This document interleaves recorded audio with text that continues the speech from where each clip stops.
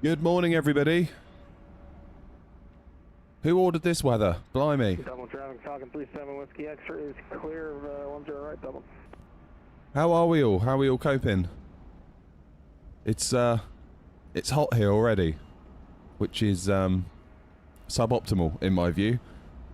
Not really a fan of this. Not going to lie to you. So yeah, we're going to fly to Bergen today to try and escape the heat, and we're going from Dublin to Bergen via Heathrow. So first leg is to Heathrow. Reason being is, I don't know if you remember last week, we did the Heathrow Hoppers tour leg from Dublin to Heathrow, but I was using the beta version of New Sky and it got in a bit of a mess, and as a result there was like 2 instances of New Sky running, one of which I think was okay, the other of which I think was slightly delayed, and therefore thought I did a tail strike when I didn't because I was already mid-air in the climb, which was a bit weird. So we're going to do that leg again, try and get that one buttoned up, and then we will head over to Bergen. I'm interested to see what we get at Bergen because Grumpy was saying post Sim Update 5 the freeware scenery is having 1 or 2 issues. So we'll have to judge that when we get there. We'll see what happens. That's the plan for today, and hopefully everything goes okay. I've got the aircon running. It is putting in an absolute shift already. It's like already 26 degrees and it's like, what, 10 AM? Apparently it's going up to like 30. Same again tomorrow. So, yay. That would be cool. Hopefully then, we'll have a nice little day of flying despite it being ridiculously hot outside. And I can be nice and cool in my cocoon.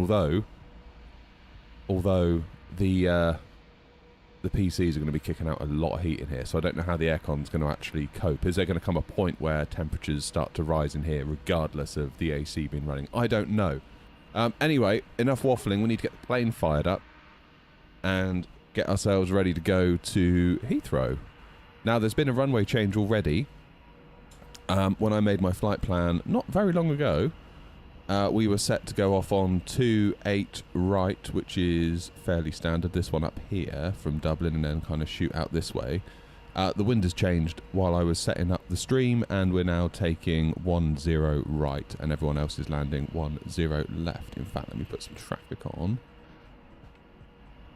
And you might see, I don't know if they've already landed. There was a few planes I just heard on short final. So they're probably all good now. Right. Let's sort the plane out. Shall we?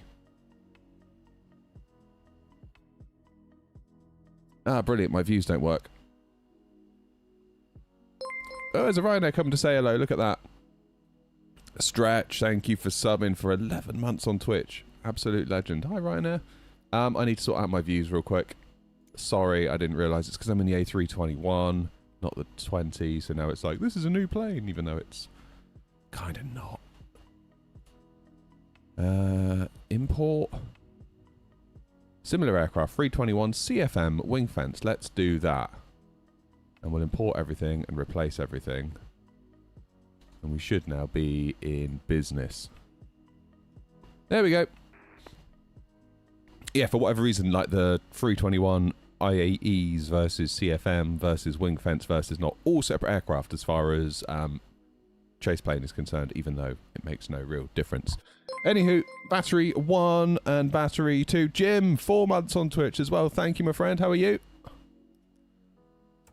Hope you're surviving in the heat. Battery 1. Battery 2. External power. Let's get those off a minute. We'll turn these on. 1, 2, 3.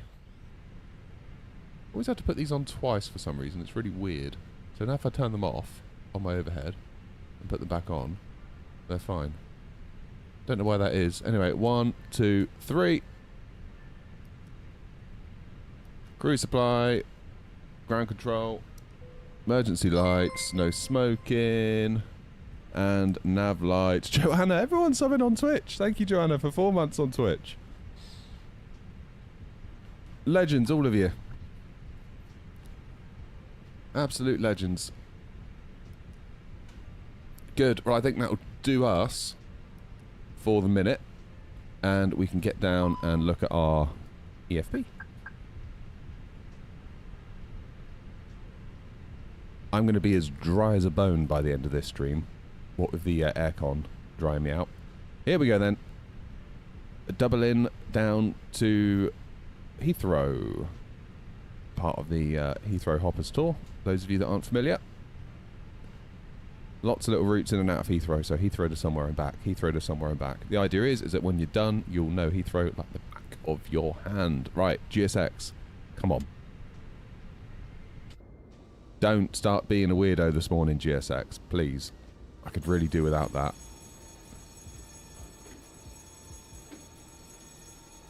Yeah, put the shorts on for Grumpy Ryan. I know how much he likes them. I did say in the Discord maybe I'll try hot pants this year, but that might be a step too far.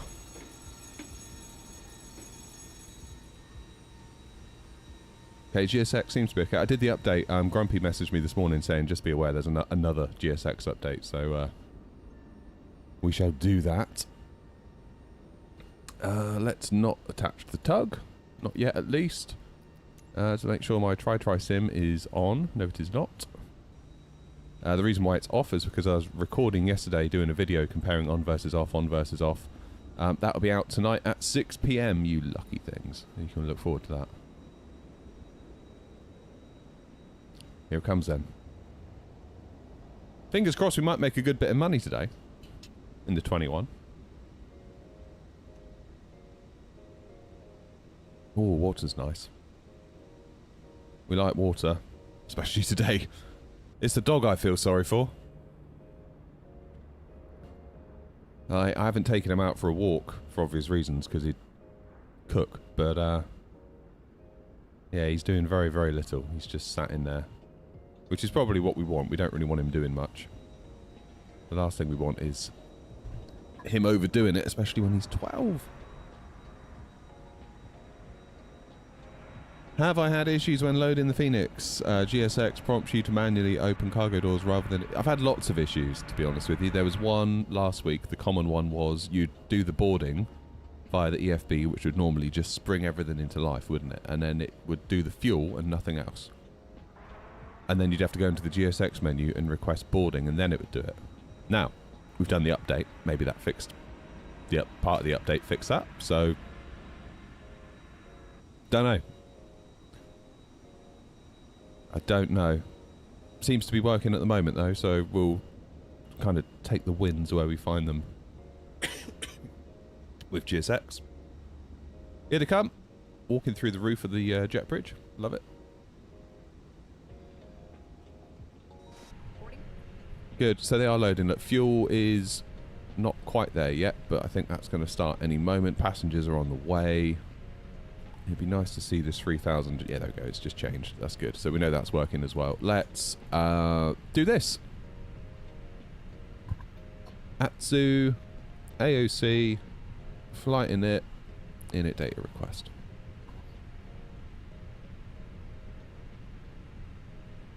Refueling, IR line in 5 minutes, says the upper cam. Good. Dublin, Heathrow, alternate. What's HH? Is that Bournemouth? I don't actually know. I don't actually know. Right. Init page. Init request.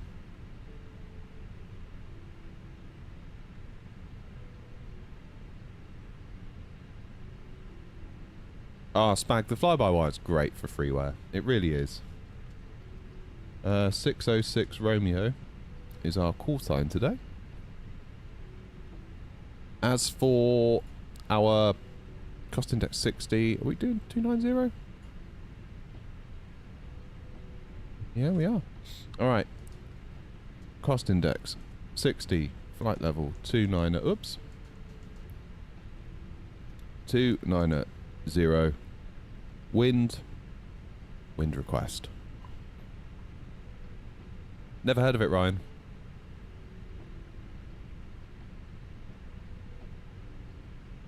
You do some cargo ops.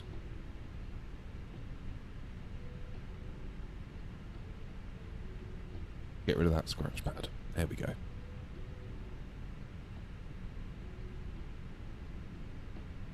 What I was thinking we might do tonight is not do a typical stream, but maybe just hang out and do some FSI panel in various aircraft, and then that will give me a chance to check back in on the 350, because everyone keeps saying, oh, the 350 is really good now. It's like, well, it wasn't the last time I tried it.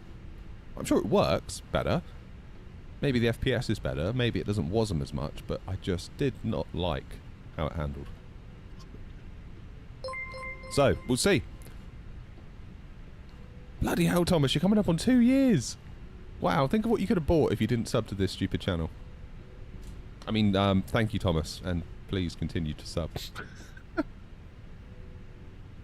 Terrible lapse in judgment there from you, Thomas. But that's not for me to say.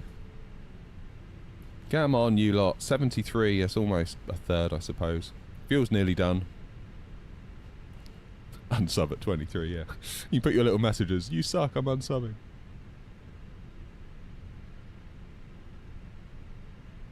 Twitch stream is behind YouTube, is it?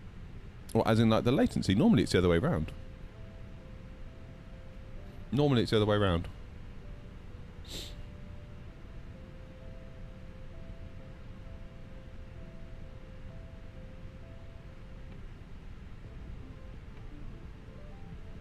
All eyes on rhodium code then, Ryan, eh?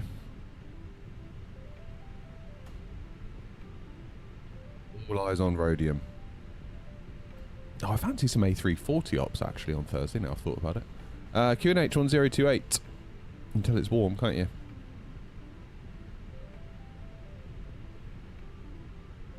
You can tell it's warm. Are we properly fueled yet? Nearly.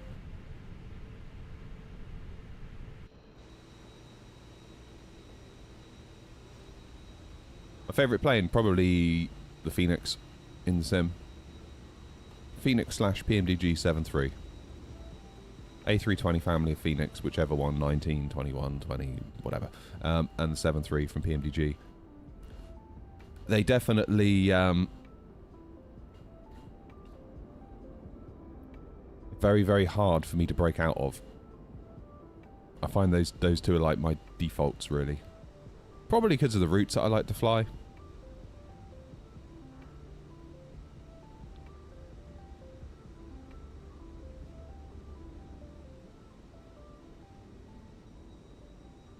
My issue with its bag was like the input delay when it launched. Like I could not control the thing for toffee just because you'd move the stick, there'd be this delay, then it'd move, and then it's like I can't fly like that. And then there's this whole back and forward about, oh well, it's because it's so sensitive. It's like, yeah, but there's a delay. It doesn't matter whether it's sensitive or not sensitive. If there's a delay, that's really weird. And then Innie did that live stream, didn't they, where basically they said you're flying it wrong, where they addressed it, and then they did an update which killed some of the delay. So I don't know. Oh good, I've been spawned on.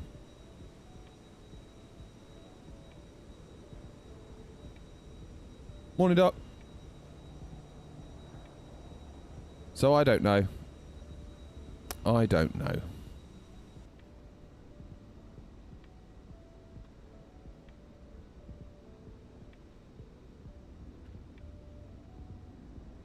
Who spawned on me?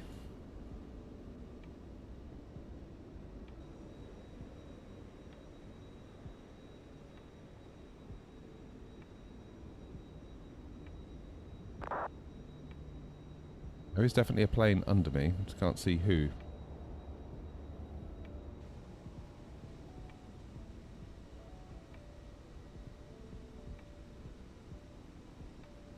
Dublin traffic, Speedbird at stand 312. I think you spawned on me.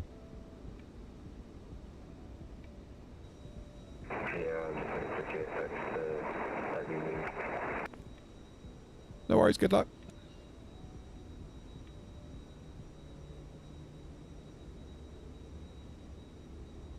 That's our baby plane for me. Oh,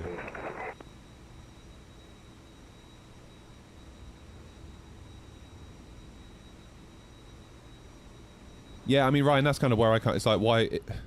especially as I kind of do this... Yeah, I suppose Feels weird calling it a job, but I do this a lot, right? I do these streams a lot, so it's like, why would I not fly the thing I like the best? You know? But I will give it... I want to like it. I want to like it. I feel like maybe people think I've got this, like, vendetta against the 350. Not at all. I want it to be awesome. I would love it to be, you know, up there with a Phoenix. So we'll check back in tonight, maybe, and we'll have a feel around. Morning, Judge. Why are the planes clipping? Because somebody spawned on top of me. That's why. That's alright, Thomas. I don't think Grumpy's in chat yet, so you're safe. For now. Unless, of course, you're not. Grumpy is always watching. As we know. Okay. Time for some fuel pumps. We'll get that APU fired. We'll do seat belts.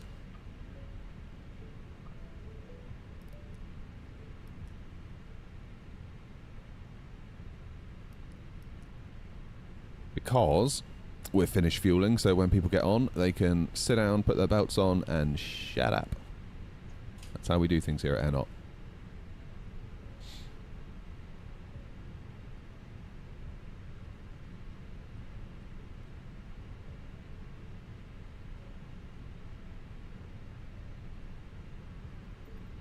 There's no real good A318 though. There's no... You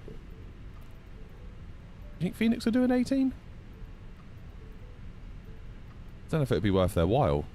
I'm not sure enough people would want to fly it. Maybe they would, I don't know. Morning content.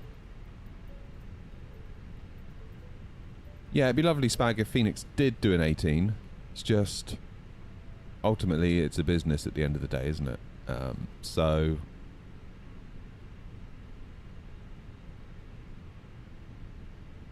kind of got to go where the money is to a large degree.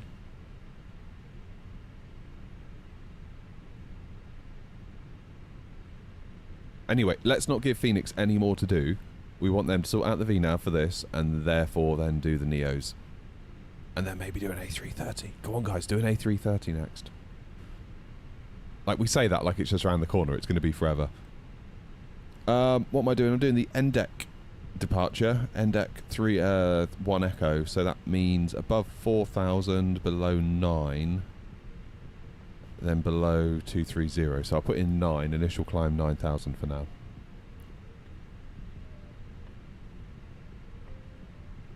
If you can find one, Darren. That's the question. If you look at my channel... You have to go back a while. I did a 5600X versus 5800X 3D video. Now, I appreciate you've got 2 extra cores on your 5700X, but they are Ps from the same pod. And given that flight sim generally tends to rely on one thread, you might find it useful information to kind of extrapolate as to what you could expect in terms of a difference.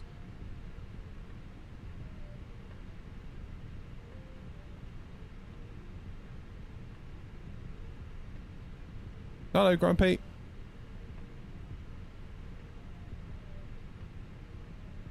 Grumpy, it says you're in, that's weird. Grumpy, it says that you are in horizontal chat, but you're watching on vertical.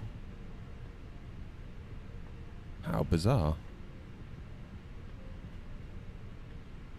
What do I think of the new roaming code A350? I mean, we don't know anything about it. That's the thing, isn't it? It's like, part of me's like, I'll believe it when I see it. I don't want to sound like I'm kind of jaded, but maybe I am. I don't know. The problem is that we've got some really good mature aircraft in the sim now. Like, we've got obviously the 737, 777 from PNDG, we've got the Phoenix, etc. So for anything new to come along on day one and be as good as that, it's almost quite unreasonable to expect that. Because Phoenix wasn't what it is now. Like the Phoenix, when it launched, it was not in the state that it is now. And the state that it is now is what we all sort of love about it. sim update 5 issues to one side.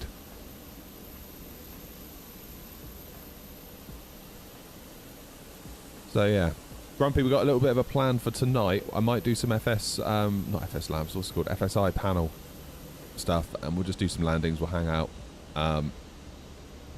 And I might try the A350 again. We'll see. Or I might just decide to do a flight, keeping you on your toes. We're loaded! Goody gumdrops. Right, let's send that to the MCDU. Departure information. We're not doing 28 right, are we? We're doing 10 right. Sync load sheet, sync the weather, calculate. Flaps 2 up 0.7. 141, 147, 148 V2. Flex temp 47. Happy days. Okay. So init page B is in, 6.5 tons of fuel is loaded, performance page has gone across, 141, 147, 148, flaps 2 up 0.7, flex temp 47, good, that's gone across. Let's quickly pop in our departure.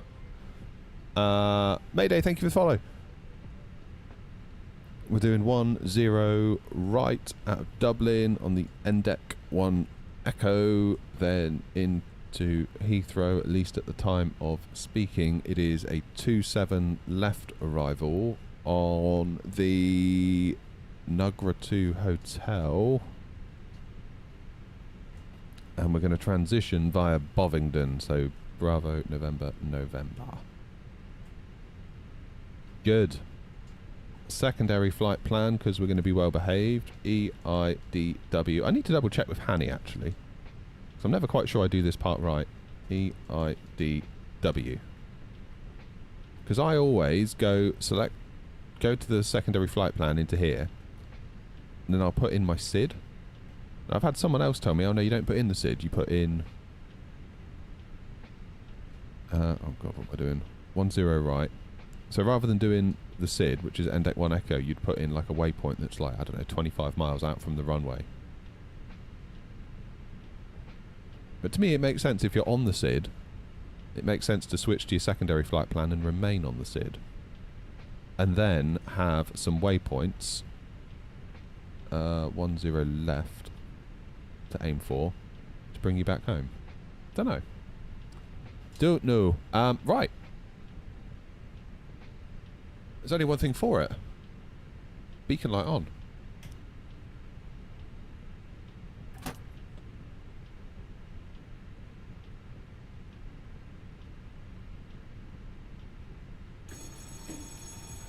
You'll get there, David, don't worry. Hello, Captain. We are ready for We all pushback. sucked at the beginning, I wouldn't worry about it.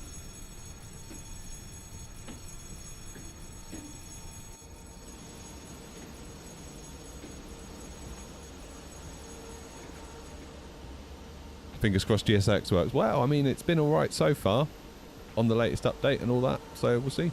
That's all you can do, really. Departure checks complete. Oh, Darren, updating your BIOS is always like a moment, isn't it?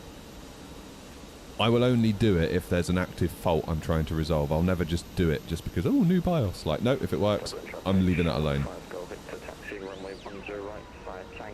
See you, Ryan. Locking gear.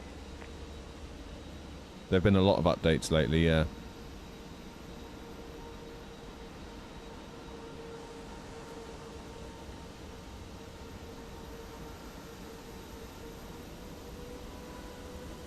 That's not bad, Joanna. Again, if you've got a problem to solve or a target you're trying to hit, then great. But, like, everything's working, so I ain't doing it.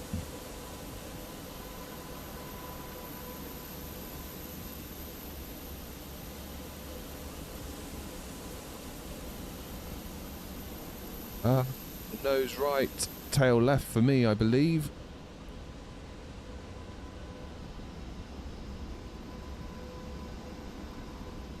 Dublin traffic, air not 606, Romeo stand 312, pushing back, facing west on apron 3, Dublin.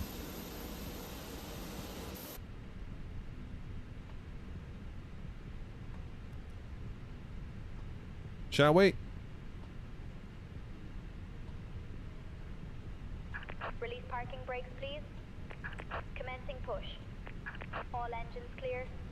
will.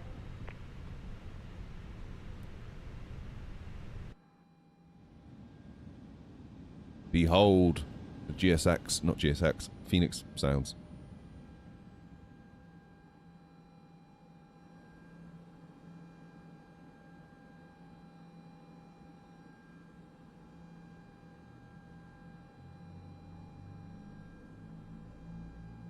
There's a fly in my shed. It's really annoying me. Ladies and gentlemen, please observe the cabin crew member closest to you, as we are about to demonstrate the safety features aboard our Airbus. Just want to make sure that's actually worked. Yes, it has. Please set parking brakes. Unlocking gear.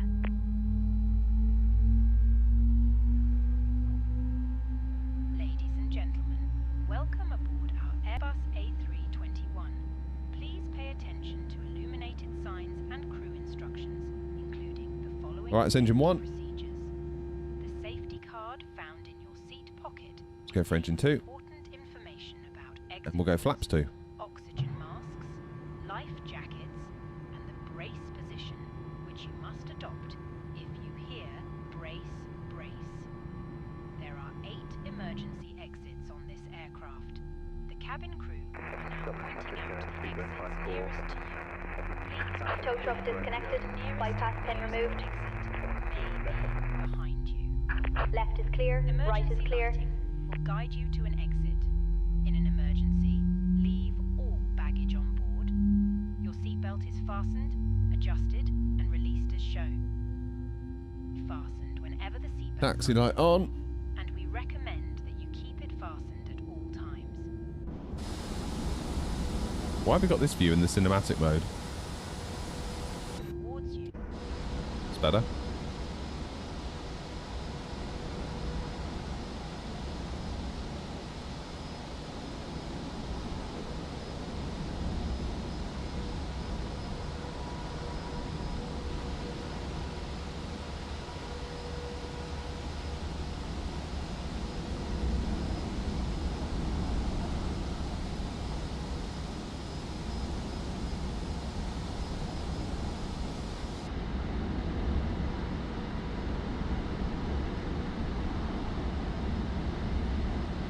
Alright, I'm going to be taxiing from apron 3 to link 3.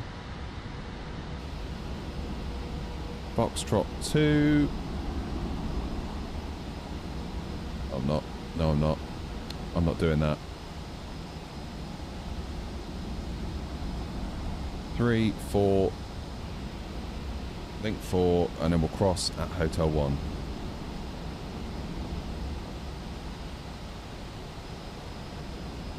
Dublin traffic, Airnot 606 Romeo, taxiing holding point, runway 10 right. We're going to taxi apron 3, apron 4, link 4, and then we'll hold short of 3, 4 via Hotel 1.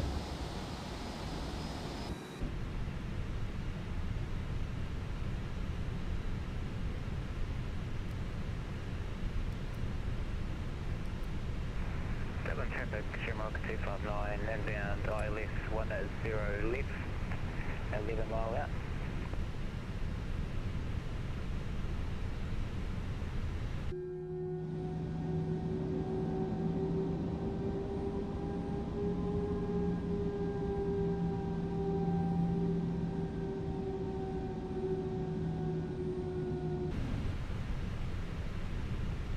Alright, first right on to apron 4.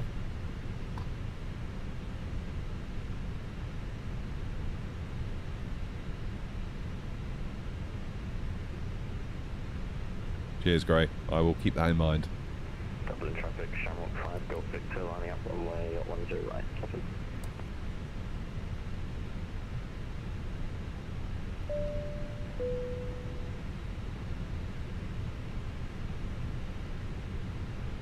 Rim is set.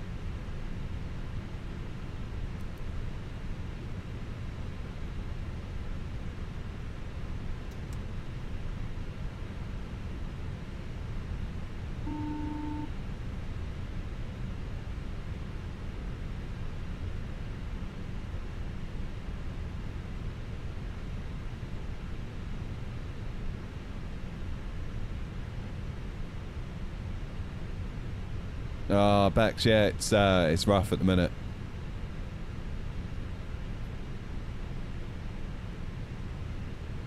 It's rough. Luckily I've got an AC on at the moment, which is keeping things under control, and luckily I've got solar panels on the roof, so hopefully they're taking the sting out of the electricity bill. That's one good thing about streaming in the daytime. If it's sunny, I kind of do all this for free in terms of the electricity. Which, let me tell you, the price of electricity, not a bad thing at the moment.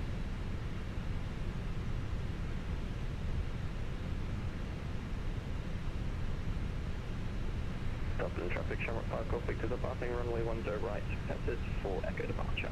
Dublin traffic.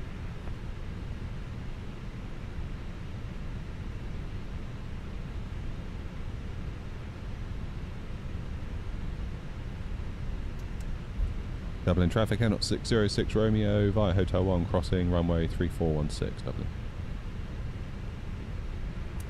Dublin traffic, Shamrock 259, short final ILS 10 left to Dublin traffic, 5 miles out.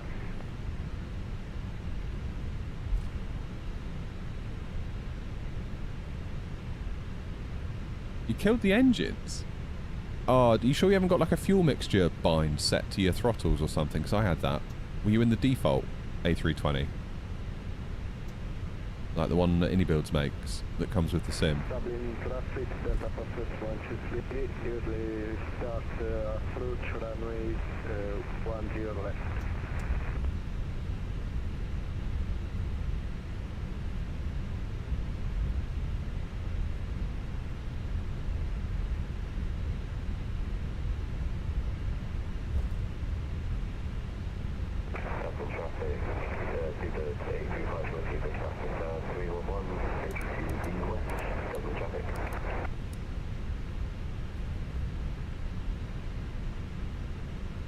Dublin traffic N 606 Romeo clear of 3416, taxiing to holding point Sierra 7, runway 10 right via Whiskey 1 in Sierra, Dublin. Predictive wind shear, where have you gone? There you are. Thank you. Yeah, but so check that you haven't got like a fuel mixture bind or something. So I'm sure I've had that with AnyBuilds aircraft before, where like you go to start an engine and move your throttles and then it goes and it just dies. And it's because of like a fuel mixture thing that's not relevant in the 320, but equally it will cause you problems if it's set. Double check that.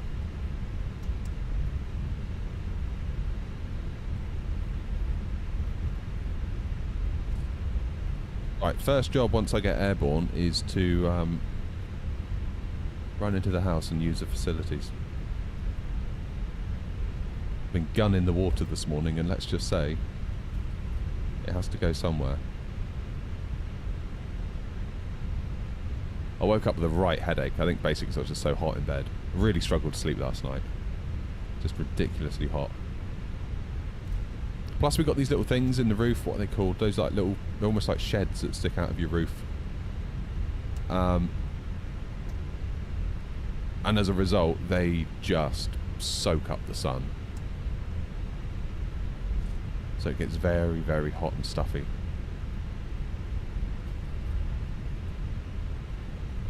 So I just gave up and watched a movie in bed until it was cool enough to sleep at like 1:30. Bit hot, oh my god. It's going to be 30 degrees today, pretty much 30 degrees tomorrow. And then it breaks. Runway 10 left vacated, event of 3. Yeah, sofa's not a bad shout. I might have to do that tonight. It's just so hot up there. Or maybe I can lift the aircon unit up there. I don't know. That's an option perhaps.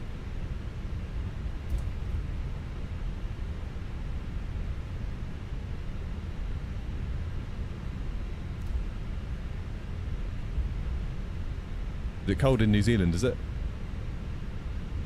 Yeah, because our summer would be your winter, right? So what are you technically in autumn right now? No, you'd technically be in winter, wouldn't you, if we're technically in summer? I don't know. I don't know. All I know is it's bloody hot and I don't like it. Morning, Roy. The shed isn't too bad at the minute, Roy. I've got the aircon set to a very pleasant 22. Not sure that means necessarily that it's 22 in here, but it's bearable.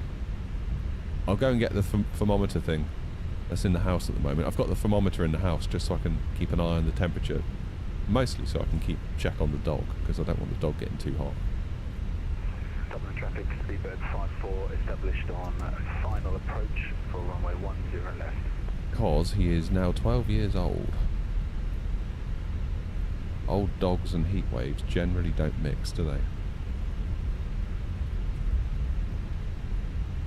I haven't walked him. Like, I feel bad because obviously he likes his walks, but can't take him out in this heat. Even like last night at 10 o'clock, I was still limit hot, and he's got a big fur coat on, so it's like, well, obviously he's going to be hot too.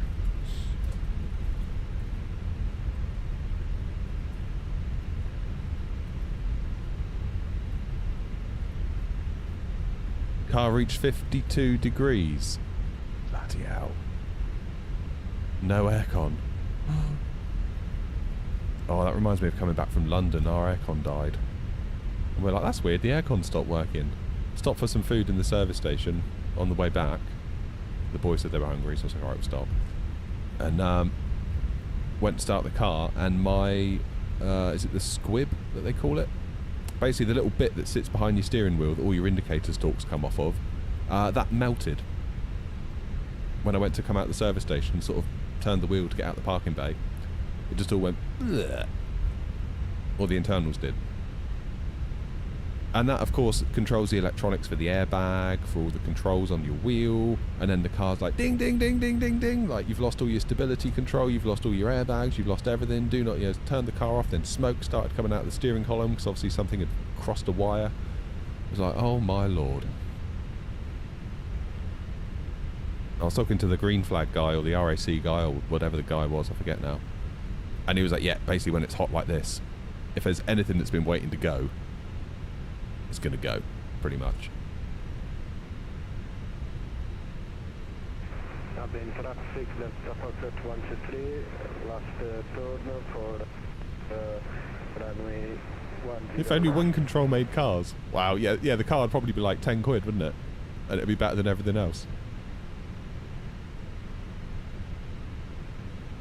Good. We are here on 10 right. Everyone's being well behaved and coming in on 10 left. Landing runway 10 left. There you go, that's what I like to hear. Well done, everyone. Dublin traffic air 606 Romeo via Sierra 7, lining up, taking off runway 10 right, end deck 1 Echo departure, Dublin. Okay, we're all lit up. Do the chrono. Put the constraints on. Let's get out there.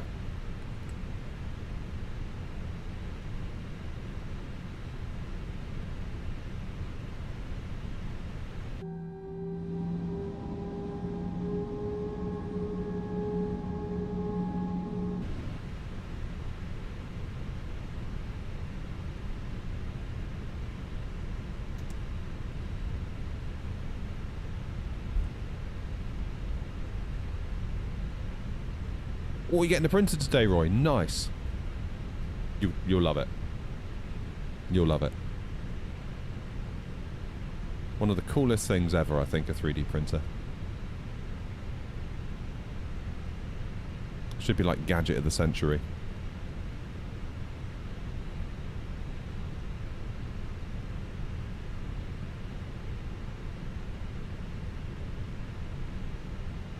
Alright, shall we?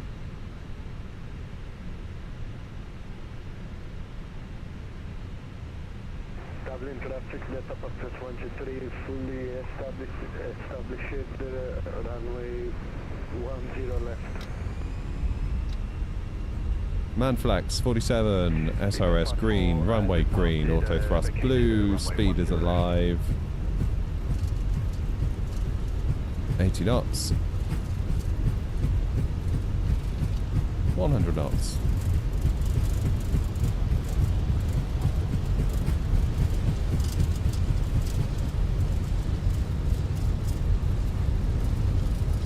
V1. Rotate.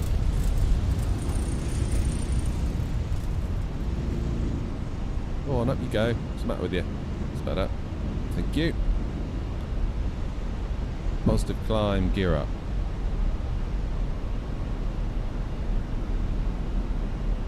Didn't want to go. That's weird. Find the 321, you need to pull back a bit more. Speedboat 54 taxiing via November for Foxtrot Alta for gate 313 left. I was pulling back on it like it was a 320, but the 21 you've got to give it a bit more welly.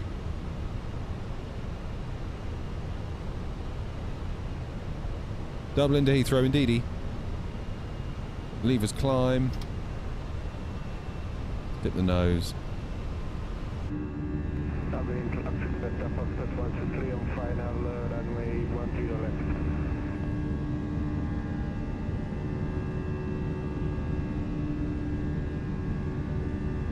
Dublin traffic, Airnaut 606 Romeo airborne at 10 right, airborne, index 1 Echo passing 2500, final call Dublin.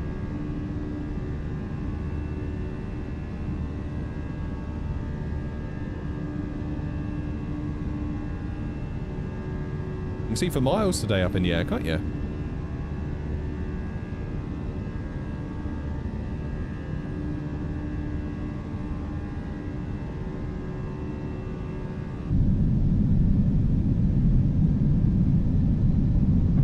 Okay, let's go back to flaps 1.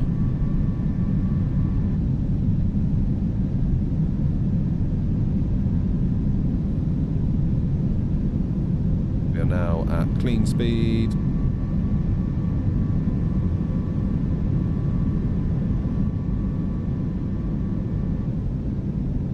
Now accelerate to 250 knots.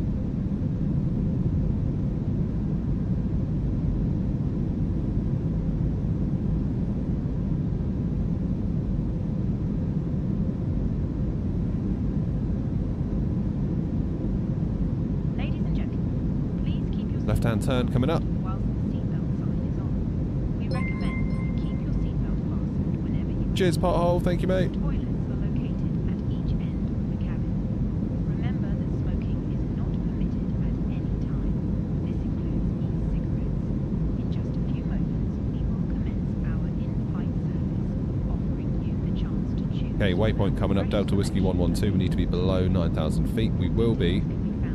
Then the next waypoint, end deck, we need to be below flight level 230, but at 290 knots. Major credit and debt.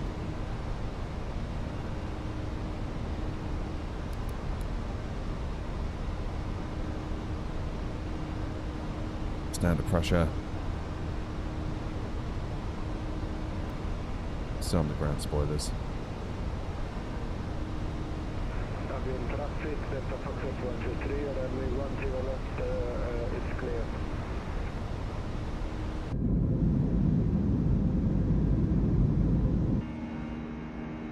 That's a nice view. Should use that view more often.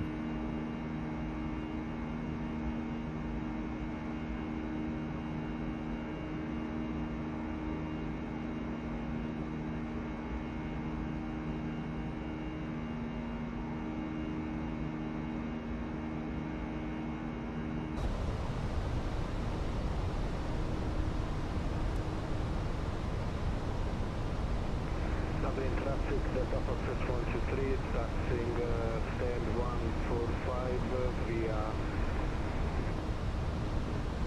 via November, Delta 5, Delta Sierra.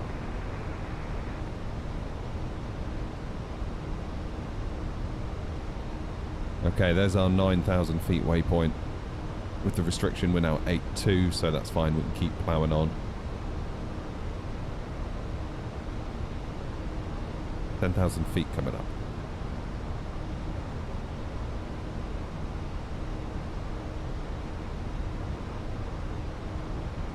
You guys and your 3D printers are starting to make me jealous of my little Creality.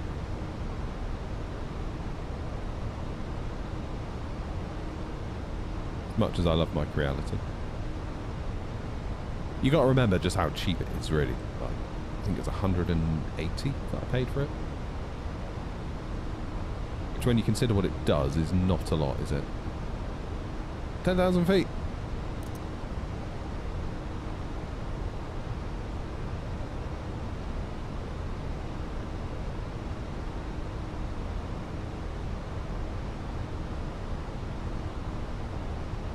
Dip that nose. Let's get some speed up.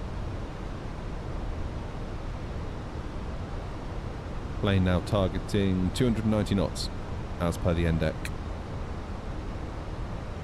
Waypoint. Is there anything at Heathrow? I think there was ground when we took off, so it stands to reason that would have gone offline by now, and of course it has. Brilliant. 27 right for departures, looking like here, so 27 left remains a goer. No worries, content. You do what you need to do, mate. Appreciate it's hot for everyone today. This is actually quite pleasant with the AC on, but it is constantly on. Normally the AC will like kind of come in and come out a little bit, whereas today it's just on, relentlessly on. Right hand turn, barely. Still hand flying.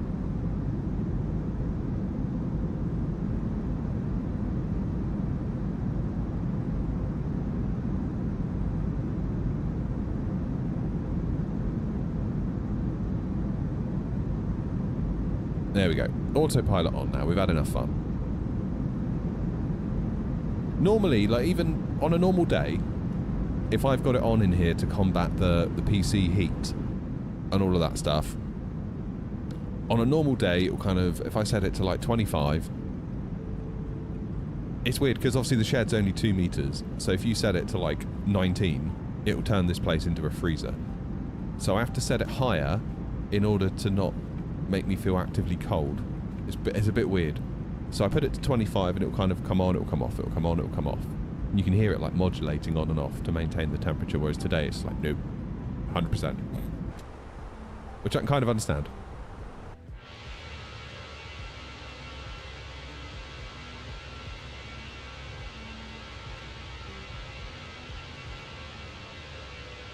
Alright, we're open climbing it now to 290. There's no one really around us that we need to be concerned about. We've got the whole of the Irish Sea and most of North Wales to ourselves. It's only when we get into nearer to Heathrow we're going to need to pay attention. So on that basis, in anticipation of our arrival into Heathrow, I'm going to very, very quickly disconnect from VATSIM, run in, and I'll be back in a moment. Morning, OG. Back in a minute. I just need to go and visit the, you know what.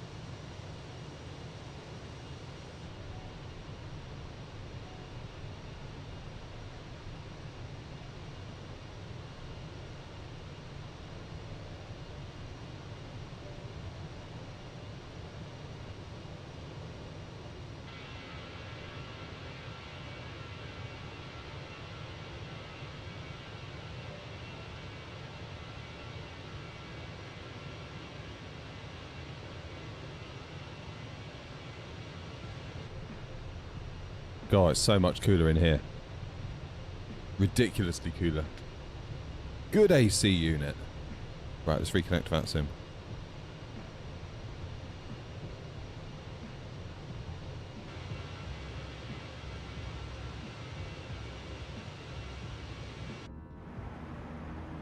Look at that, North Wales already.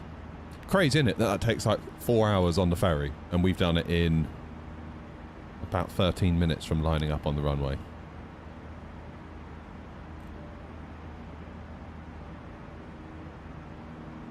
Cray cray.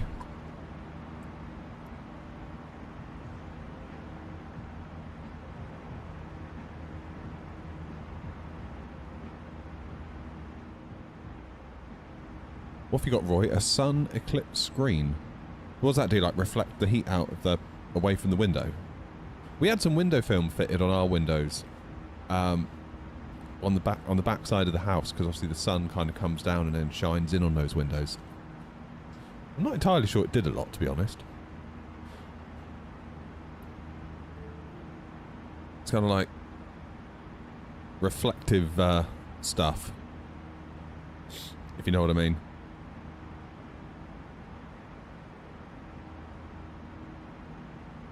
I don't know. I wonder at what point it's going to become normal in the UK to get aircon fitted to your house. Because I worked with a guy who lived in Florida for 20 years. And he's come back home now. And he's just saying, like, everywhere. Just everywhere's got aircon in Florida. Like, you kidding? Like, how do you not have aircon if you live in Florida? Like, everywhere's got it. And, you know, he goes, it's really hot out there. Like, way hotter than out here. But you deal with it. It's fine. Like, you just turn the aircon on and it's like it's not there when you're in the house. But he goes, over here, it's like, God, you forget just how bad the summers are. Like, yes, they're less in terms of temperature and the ferocity of the heat, but it's like, you just can't deal with it here in the same way. He finds it way harder here than after 20 years of Florida. Which is crazy to think about. I can see where he's coming from. Like, when we were in Vegas, I feel like we just spent the week running from one air-conditioned bubble to another, really. Like, I forget where we were. Like, in Vegas, it's weird. Like, you have hotels, different hotels, but they're owned by the same group.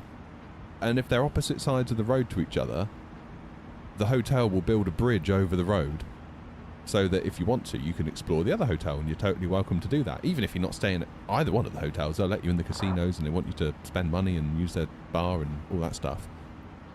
So it's almost like once you're in their little bubble, they try and keep you there with these interconnected bridges. They even run monorails, I think, between the Luxor and some of the other properties. And there was one instance where we had to walk across this bridge, which was just like out in the elements. And it was like, oh my God, this is hot. Like, so hot. But then you go into the hotel and it's like, oh great, it's all gone. 20 years in Florida and came home, yeah.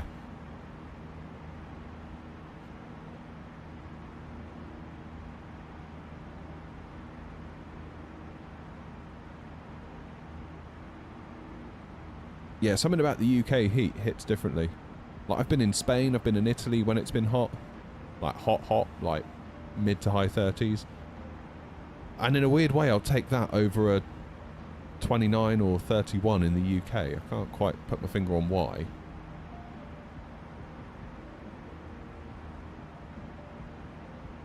Maybe it's like we're... I don't know. I don't know. But yeah, I think it's not going to be long before people just start fitting like full-on aircon units. Like proper aircon installers come out and put in like a big old thing, the big box with the fan on it, and then the little things that sit on your top of your wall.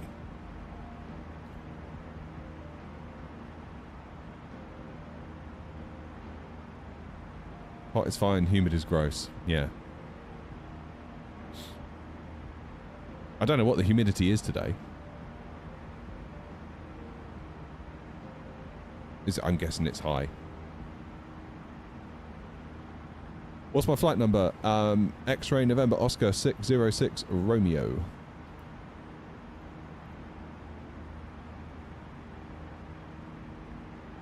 It's only 41% in your flat right now. Is that because of your aircon though, Joanna? Is that like drying it out a bit?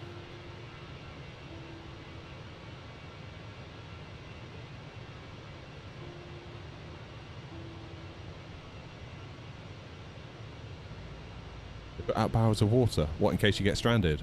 Wow. We nearly did that. When we went to Vegas, we thought we're going to go to Vegas, then we're going to go to San Francisco. This is like 10 years ago. Pre-kids. And the thought was, it's like, why don't we do like a one-way rental where we drive a car from Vegas to San Francisco and drop the thing off, and then we'll fly home from San Francisco. Anyway, we're going to go like through Death Valley, Yosemite and all of that. And in the end, we looked at the price, and it's like, it's just so much cheaper to jump on a Southwest flight, and you'll be there in an hour. So it's like, yeah, let's do that.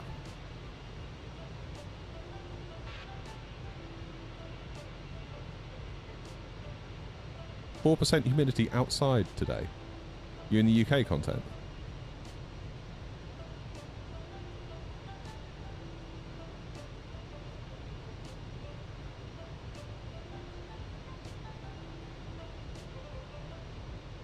Yeah, I'd be lying if I said I hadn't, like, worked out where air conducting might go on the house if we were to ever do it.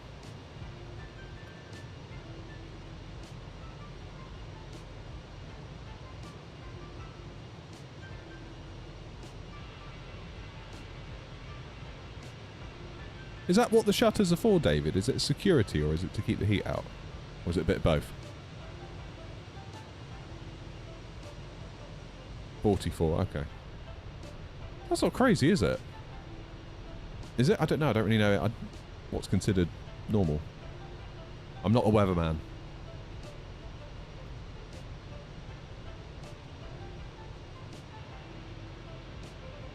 Right, equal time point is in 15 miles.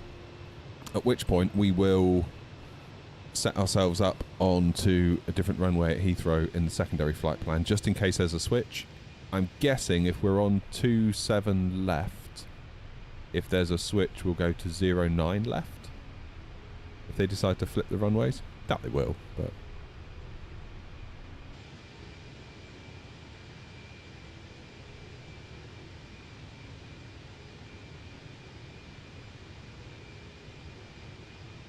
Every half a mile, barrels of water. Wow.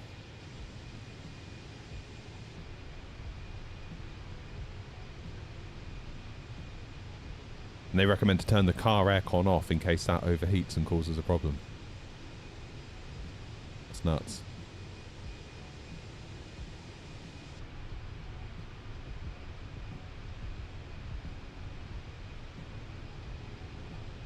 They change ops at 1500 to the opposite runway, but if winds are done, they swap ends. Okay, so it would be 27 left would become 09 right is what I should put in. They'll keep on the same runway, but just swap the end. Is that what you're saying, Spag?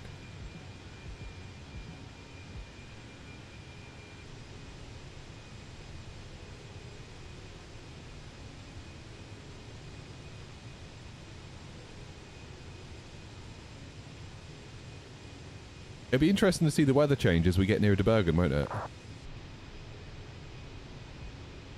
Okay, 09 right, it is. In fact, my equal time point's coming up now. As you can see, we're just exactly over it. So, cheers, Dave. So we'll go to secondary flight plan. And we'll put in... No, we won't. Start again. Secondary flight plan button. Copy the active.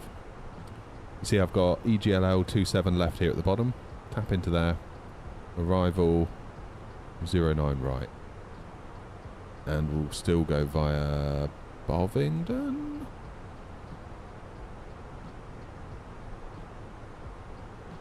My frames are feeling really good today. Yeah, look at that. I thought they were feeling good. Oh well, we'll take the win there, I suppose.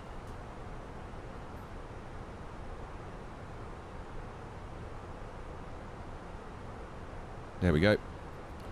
So in the event of a runway change, instead of coming out at Bovingdon, we'll come down around and in on 09 right. And that's my plan. Contrail! Cost per contrail for GFX now is getting lower and lower for each stream we do.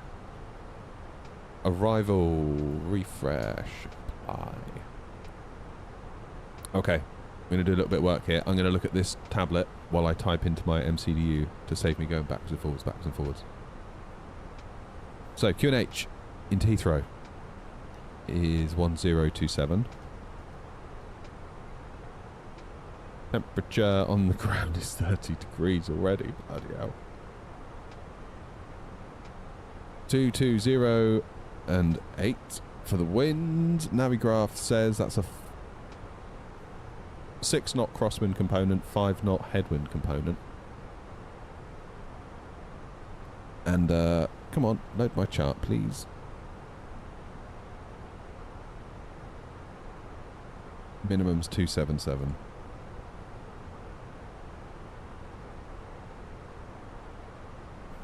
Good. 37 miles till we descend. We're cracking on a bit now.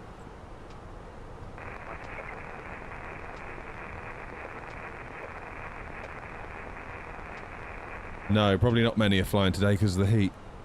That's alright, they can watch me instead. I'll capitalise on the heat. How you doing, Hobbs?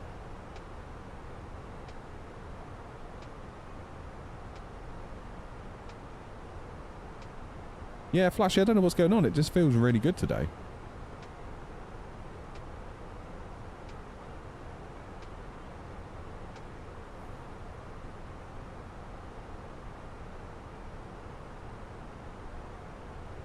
I mean, Doc, just to add to what you and Joanna are talking about, like whether you stay for a whole flight or whatever, I would much rather, let's say you want to do a 12-hour flight, but you've only got 3 hours to do it. I would much rather you used, as a VA owner, if you're doing it for the VA, obviously if you're not, do what you want.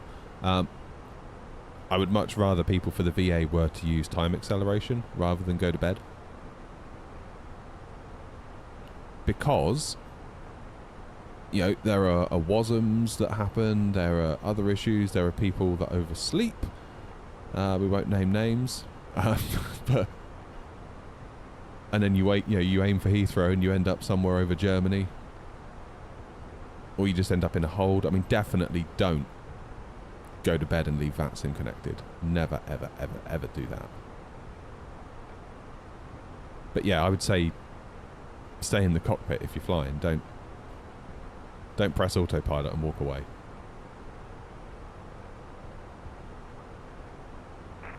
You want an aircon sponsorship? One of these days. One of these days.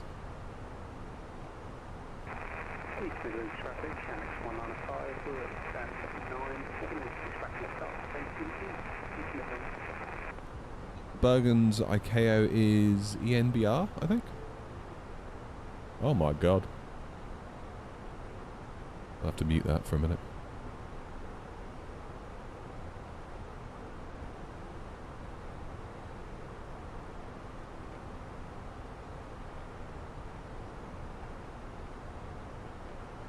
So I've got the aircon set on 22 at the minute, and it seems to be constantly on, which tells me that it's not yet managed to achieve 22. But my aircon unit's under my desk where it's cooler. So the air that it sucks in is generally cooler air. So I'm surprised that it hasn't got that.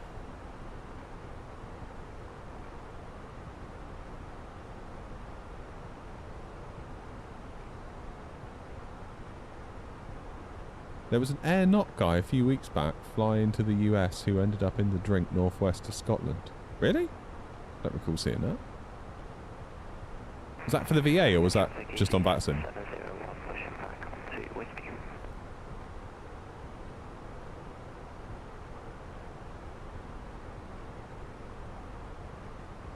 Right then, my plan.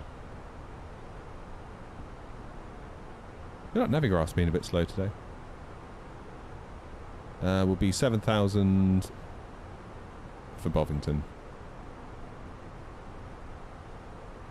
Heathrow traffic air not 606 Romeo, flight level 290 inbound tow bid. We're going to be descending for 7,000 feet for Bovingdon on the Nugra 2 Hotel, 27 left ILS, Heathrow.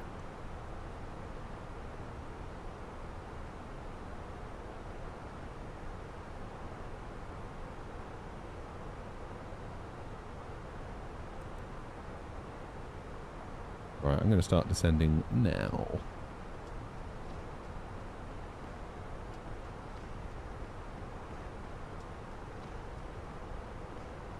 Yeah, I would much rather see time acceleration used than somebody flying 12 hours while asleep.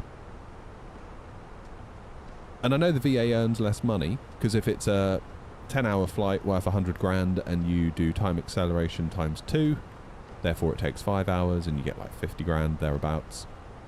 That's fine. Like, no problem with that at all.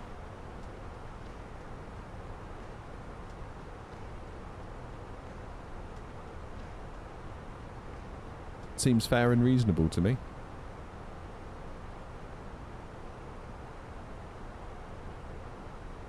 But what we don't want is like messages coming through after the fact being like, oh, I don't know what happened. It's like, I know exactly what happened. You probably went to sleep or walked away. You look at the look. You can tell a lot from the flight data that New Sky provides. A lot from the flight data. You generally know when you're being spun a tail, which is a shame. There goes that VNAV. He was in an A350. Say no more, Jerry. Say no more.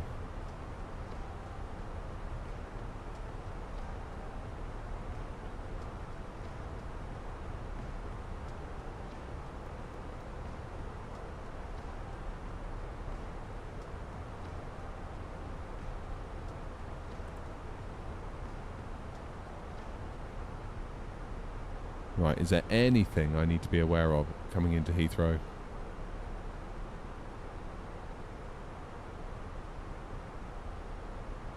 Not a thing, is there? Unicom and Heathrow generally don't mix in my experience. I think a lot of it is because you've got 2 runways, you therefore got the possibility for somebody to take the wrong runway. Or for there to be a, you know, like they program in one runway at the start of their flight and it changes and everyone else moves and then they don't.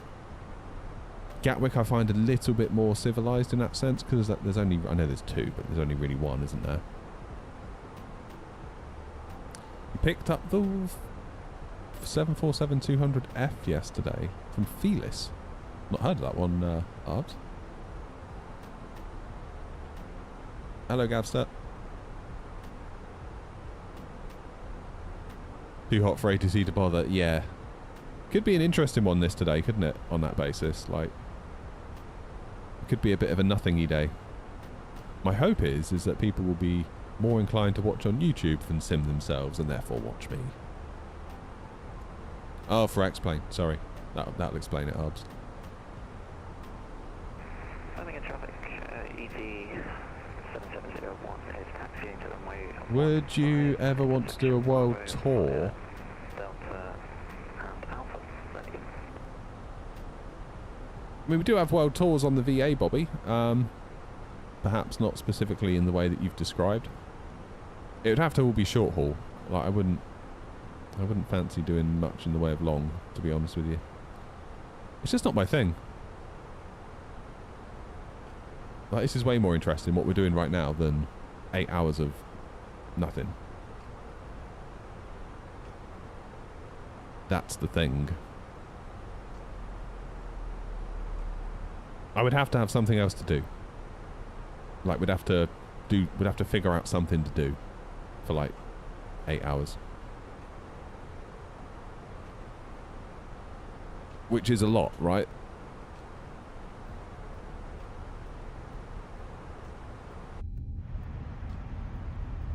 I'd almost need another PC in here that I could do some gaming on.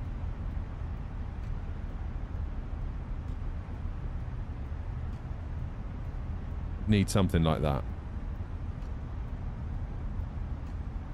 I was going to say, OG, I was literally thinking Halo. Like, we could play through, like, the Master Chief collection on Legendary or something dumb like that, you know, some sort of, like, gaming challenge we can do on the way.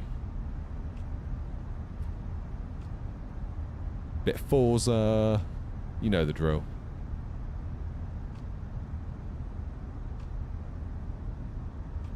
And then we can kind of, like where I am now, sort of down here, if I wave, we could almost like put the sim where I am, and then put me where the cockpit view is over here.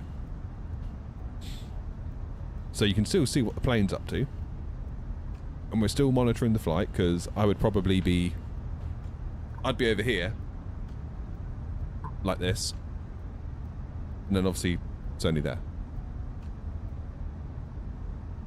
But that would mean having a third PC kicking out heat. It's bad enough having the streaming PC going as well as the sim PC. In an ideal world, I would prefer to have just the sim PC that does the stream as well. But we've tried that, and we've ran into issues in the past. That's the problem. It's all okay while it's okay, but then it quickly becomes not okay.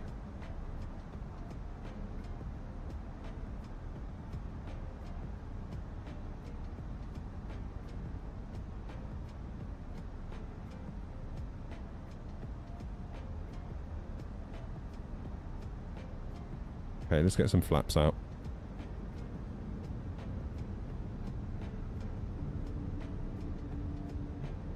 Just help us keep things under control a bit with the speed, because we are struggling a bit.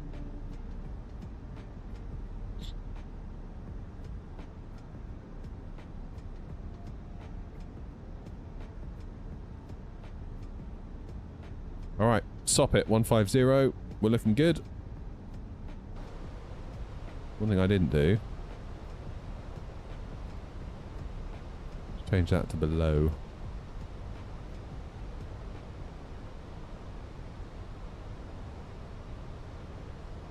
It's doing alright, Mike. It's not doing too bad. It is constantly working, mind. Oh, I've just realised I can turn the fan speed up. God, flipping heck. Yeah, that's going for it now.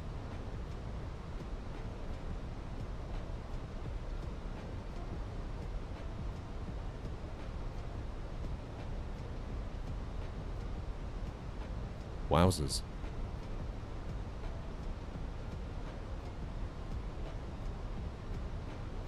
Right, so there's somebody who is coming up.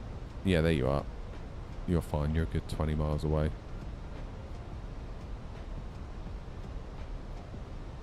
Looks like... It looks like... Only one I might clash with is that Swiss. Although... Ooh, yeah, maybe I'll... And then we got shuttle... Yeah, so we need to keep an eye on this Swiss plane. I will aim to filter in behind them if necessary.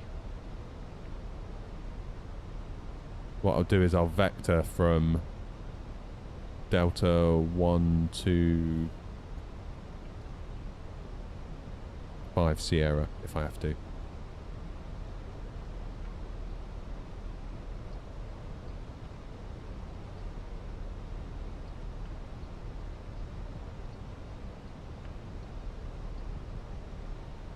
Yeah, this could be quite tight, this. I'm going to put in some miles in between us.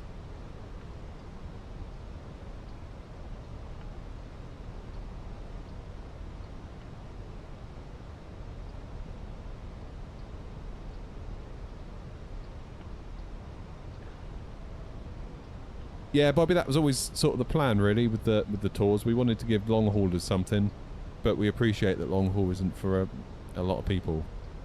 But then those that like it really, really like it. So, yeah, it's just trying to keep everyone happy, really.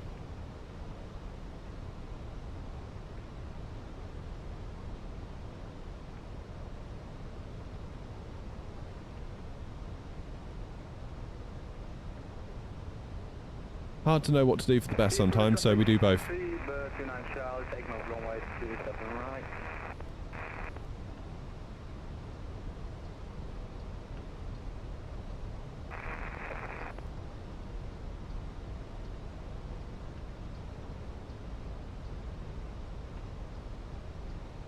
SWR, is that Swiss?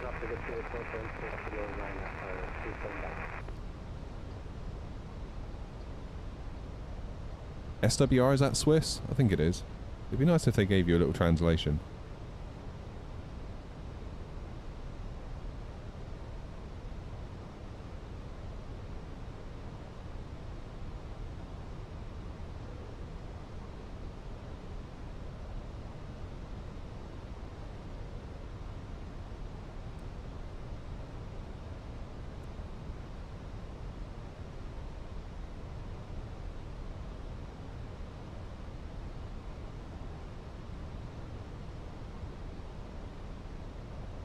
Not sure about this Swiss. I think it's Swiss. Is SWR Swiss?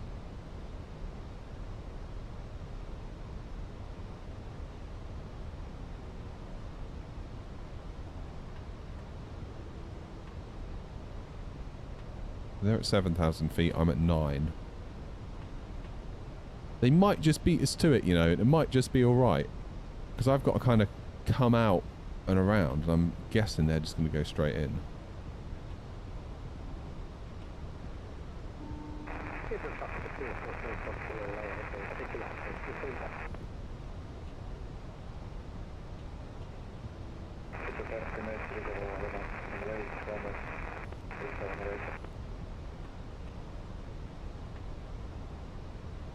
SWR is Swiss. Thank you. That's alright, we'll keep an eye on them. I will extend my downwind if necessary.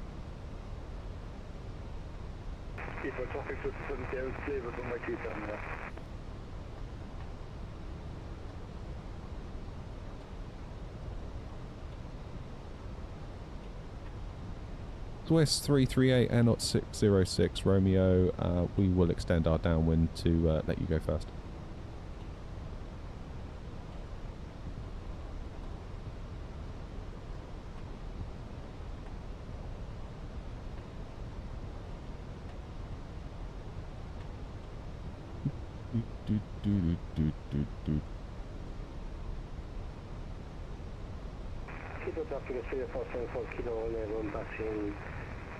Maximum for the partner next day.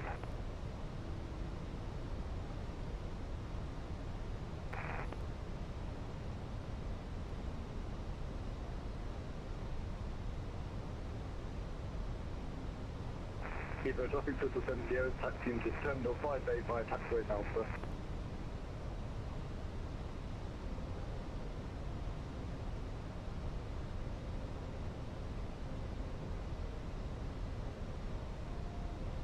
We're doing a tour at the minute, Bobby, believe it or not.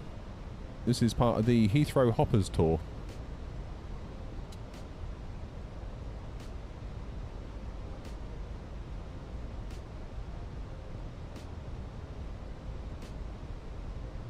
Because I'm on VATSIM now, I heard you speak twice. Ah, yeah, that happens. Heathrow traffic, Speedbird 21 Bravo, heavy pushing back onto Charlie from stand 552. Alright, I've got them on radar, so I think we're going to be alright, because they're going to turn straight in. We've got to come all the way out and get to where they already are. So actually, this is going to work out quite nicely. Can we see their contrail?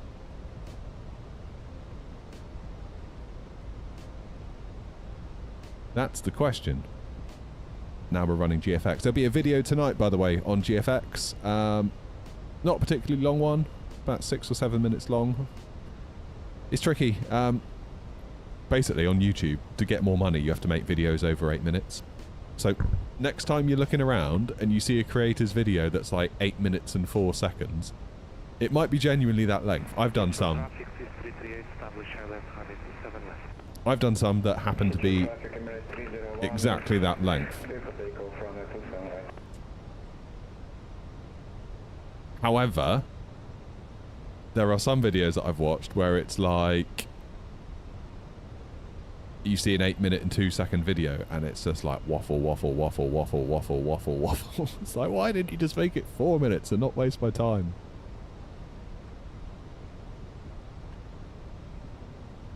Yeah, I saw the video, it was like, I don't know, 6 minutes and something by the time I was finished it, and I was like, oh damn, that's a pity, I'm not going to make any money on that one, but whatever.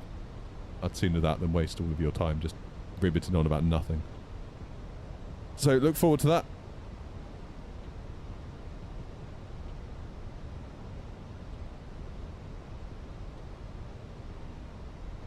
Yeah, Bobby, there's those two. We've got the Pole to Pole tour, we've got the European Capitals tour, we've got, I mean, Joanna's done about like, I've lost count of how many Joanna's done, to be honest. What you need to do, Bobby, is go into the Search Airlines page on New Sky. The UI is really bad. So go into the Search Airlines where it brings up all the airlines, go to the Air Not one, then there'll be an awards thing, then you'll see them all. And once you've started one, it'll appear in your My Awards tab.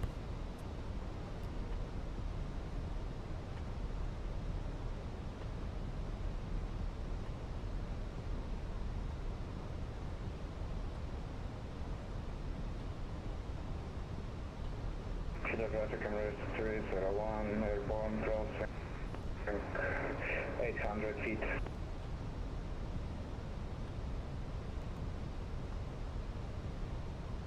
We need some more drag. I'm going to get my speed down as well to 180 knots.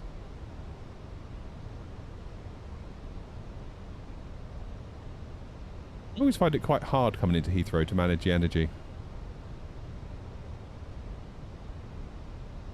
Just checking no one spawned in on me. We don't want a KLM situation again, do we?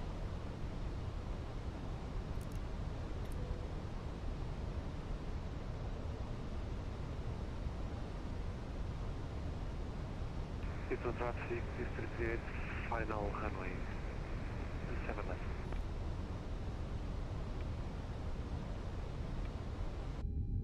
Alright, let's go flaps 2. Get that speed all the way down, please and thank you. So we need to be at 180 knots now, according to the star.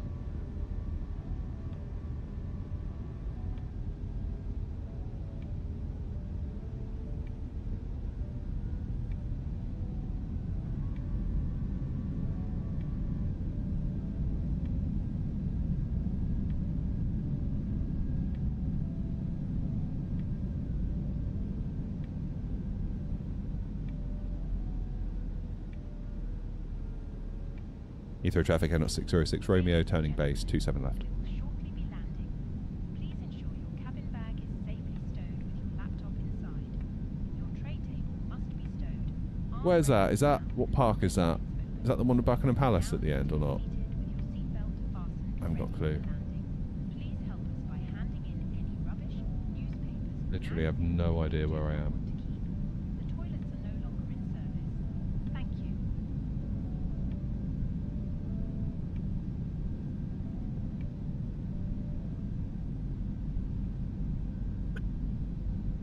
No clue.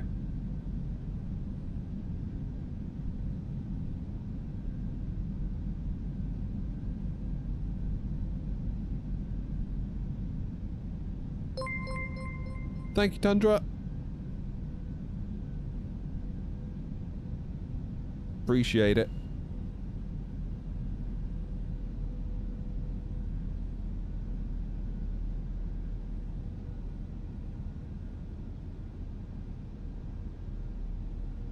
Heathrow traffic, N 606 Romeo, turning onto final now for 27 left, 10 miles to run, Heathrow. Heathrow traffic, runway 27 left, clear. Heathrow traffic, speedbird 21 November, taxiing to runway 27 right via Charlie and Alpha. Heathrow.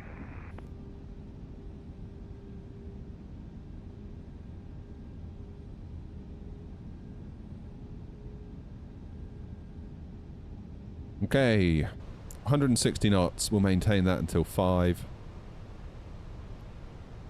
Let's go flaps full.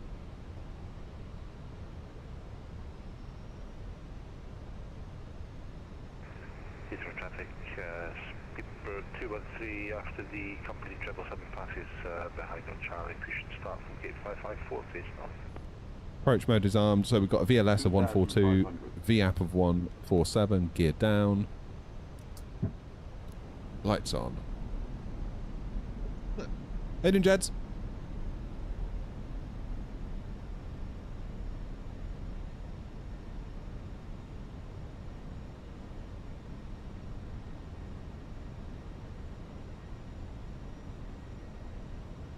I mean, the 9 score is sort of there for a good reason. Because if you're not consistently scoring above 9, it probably means, and I don't mean this harshly, it probably means you're not quite ready. And if you do manage to fluke it in, despite not being quite ready, usually what happens then is I start getting messages begging for forgiveness, asking to be let back in if an automatic suspension's been handed out, and it gets super awkward. So, it's there for a reason.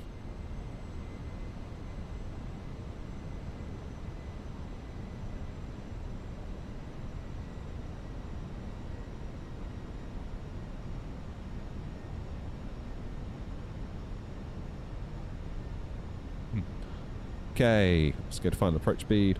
Heathrow traffic Air 606 Romeo, 5 miles, 27 left.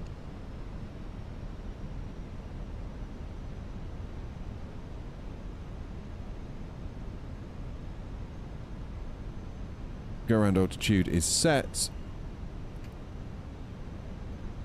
Hey, what we didn't do was our weights. The traffic, Skipper 55 Romeo, pushing back slam 511 to face north.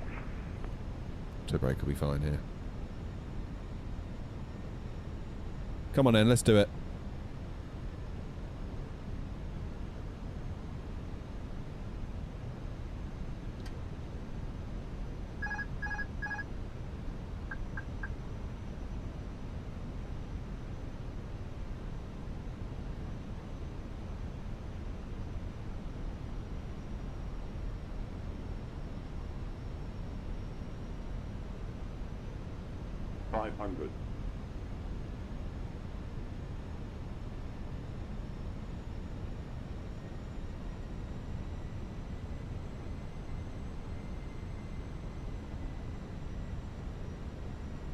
Above. What is going on my runway? Why is it melted? Minimum. Continue. 100.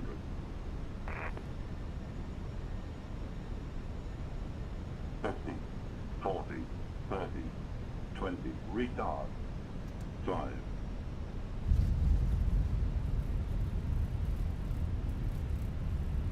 Down you go. Why is my nose staying up?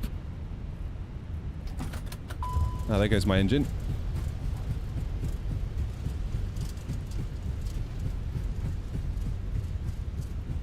Must reinstall the Phoenix, because apparently that fixes it.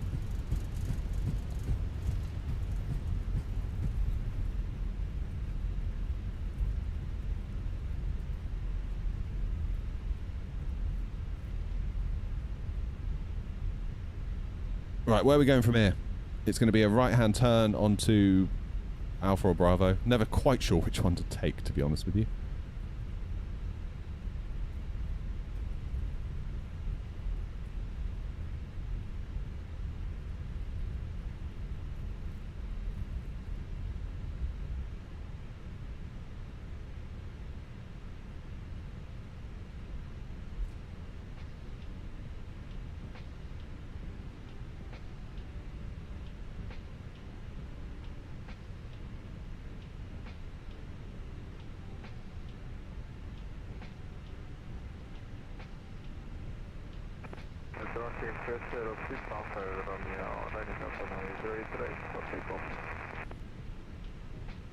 So Heathrow traffic, speedbird 15 kilo, start up and push back. Shooting south, runway 327. Heathrow traffic Air 606 Romeo, 27 left vacated. Here's Buffalo. And Heathrow traffic, Air 606 Romeo, taxiing to stand 242 via Bravo and Lima, Heathrow.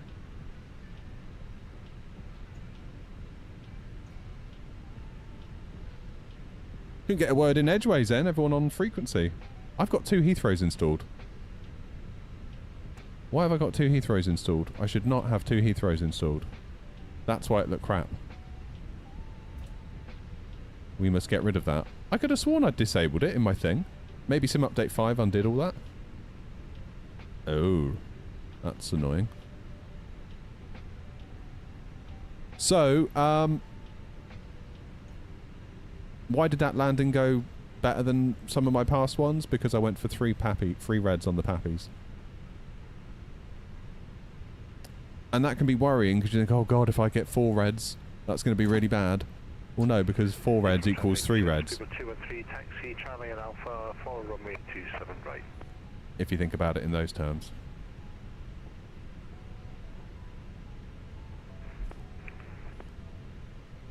Yeah, drive X 555 for Romeo's taxi and via Alpha to hold Alpha 3 for 27 right.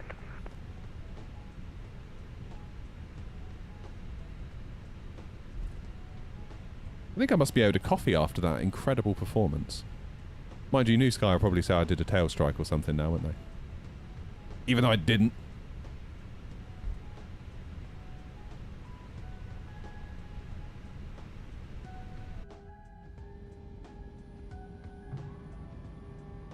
Clean the wing up.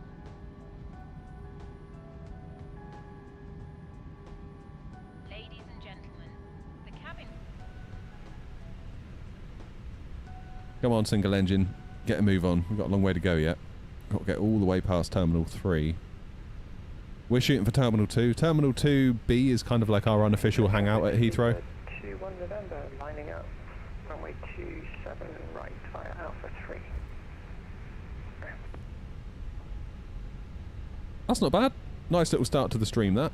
Hopefully we can have a nice landing into Bergen as well. Although, like Grumpy was saying, the scenery is apparently a bit iffy at the moment. Post Sim Update 5, in the same way that Alicante has got a bit weird post Sim Update 5. So Sim Update 5 remains the gift that keeps on giving. And I sort of don't really get it, because Sim Update 4 was fine. It's almost like, just leave it alone, guys. It's pretty much there, right? Fix your pappies. Make sure your ILS is always aligned with your pappies. Sort that out. Sort the VRAM out. I wouldn't go changing too much else. Heathrow traffic, Speedbird 213 will give way to the company traffic on Alpha and then continue behind. Greetings, fellow. Thank you very much. That's 554 with me. No one stress. From low, that is that Vienna?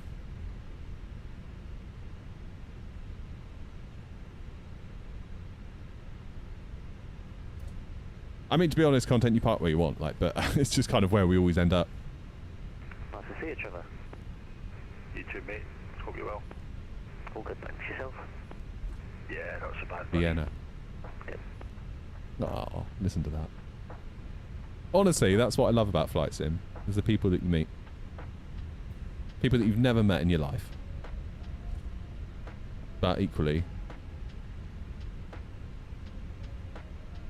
there's something between you. Isn't that lovely? Right. Where am I going? Terminal 2B, stand 2, 4, what did I say? 2. Rudely taking up a heavy thing. But never mind. Heathrow traffic, Speedbird 21 November is taking off on the 27 right, departure to the west, Compton 3 Foxtrot.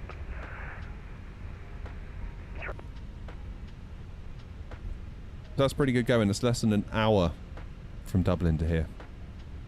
Done alright today. Heathrow traffic, speed 14, establish LS, short panel, and 37 left, please for traffic.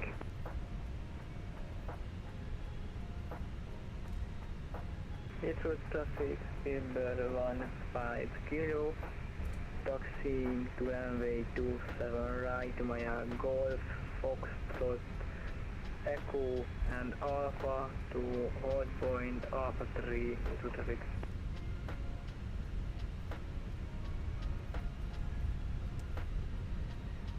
This will be Ascent Lima. Did I remember to start the APU? Yeah, I did. That's one good thing about this overhead panel. Well, one of many good things about it is that it's very much in my eye line, so you sort of know what's going on.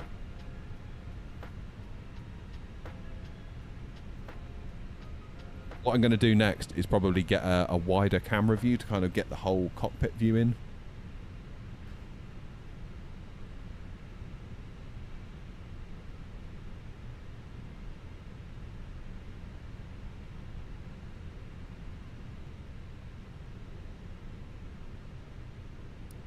Alright, predictive wind shear is off. Come on, single engine, you can do it. Let's give you a bit more welly.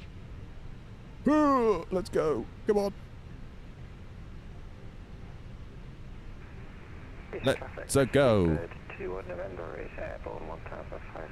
What we might do for tonight's stream, it might be a little bit of a test stream in a certain way, because apparently I'm now eligible to do Twitch vertical. So the vertical that I spit out to YouTube, I can also now send to Twitch.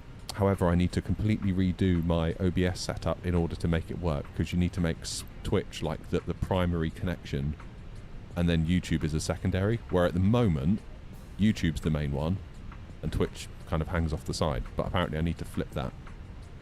So that might not be a bad idea for us to do that tonight. And then we can have a nice little time. We go, round we go. 242.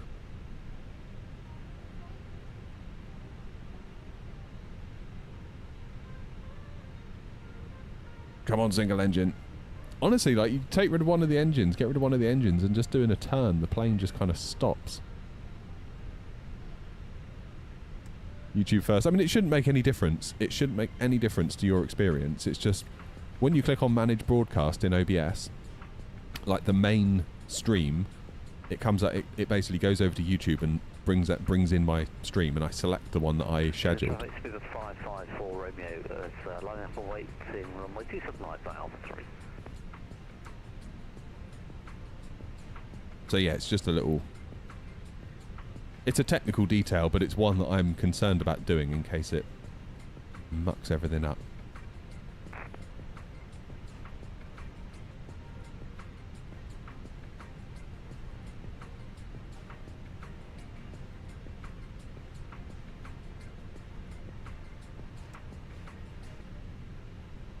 So I've decided that I'm due a coffee. So we'll get the plane unloading. We'll have a little bit of a chill while we get loaded up. I'll grab a coffee. Oh, too far. Engines off.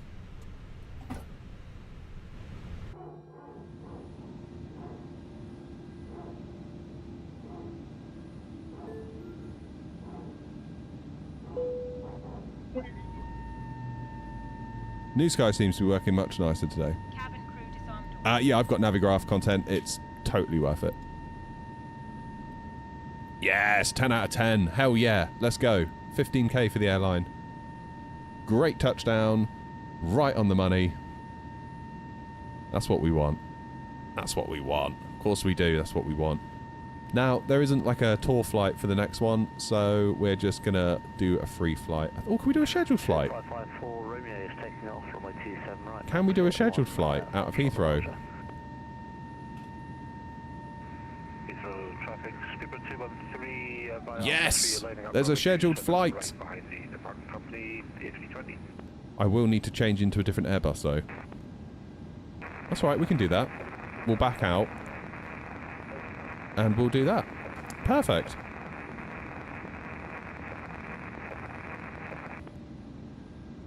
We'll give ourselves half an hour, shall we? Before we need to go. Book the flight. Perfect. Right, disconnect from VATSIM then. Let's back out of here because we need to change planes. We need to go into a slightly different model of Airbus, so we need to be in the CFM with wing fence rather than CFM and sharklets. 321 CFM wing fence. Boff. There we go.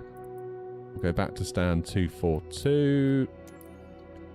No, we're not. We're going to go back. We're going to go back. Oh, where do I go? How do I get into the thing? No. No. Marketplace? My library. I need to get rid of Heathrow. Installed. I want to get rid of the default Heathrow because I think that's part of my performance issues.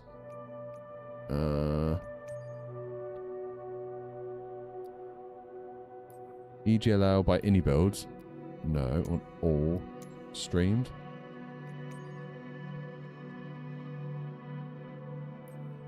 There we go. So we need to...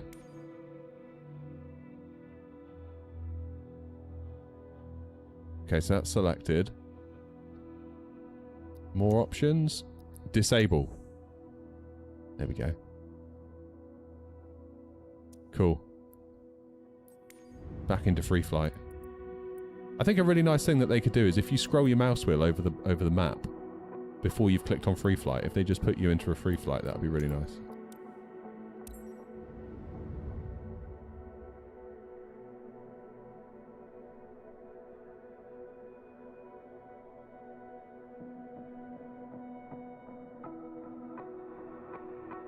Do I make more on YouTube than I do on Twitch? Yeah, only because on YouTube I've got a huge back catalogue of videos that, you know, just every day there's views.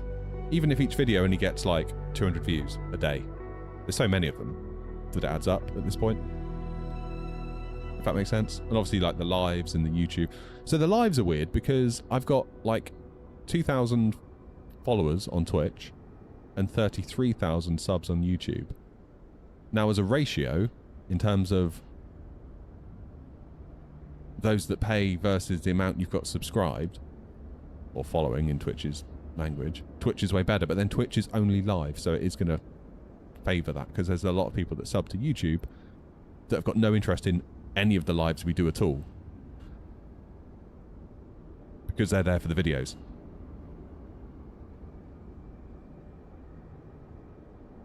Does that make sense?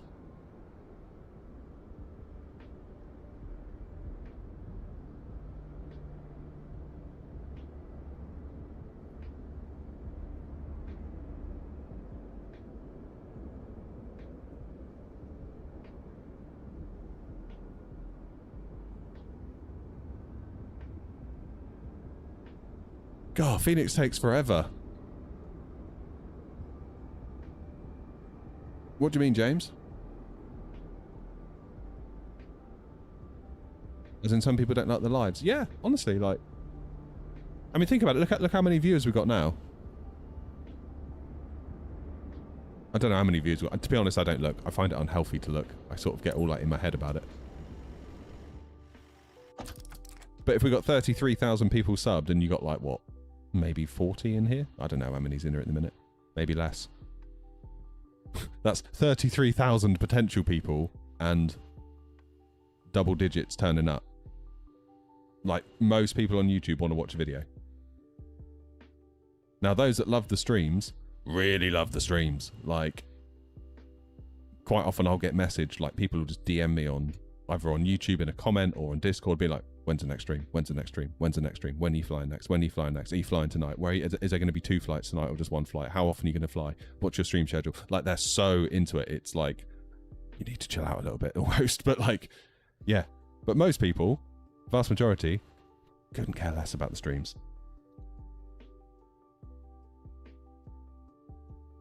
Righty-ho. Let's start all over again, shall we? Battery 1. Battery 2.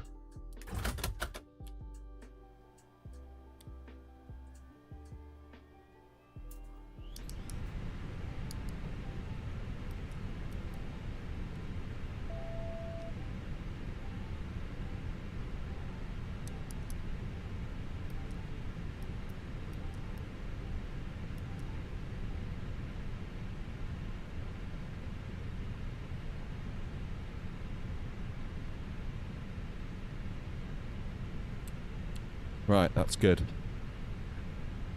Another leg indeed, Flashy. Hayden's in as well.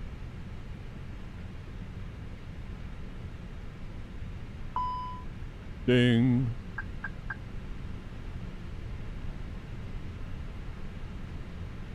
So yeah, it's a constant balance between making a video and doing the streams. Like, I love doing the streams. Like, don't get me wrong, I'm not whinging at all. It's one of my favourite things to do in the world, is to stream. However, you do need to balance that with making videos, because videos get you through the rough patches.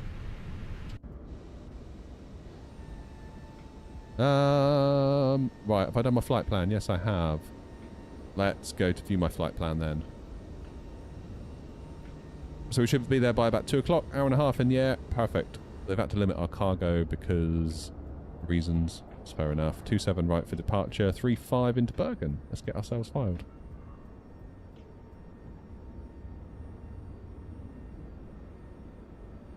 Air Knot 1011. That'll do.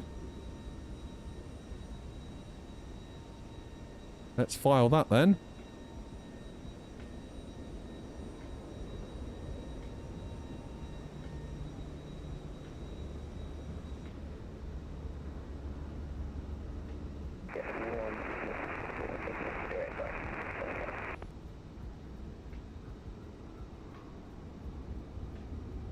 Grumpy found an amazing solution for the overhead panel.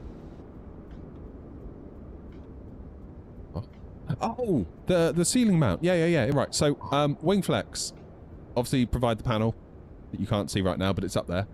I'll try and move my camera in a second and show you. So they sell a desk mountable thingy, which isn't too far removed from one of those budget monitor stands that you get off Amazon, except it's just got a much longer pole to obviously get the thing over your monitor and then out over. And they wanted like $160 for it, albeit it was on sale for $129. But even at $129, I was like, really? For that? Like, these are like under 20 quid on Amazon for the monitor version, which is just a slightly shorter version. I was like, I can't do that. And they didn't send one as part of the review, which is fair enough. They don't have to do that. But even though I didn't pay for the overhead because it was a review sample, still a bit like, I don't know if I can spend that on, you know. That seems a lot. Anyway, Grumpy had a great idea about getting a cinema projector ceiling mount. So if I move my little thingy here. Cheers, Graham. I don't know if you can see it. Whoops. There we go. There's my overhead panel. And that little mount. Sorry if the lights are blinding you. That is 12 quid off Amazon, that mount. And it's like metal. I thought it's going to turn up, it's going to be like plastic and rubbish. And for 12 quid, like, what do you expect? It's not. It's made of metal. It's amazing. So I put this plank of wood, which is an offcut of my kitchen floor that I fitted last summer. So that kind of spans the two rafters in my roof. And then it hangs off of that. And it's fantastic.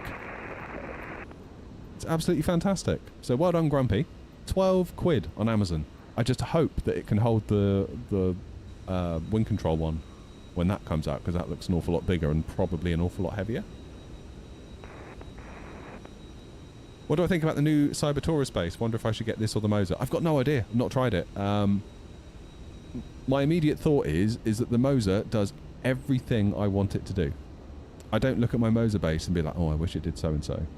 Then it'd be perfect. Like, it's kind of already perfect. The only thing that wind control can do is A, match the quality in the feel, and B, compete on price. So if they do those two things, then I guess they get the recommendation going forward. It's really like a game of price at the moment. When do I think the overhead will release? No idea, not from wind control. Anyone's guess, isn't it? Luke, I've got the... Oh, God, what's it called? Oh, what's it called?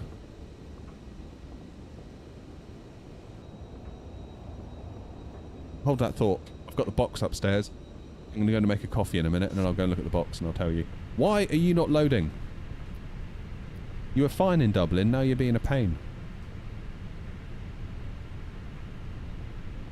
Request boarding. Okay, so it's doing something now. What's it called, that thing? It's going to annoy me now. It's like a 15-port powered USB hub, and I know some people don't like those, but it's been alright so far. Weirdly though, my Moza kit doesn't like it. If you put my Moza kit into a powered hub, they just don't appear. So I run those on a separate little mini 4-port USB hub that is not powered, and they seem quite happy. So the AB9 and my rudder pedals, I keep separate to the powered USB hub. Yeah. So on that basis, I'm going to go and get a cup of coffee. Good heavens, that's loud. I'm going to go get a cup of coffee, and I'll find out what that hub is, and I'll bring the box out and show you. I'll be back in a mo, and then we'll go to Bergen.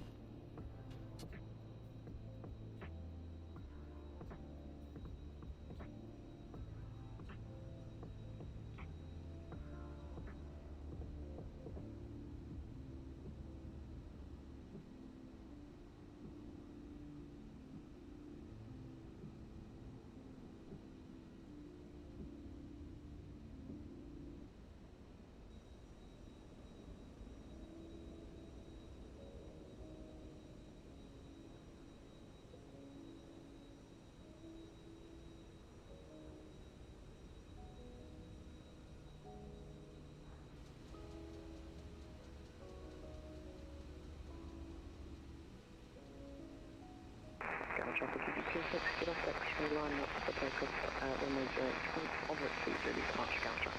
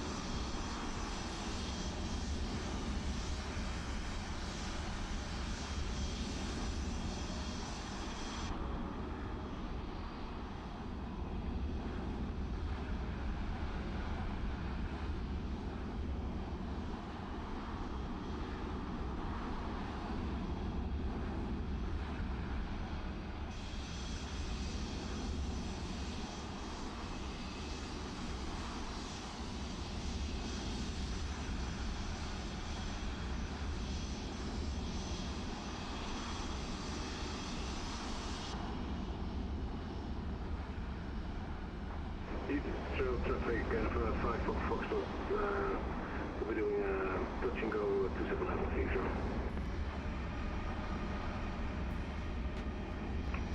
Heathrow traffic schedule 40 Bravo, taxi and coaching pushing left, western south to open Heathrow.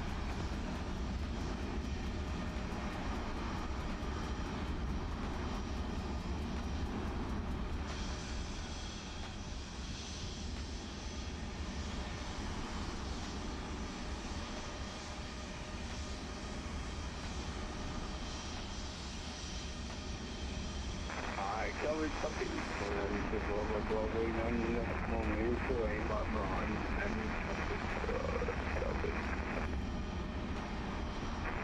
Traffic EV26, get off that extreme line to direct right to counter.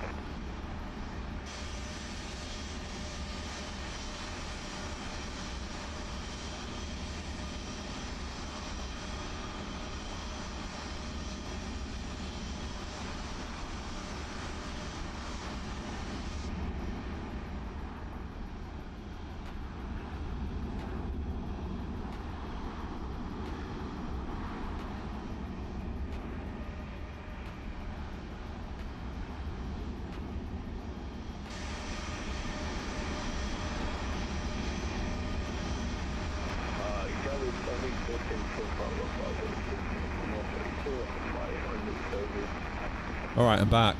The hub is a Sabrent 16-port USB 3 data hub and charger with individual switches up to 90 watts. One of them. That's what 'tis. Right, are we loaded yet? We're nowhere near loaded. Why is there only 58 boarded? God. We're never going to make it out of here.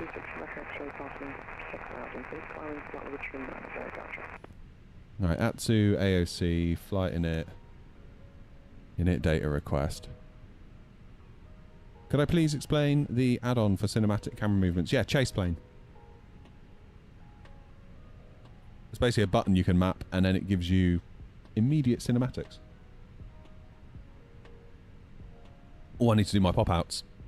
Right, you get to see this work live, or not work, as the case may be. Please don't fail now, because that would suck. Okay, it's looking promising. Come on.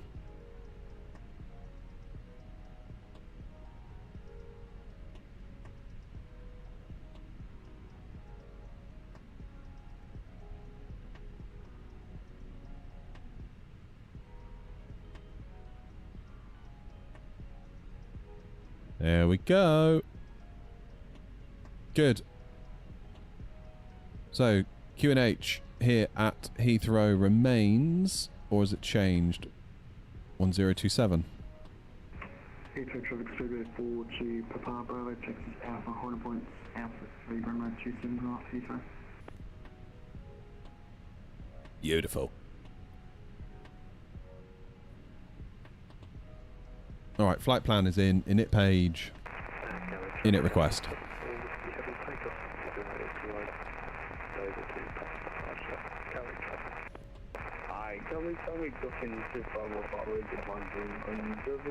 Flight number is Air Not 1011. I'm presuming a cost index of 60. No, 5. That's weird. Surprised me. Pop you in there. And 350, it looks like. Would like to check in here as well. Heathrow traffic, Speedbird 492, uniform Sun 519, pushing back face in safe. Correction, east. Have we taken off? No, we have not. We are sorting out the plane.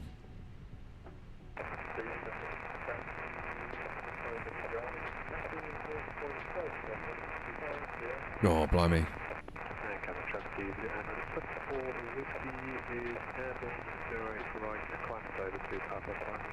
So we're doing the is it Brookmans or Brooklands Park? Brookmans Park 7 Foxtrot. Weirdly, we've got a 1 knot tailwind currently into Bergen, which is interesting. So we'll see what that does when we get there. Insert the wind, flight plan, Heathrow, departing on 27 right, Brooklands Park 7 Foxtrot into Bergen. Whoopsie. Into Bergen, we'll do the ILS 35 Whiskey on the Aluva 2 Papa, and we will transition at Rivap. It's looking good. Out of Heathrow, secondary flight plan, init page, EGLL/EGLL. Pop that in the from and the to. Press the secondary flight plan button again. Go into your secondary flight plan. Let's put in our departure again on the Brookmans Park 7 Foxtrot. Press return into the arrival version of Heathrow, and we'll do 27 left ILS in case we need to come back. Look at us go. Are we fueled? It would seem that we are. Fuel pump's on.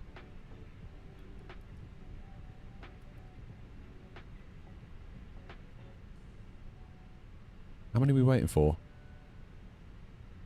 Okay, bags are on. Nearly. Just waiting for that last bit to go on. Oh, there's someone next to me. Who's next to me?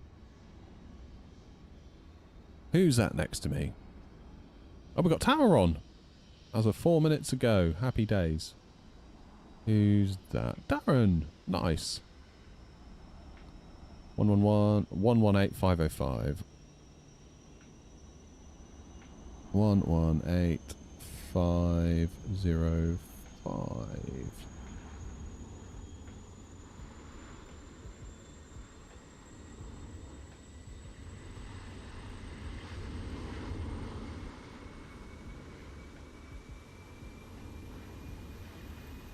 Don't have an ATIS yet, do we? Or do we? Let's give that a refresh. We might do.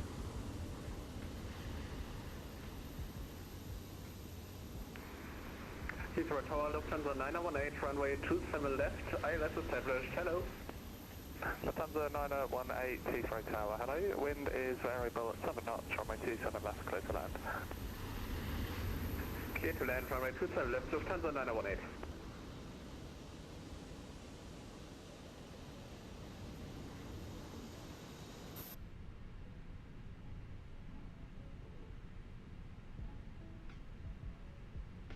Heathrow Tower, good morning. Air 1011, stand 242, aircraft type A321. Not sure what information it is yet because we can't see the ATIS. With IFR to Bergen.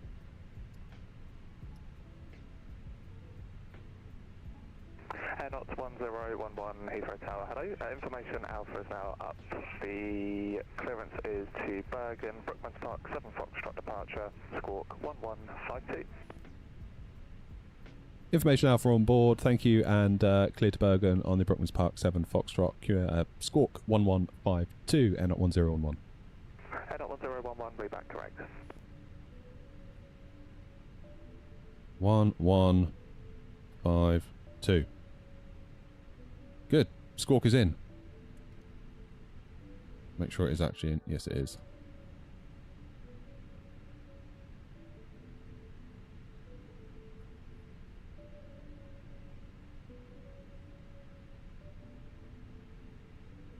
Yes, we're going to get a bit of tower. Heathrow Tower, good morning. Speedbird 492, taxiing Alpha to Alpha 3. Speedbird 492, Heathrow Tower, hello. Clearance to Gibraltar, Gogsy 2 Foxtrot departure, squawk 1322. Seatbelts on. Roger, Gogsy 2 Fox departure, squawk 1322 for Speedbird 492. Speedbird 492, read back correct, hold Alpha 3. Roger, hold Alpha 3, Speedbird 492.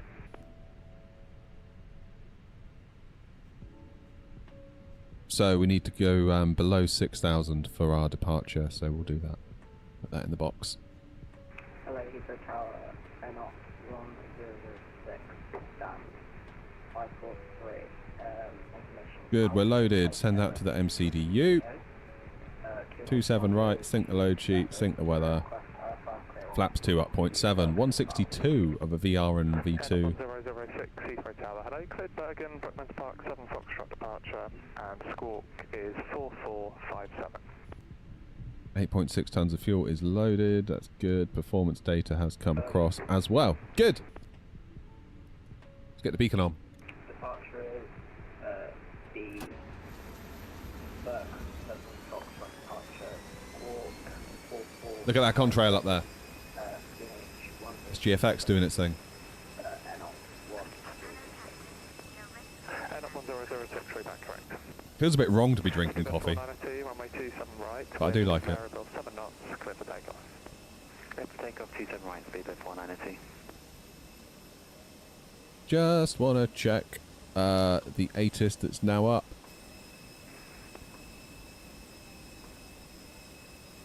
Departure runway 27 right. Perfect.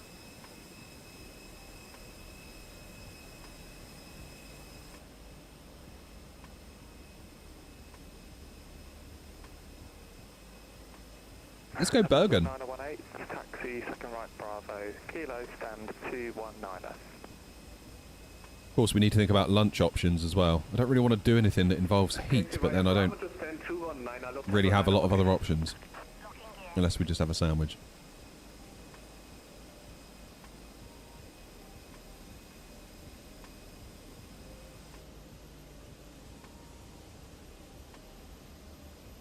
So hello, Speedbird 492 uniform, taxiing up fire Alpha to 27 right. Speedbird 492 uniform, Heathrow Tower, hello. Clear Gibraltar, Gogsy 2 Foxtrot departure, squawk 2054. One's off to Gibraltar, eh? Project clear to Gibraltar, Gulf 2 Foxtrot departure, Scorpion 2054. There's loads of people around. Correction 49 to you. There's another air knot over there. 492 uniform, Charlie, is that correct? love to see it. Air knot 100. Put all you lot off to Gibraltar. Use your transponder set with the correct squawk.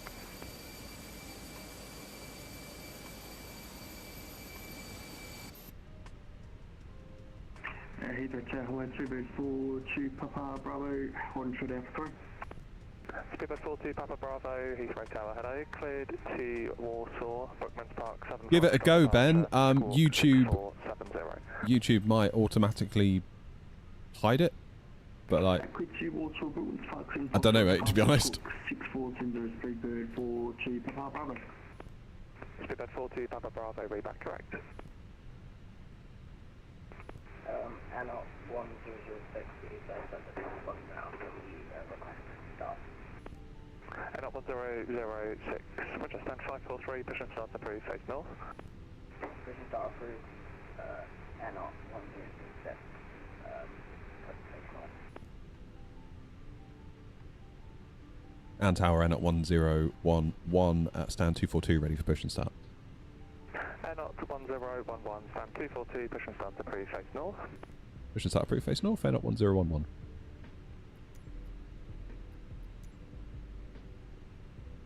Continue pushback.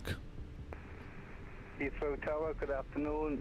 This is Air Not 82 at stand 241 with the information Alpha requesting IFR clearance to Bergen. Not 82 Heathrow Tower, hello. Cleared to Bergen, Brookman's Park 7 Foxtrot departure, squawk 1157. Key to Bergen by the Brooklands Park 7 Foxtrot departure, squawk 1157. Engine 1 start. Not 82. Not 82, read back correct. Speedbird 42 Papa Bravo, runway 27 right, wind variable at 7 knots, clear for takeoff. 0 clear for takeoff, Speedbird 42 Papa Bravo. Speedbird 492, monitor advisory 122.8, bye. Advisory 1228, thanks for your help, Speedbird 492. Airbus A321. Now is New Sky going to do its thing for us like it did last time? It's technically a second leg, isn't it? So even though we backed out.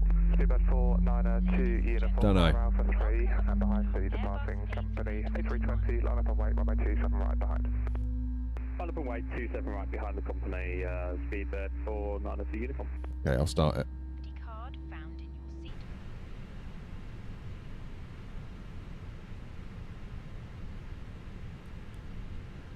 And the brace position. Look at those contrails. If you Flaps hear 2. Brace, brace. There are 8 emergency exits on this aircraft. The cabin crew are now pointing out the exits nearest to you. Please be aware that your nearest usable exit may be behind you. Please set parking Emergency brakes. lighting will guide you Brakes to set. an exit. In an emergency, leave all baggage on board. Your seatbelt is fastened, adjusted, and released as shown.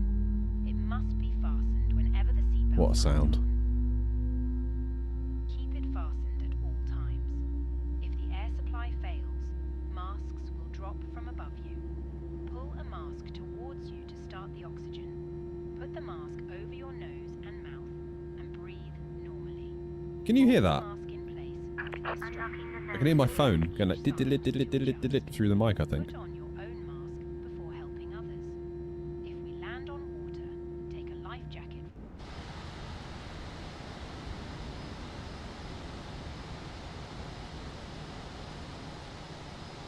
Yeah, Joanna, I make that point in the video. Like, no hate towards TriSim. Like, thank God they did make it, but it's a bit annoying that Sobo didn't. right is clear. Heathrow Tower, hello, this is Speedbird 708, stand 518, requesting aircraft clearance, destination airport, Norma Crest with information Bravo on board. The cabin crew Speedbird 708 Heathrow Tower, hello, roger. Speedbird 492, uniform, runway 27 right, surface wind variable 7 knots, clear for takeoff. 27 right, clear for takeoff, Speedbird 492 uniform.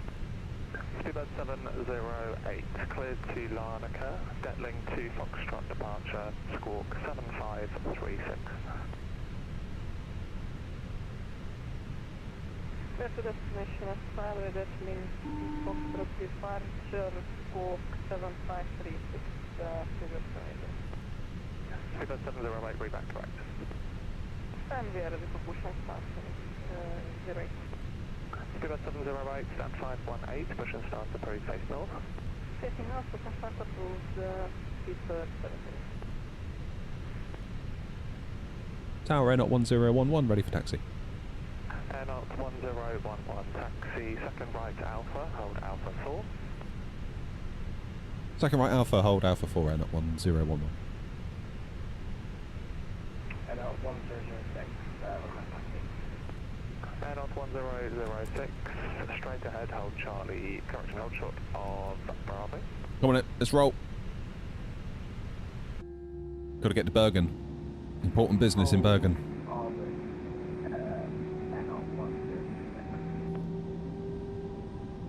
Ben, I'm just using the freeware one from Flight SimTO.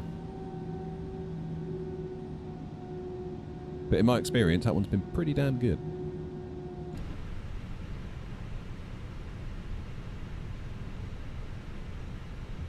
Nice easy taxi. Alpha 4.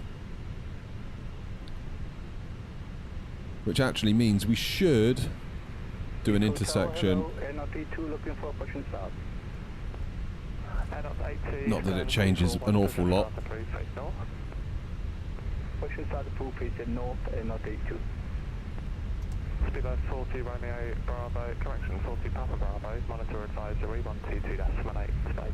So nice having two engines. 122 flight, Speedbird 40 Papa Bravo, good day.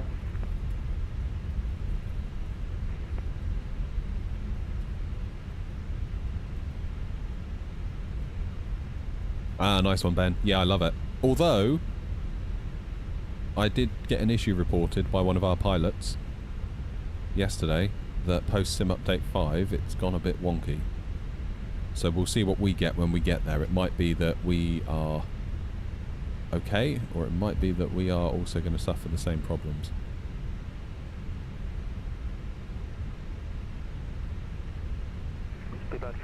Uniform, monitor advisory. Do you not get a little bit in the box, Roy? Like a little test reel or anything? Speedbird 492 uniform, good morning. Heathrow Tower, November 5 from Foxtrot.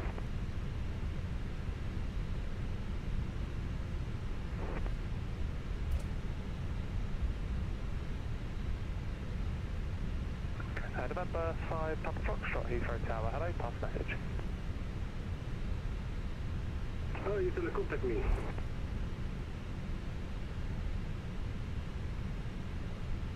November 5 Papa Foxtrot, AFM, what are your intentions?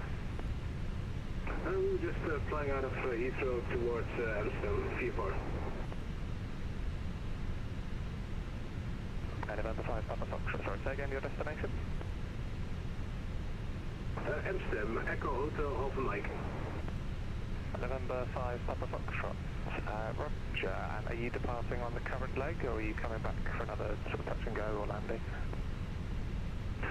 Papa Foxtrot, we're departing via present heading out of the CTR and then fly the coastline towards Amsterdam. November 5 Papa Foxtrot, Roger. And just to let you know, your flight plan is for VFR, Heathrow to Heathrow. Well, I'll just change that to Amsterdam. Thanks for letting me know, though, Papa Foxtrot. Thank you. Heathrow Tower, Speedbird 478, radio check.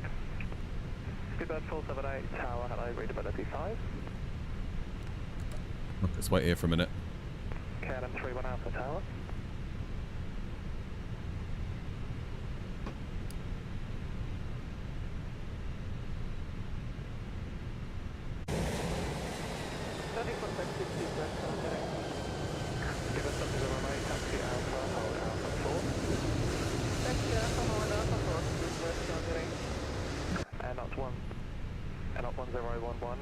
From Alpha 4, runway 27 right, wind variable 7 knots, clear for takeoff. Fire Alpha 4, 27 right, clear for takeoff, Air 1011. Air 106, you have a PG holding Air 1006, continue taxi, right Bravo, hold at Titan. Right Bravo, hold at Iceland, and onward. Heathrow Tower, Airnaut 82, looking to taxi. Airnaut 82, taxi second right Alpha, hold Alpha 4. Second right Alpha, hold Alpha 4, Airnaut 82. Oh, good shout.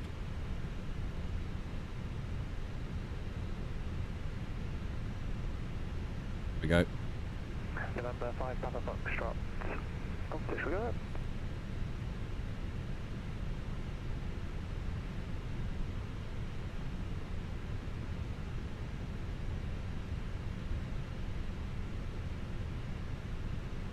From 5 Papa Foxtrot, sorry, I was just disconnecting when I heard my call sign. Can you say again, please? November 5 Papa Foxtrot, no worries. Just received your new flight plan now, and if you're going to be departing the zone and not re-entering, then monitor advisory 122.8. Good afternoon. Security advisory, good afternoon. We'll see you next time from 5 Papa Foxtrot. Manflex 48.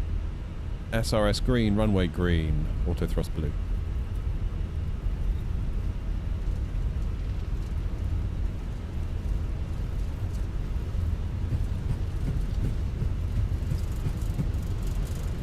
Right, we must remember to pull back a bit more this time.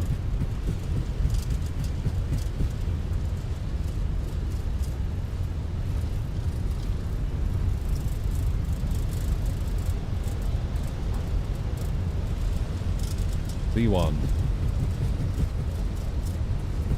Rotate. That's better. Positive climb. Gear up.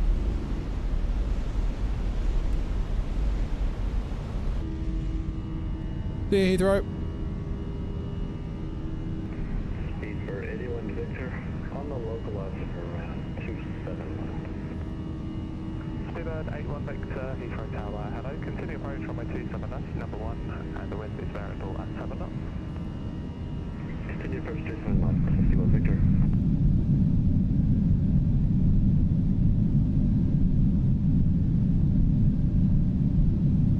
Levers climb. Airnaut 1006, taxi left Lima, right Alpha, hold Alpha 4. Left Lima, Alpha 4, Airnaut 1011, monitor advisory 122.8. Left advisory 122.8. Thanks for everything. See ya. Heathrow Tower, good day. Speedbird 478 with information. Heathrow traffic, Airnaut 1011, airborne out of 27 right, passing 2,300, Brooklands Park, 7 Foxtrot, departure Heathrow.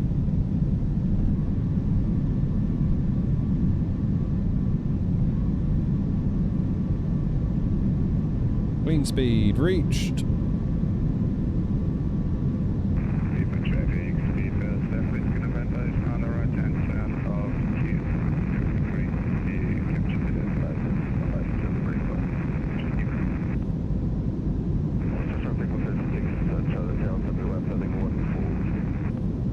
Beautiful views today.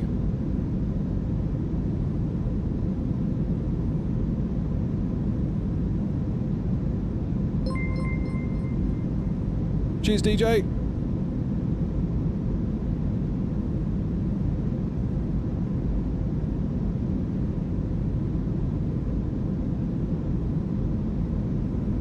Look at that.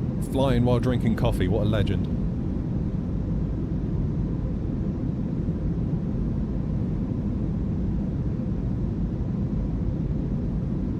Okay, let's wrap it round to the right. Ladies and gentlemen, please keep your seatbelt fastened whilst the seatbelt sign is on. We recommend that you keep your seatbelt fastened whenever you are seated. Toilets are located at each end of the cabin.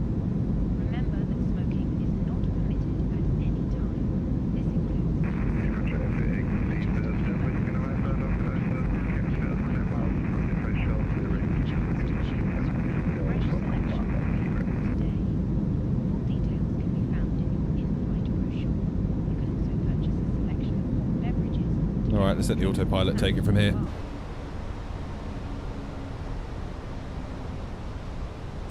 Now, we need to stay at 6,000 feet according to the SID up until another 20 miles. However,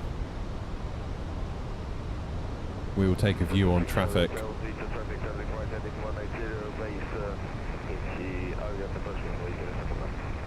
Okay, that one's going to Amsterdam. No need to worry about that.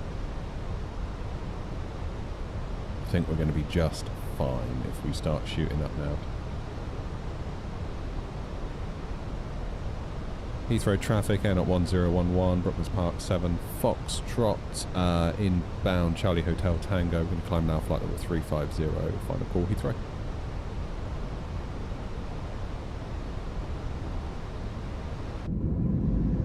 Standard pressure.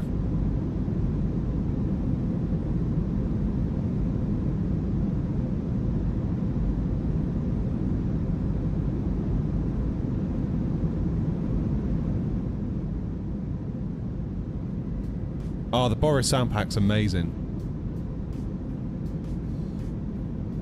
Just started flying on Xbox, but you suck at flying. We all did to start with. We all have bad days, like even those of us that have been doing it for ages. I wouldn't beat yourself up about it. Don't beat yourself up. I mean, honestly, that's what keeps me coming back, is like the fact that I'm still not perfect. Like, every landing remains a challenge. Different weather conditions, like the day that I can just slam it down like an autopilot perfectly on the touchdown markers every single time is probably the day that I think, you know what, I'm probably done with this. Because boredom is going to kick in. Just ask David about Brussels. I don't know what you're talking about, OG. That's one thing you got to learn about the people in YouTube chat, DJ, is that some of them are just horrific liars.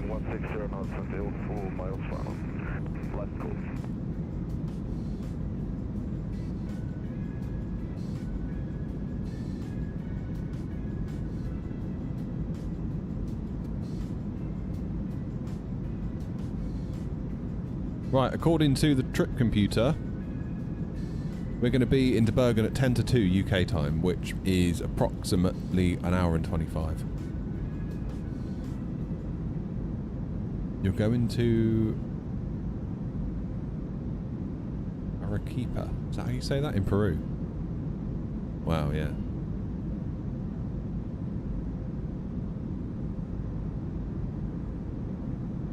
$10,000 feet. Let's let him out. Get that drink service started. Let's earn us some money. Money, money, money. That'd be a cool thing for New Sky if they, like, if we could have our own little catering menu and set our own prices for the food. And based on how expensive the food is, how many people would buy it, based on the route, based on demographics, based on... There's a lot of cool stuff you could do there. EasyJet, apparently, actually have... The reason why they have quite generally high-end brand names on board is actually a conscious decision, because you kind of they appeal to kind of, there's kind of two frames of mind you could take. It's like, I've spent as little as possible on the flight, therefore I've flown EasyJet, therefore I'm spending nothing on board because I'm all about saving money. They're not your customers anyway, even if you serve cheap rubbish. Then you've got people that are like, well, I've saved so much on the flight, I might as well treat myself to a nice coffee, a nice little toasty, a nice little this, nice little that, so then they'll pay it. Which makes sense when you think about it.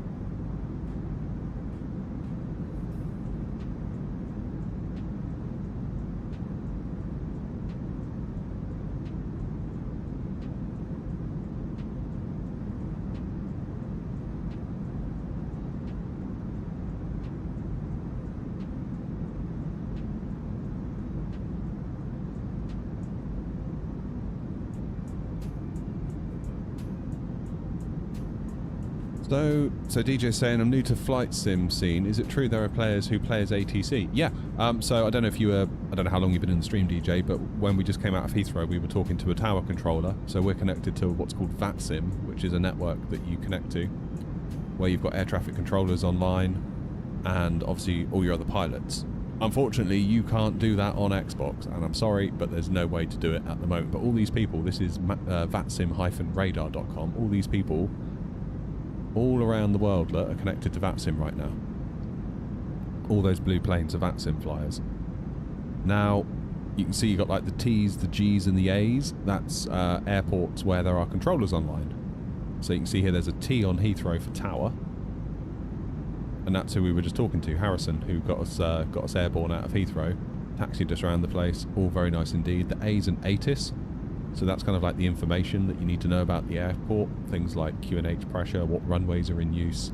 So always check the ATIS when you're coming into an airport. Although, if there's not an air traffic controller online for that airport, for example, over here, London City, no one's online, you'd then be on Unicom, which is a frequency that you're supposed to tune to if you're not under control of ATC. At which point you're supposed to negotiate with other pilots and make an appropriate plan. Generally, I would check Flight Radar 24 and see what they're doing in the real world. Yeah, it's interesting. You also get like controllers or center controllers in America. See if we can find one.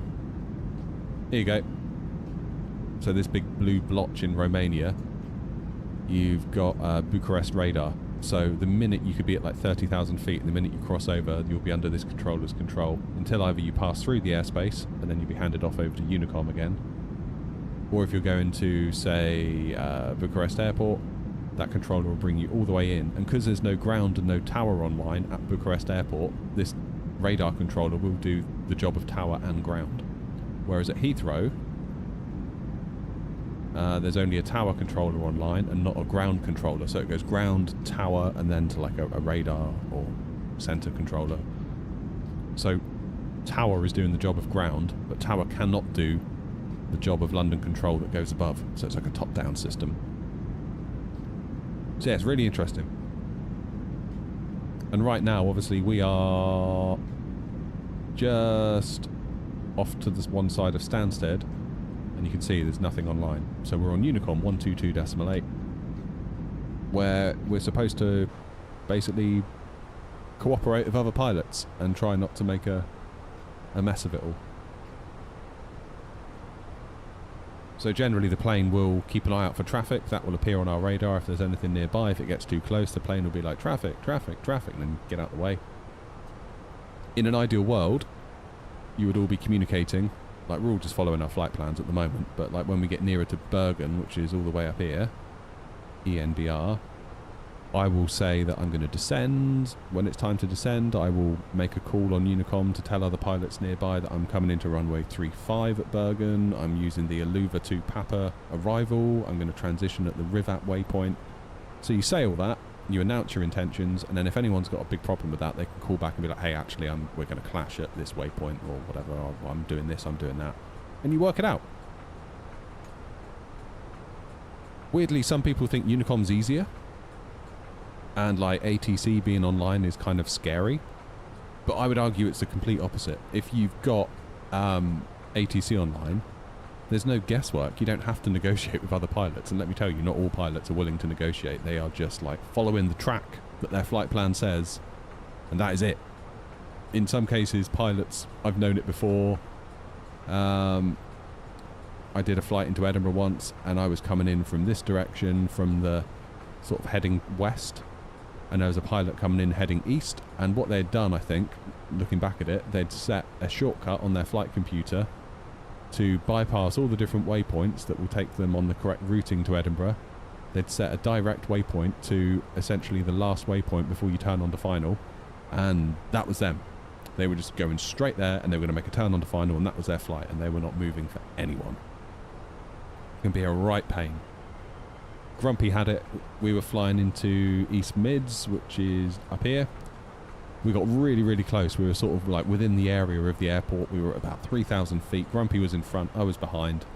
And then somebody connected to VATSIM mid-air in a Cessna or whatever and set Grumpy's alarms off, like ding, ding, ding, ding, ding, traffic, traffic, traffic. Grumpy had to like swerve out the way. Got in touch with the pilot to be like, you know, what's going on? And the pilot basically said, I'll do whatever I want. It's like, well, why even connect to VATSIM? Why even connect to VATSIM at that point? If you're just going to do what you want, just do what you want, not connected to VATSIM. Such a weird attitude. And then I think the person even called Grumpy a Unicom warrior.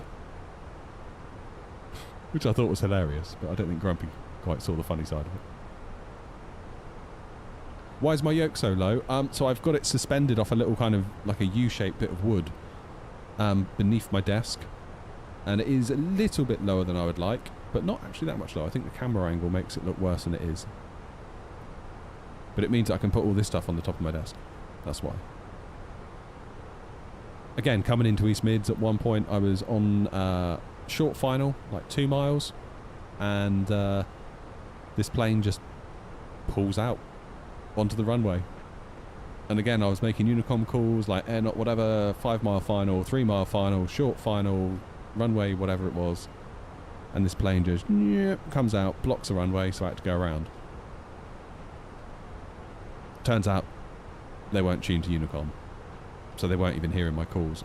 And then when I messaged them, they were like, I'm tuned to Unicom. It's like, well, you are now, because you've obviously were feeling a bit silly. But I can tell you that you were not when I was making the calls. Do I have an overhead? Yeah, I do, yeah. Let me show you. There. The Wingflex overhead. Suspended with a overhead projector, cinema projector mount thing from Amazon for 12 quid. And we like it a lot. You've been using autopilot, but it keeps turning itself off. Probably because you've got a flight plan discontinuity, I would imagine.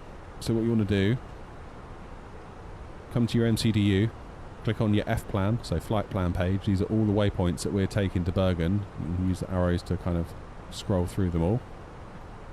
You might sometimes see, you'll have like a white line that says like flight plan discontinuity. And they're there for a good reason.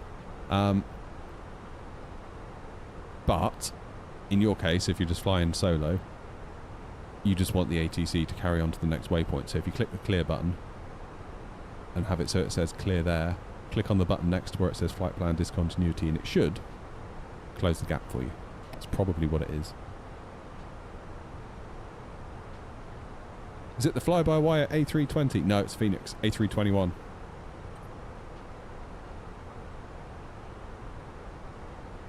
Do you find the strobe on the overhead annoying, or is it a nice feature? I don't really notice it because I've got loads of lights on in here anyway.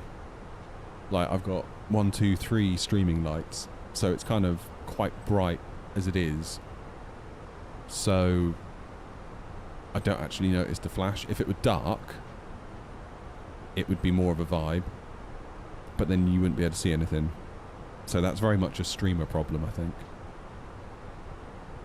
Again, like all my wind control gear lights up. This all lights up in that kind of Airbus orange. You can't see any of it, not really. I mean, you can see it, but you can't feel it, if you know what I mean. But yeah, I feel like it might be I feel like it might be a bit gimmicky to start with. It might be nice to start with, but then I think it's going to feel like a gimmick before not too long. Yeah, Joanna makes a good point. If there's a manual above it in the flight plan discontinuity, it can't be deleted without deleting the manual first.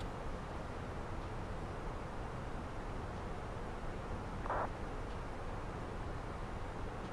was using the 737, but when I was cruising, I tried to switch on LNAV and it didn't work. Was this a glitch, or did I do something wrong?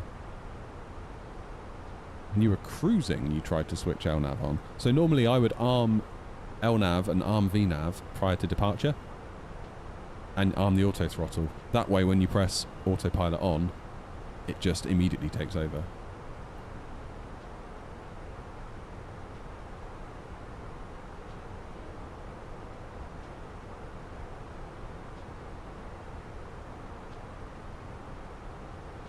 You do a bit of sim racing, OG, do you? You're saying you get those sort of people in sim racing. They know you're there, but they're going to drive into you because that's where I want to be. Yeah. That must be so annoying. Hey, nice one, Spotter. You on VATSIM?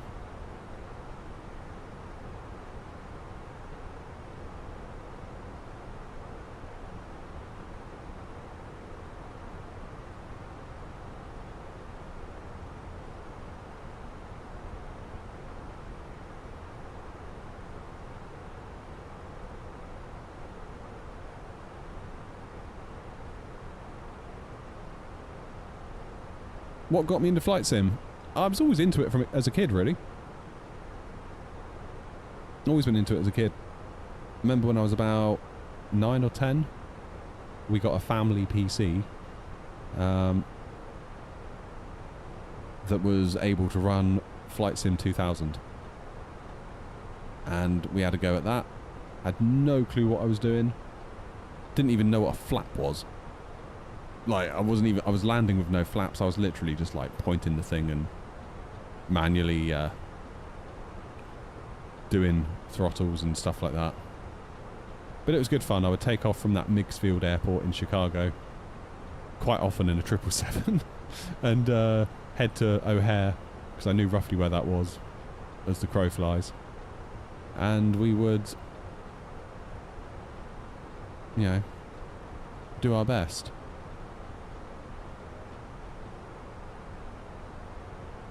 Is Tobii Eye Tracker useful with one screen? Yeah, it's basically a workaround, David, if you think of it like that. I haven't got mine working at the moment because Sim Update 5 ruined all my settings, and I need to figure out how to get it working with chase planes. So that's another job to do.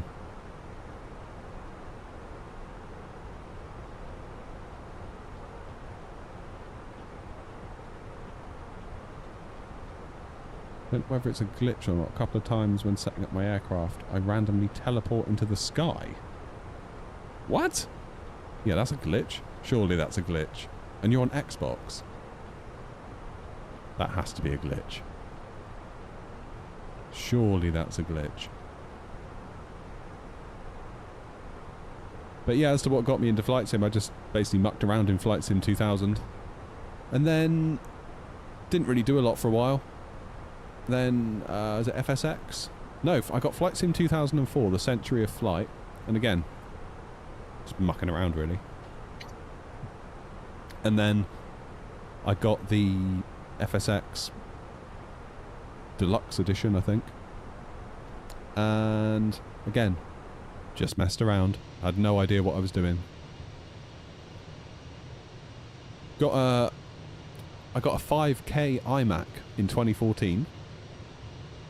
And I wanted to stress test it, and then I realised you could download X-Plane on it.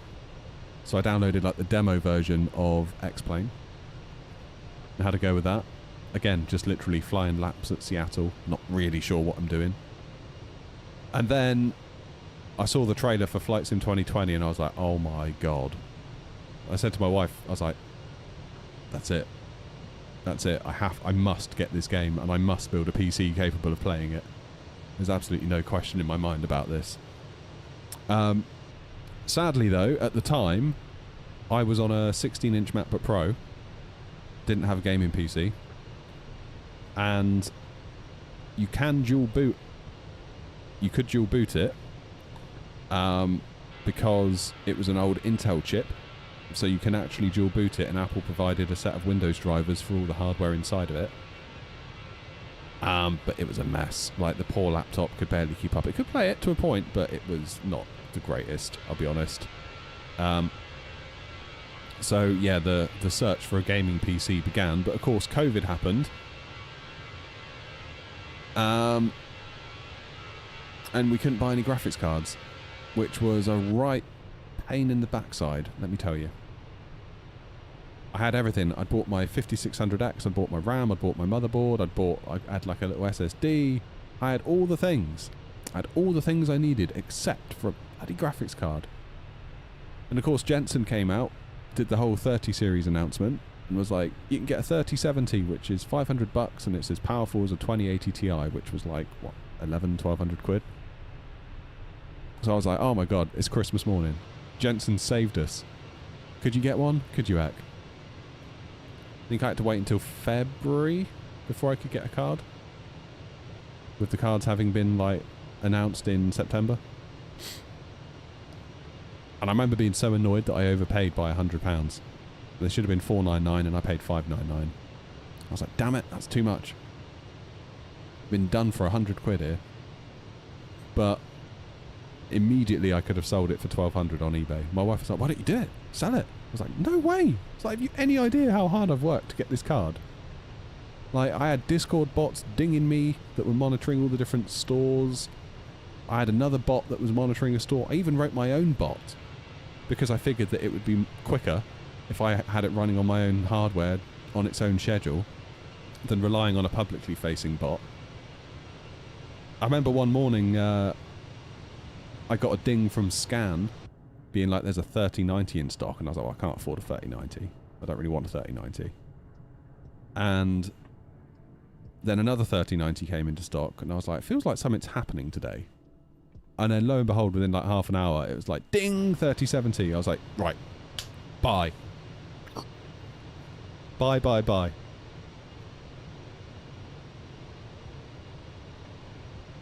Remember, like, trying to go through the checkout, like, as fast as I could.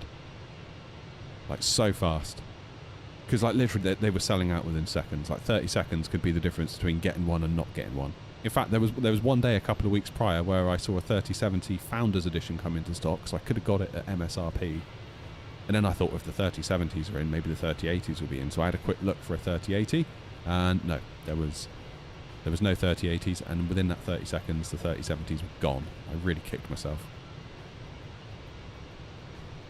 Just so crazy. Absolutely crazy.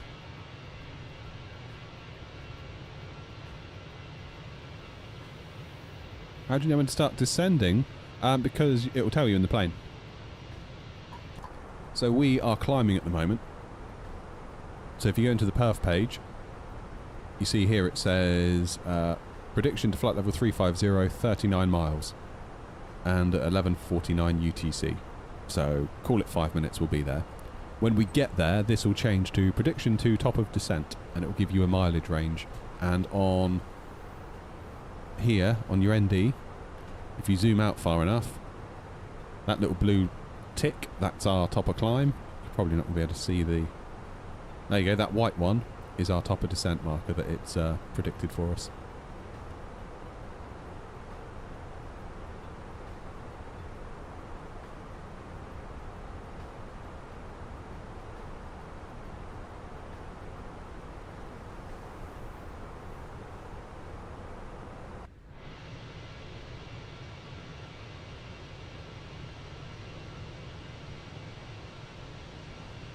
Alright, it's going to be a lot of sea all the way over to Bergen, isn't it?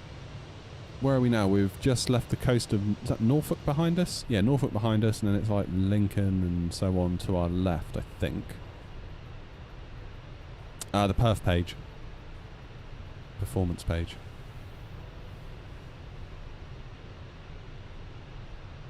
Do us a favour, guys. If you're enjoying the stream, please hit the like button.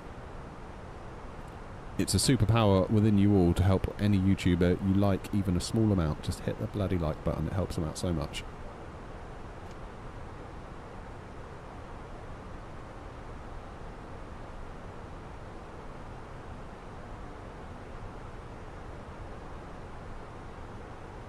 Right, we need to think about lunch because we're about an hour away. So we can fit in a nice lunch service.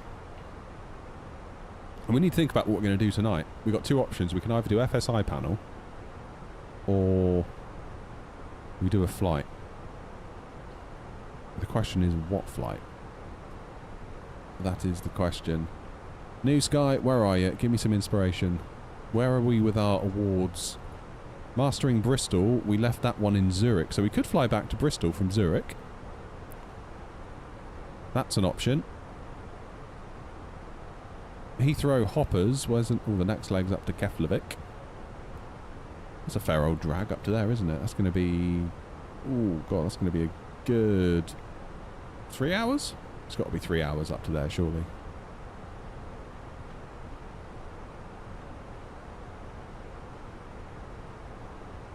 You want FSI panel? FSI panel streams can get really... they're not stressful, they just get tiring. Because it normally ends up, you get a few people in chat that just beg and beg and beg for their home airport. And they just spam it. Followed by like, please, please, please, please, please. It's like, if you want it that bad, like, do a super chat and I'll think about it. But don't just be a baby in the chat, like, spamming, you know? That should be a new rule for FSI panel streams. I go where I want, unless we get a dono. Or a sub or a membership. New rule. There's only 220 up to there, Grumpy. I suppose, I guess, maybe on the map it looks further because you're going north and it skews, doesn't it? Maybe that's what it is.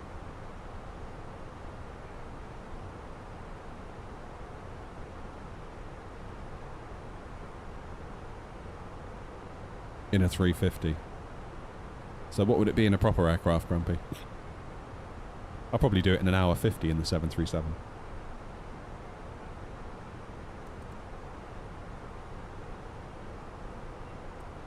How are you coping in the heat?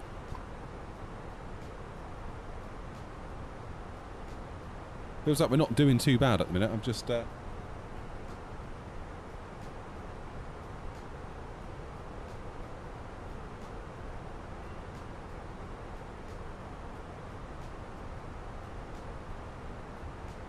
just repositioning the aircon unit so it's blowing more at me.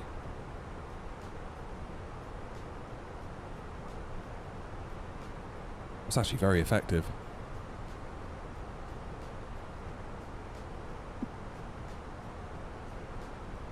You don't mean it, Grumpy. You love the 7.3. Hey, look, clouds! Finally, some cooler temperatures.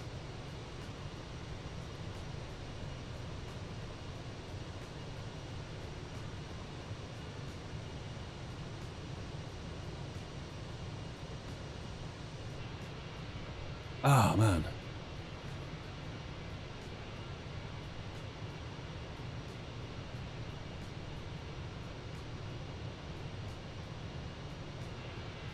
This is 2024 Roblox. I think really at this point 2024 is where most people should be going, if you know what I mean. It feels like a lot of developers have now kind of attached their wagon to that horse. I think PMDG said like from now on it's 2024. I've sort of done it to a point with our liveries. Like our legacy liveries, as it were.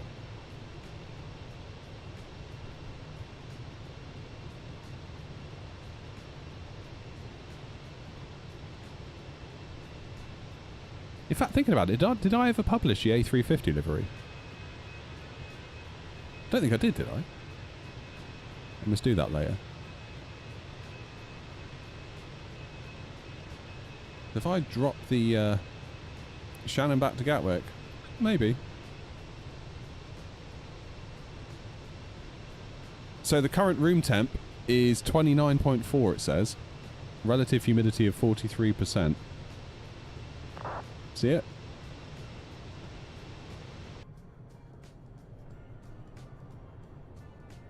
But it doesn't feel too bad. Because I've got the aircon blowing like right at me.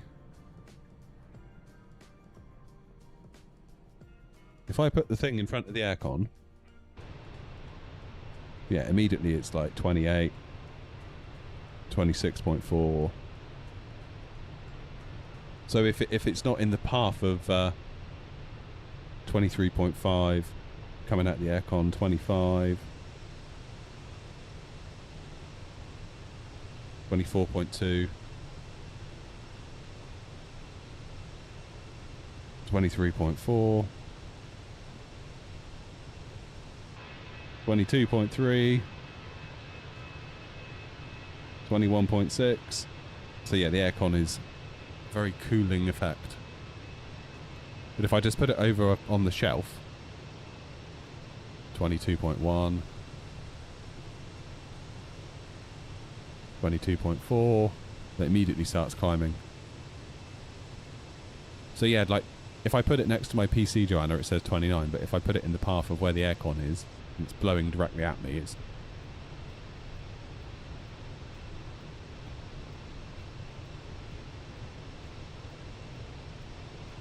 it's weird.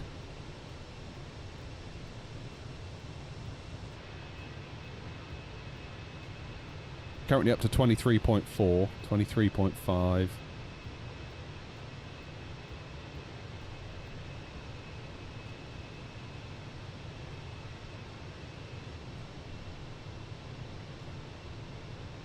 There we go. I've got it blowing like right across me now. That's so nice.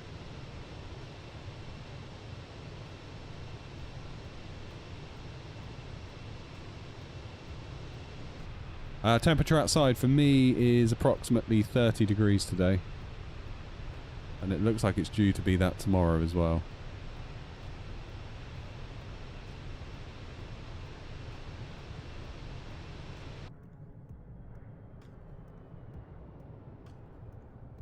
Well, it's actually really nice. I've just moved the aircon unit. It's just like flowing right across me.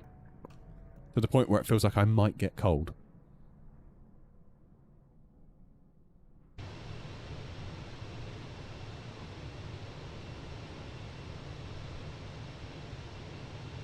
But yeah. I mean, it's just a portable aircon unit. It's like, I think it's about £300.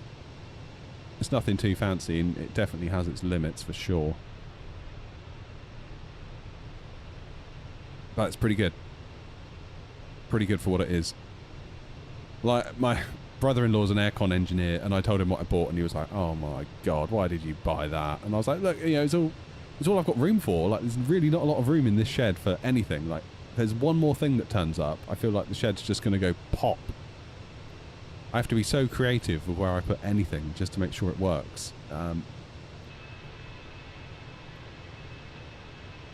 Maybe someday I'll look at getting a split unit. You know, with the box outside and the little thing you put up near the ceiling. Because those can generally be pretty powerful, but I'd need him to come down and help me fit it.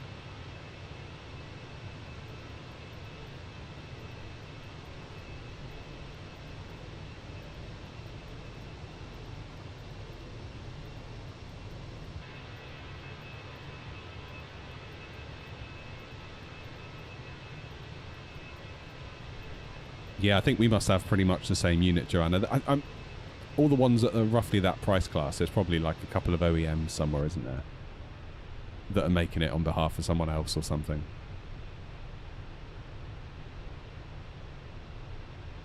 Thoughts on the second-hand eye tracker for 180? You can do it with a webcam, David, if you want to just see if you like the principle of it. Because it might be you really just don't like it. Tobii eye tracker or no Tobii eye tracker, just the way it tracks your head and your eyes. Like, personally, I only use mine when I'm on the ground. Like, I never land with it. I never take off with it. I know some people do, and that's great. And I said that. I did a video, like, a couple of months ago about, like, my long-term impressions of it. Albeit Tobii asked me to, so I did. And, yeah, like, I don't have it on for landing. I find it really hard to land with it on. I'm just like, I don't know why you'd want it on when you land. It's just feels like nothing but a distraction. But some people love it. Which, you know, we're all different, aren't we?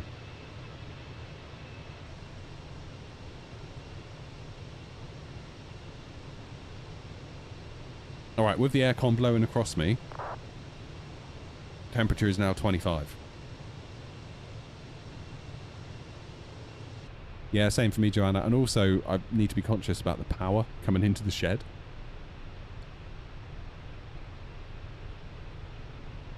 I've not tried a track IR.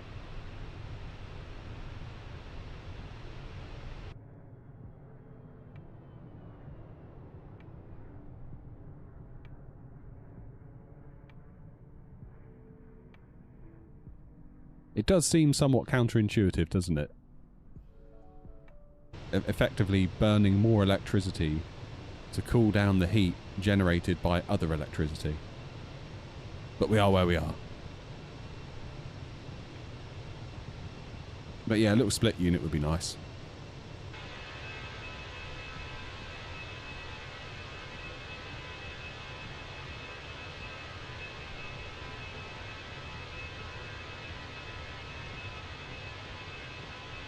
Maybe someday.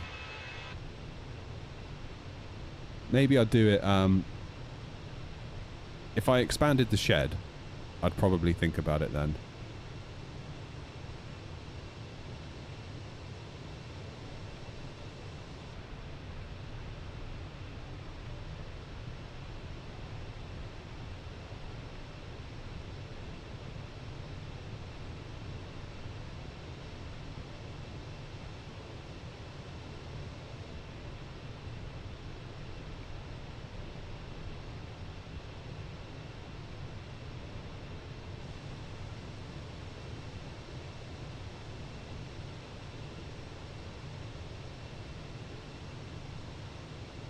What have you done, Ben? You've uploaded something to your screenshots.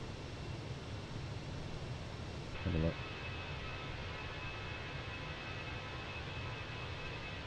What am I looking at, Ben? Oh, the runway. Yeah, nice. Yeah, it's definitely got a bump, hasn't it?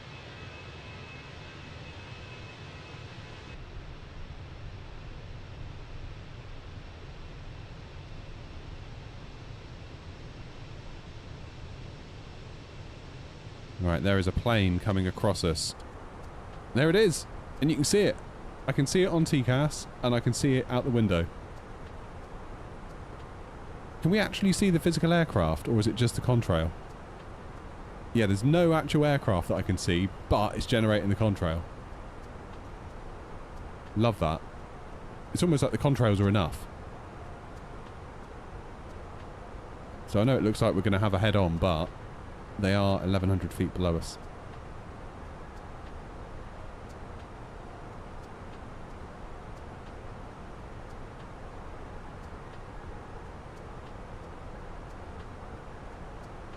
Oh, Darren, is there not going to be another leg? Go on. That's a very cool contrail. There probably will be another stream later, yeah. Sort of later in the evening. How do you guys survive in the heat? With air conditioner units. There he goes, look. Right under us.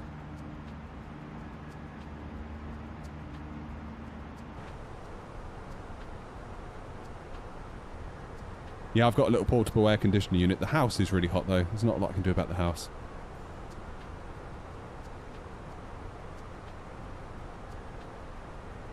Not a lot I can do about that.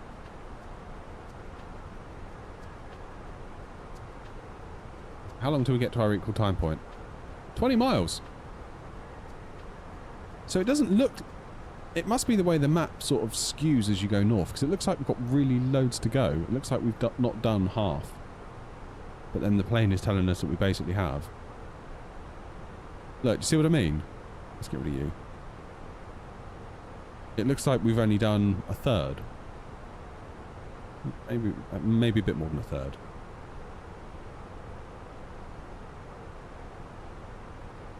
Is it expensive to have an AC unit to be fitted? I bought a portable one. I will not be doing another leg after this until the next stream tonight. And I've not decided what that stream is going to look like yet. Whether we do FSI panel or whether we fly somewhere, don't know. What I do know is that there will be Guinness, because I have some in the fridge. And they're nice and cool. Why don't you use VR or FS Realistic? I do have VR. I've got a Pimax Crystal Super, but I find for streaming I would rather not be in a headset for multiple hours. Well, I say I have a Pimax Crystal Super. Pimax have let me borrow one. I sent back the light the other day. I got to be honest, I felt a bit bad. I said to him, like, I've got these two headsets and I'm super busy at the moment for a myriad of reasons. And I'm not really having a lot of chance to do a lot with them on the channel, so I feel like it's a bit unfair for me to keep them. So I was like, do you want them back? And they were like, well, just send the light back, keep the Super for a bit more. So I was like, oh, okay, fine. But I still haven't done anything with the Super, so now I'm feeling like double guilty.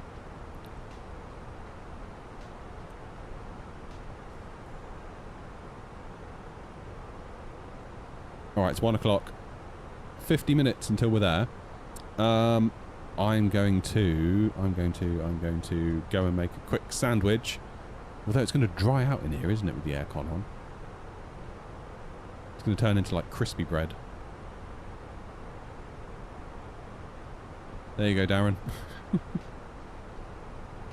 It'll turn into a bit of a rack up if we're not careful. Yeah, I'm going to go make a quick sandwich. I'm going to disconnect from VATSIM like a good boy while I'm gone. And I'll leave you with some views. And I'll see you in a minute with a sandwich, because there's no way I'm cooking anything. It's just going to get too hot in there. See you in a minute.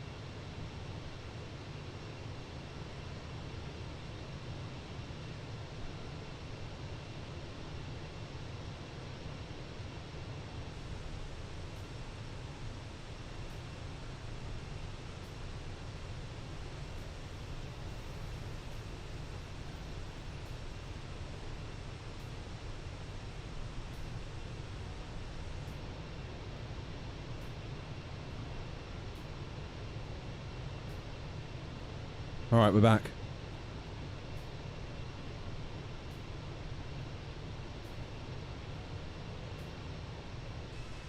Bet all the mums are getting the coleslaw out for tonight, aren't they?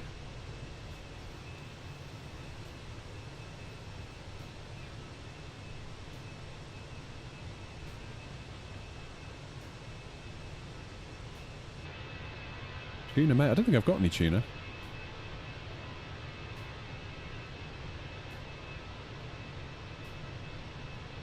Oh, content, really?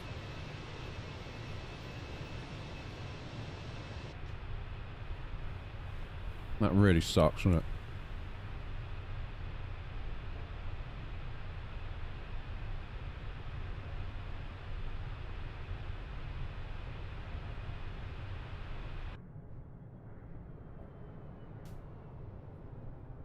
What did I go for? I found some ham and a dairy cheese single. So I've made a ham, dairy cheese single and pickle sandwich. Best I could do. Options are limited.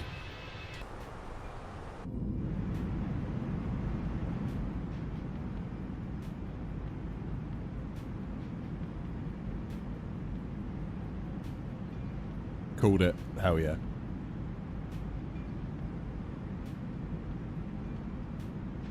I don't know why people love coleslaw when it gets hot. Such a weird thing, isn't it?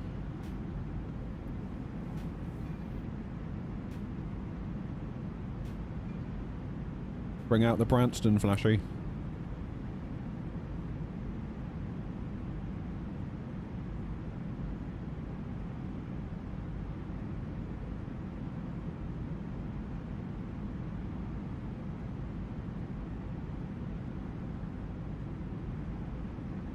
I'm not a big fan of tomatoes in sandwiches, Joanna. Only in very rare circumstances will I put a tomato in a sandwich. Even if a burger comes with one, the tomato comes out. I'll eat it separately, but I'm not having it in the thing.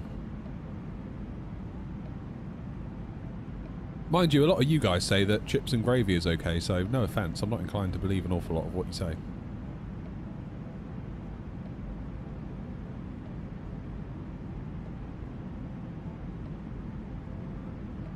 No offence.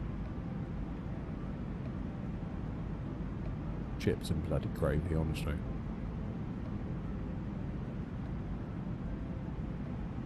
Where am I? I'm disconnected, that's why. Cheesy chips, great. Oh, Flashy, come on, mate. Behave. You can't say in one breath that you don't like pickle and in the next breath say that that rubbish is okay. Blimey. Blimey. Favourite meal? Oh, don't know. I don't know.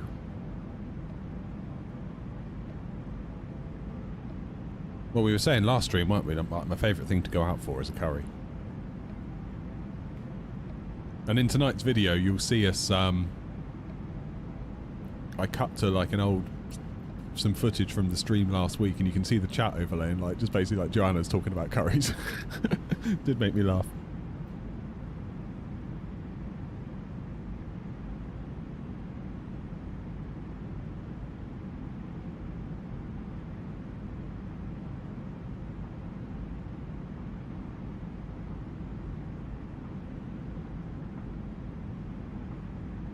People who don't like tomatoes but like ketchup.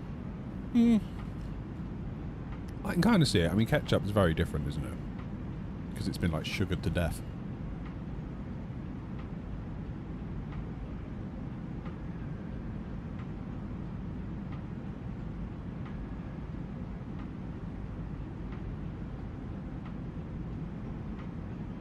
As a German, you need to try beer, German beer, and lemonade.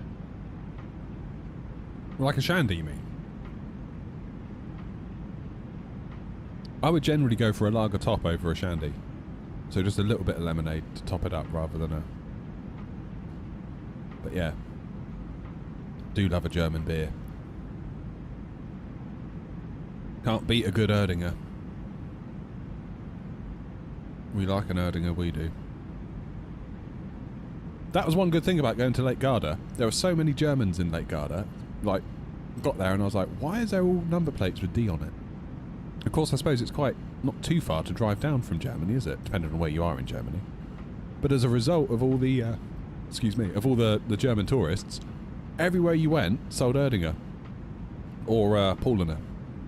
Or the other one. There's another one, isn't there?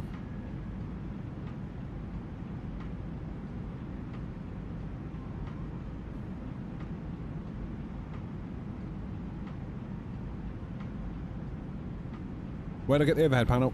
Wing flex. It is up here. Coke and vanilla. Is that what's called a Coke float, Jerry? Because somebody told me the other day, oh, you want to have a Coke float? I was like, you what? They're like, yeah, Coke float. It's like Coke with ice cream on top. I was like, you are having a laugh. There is no way that's a thing.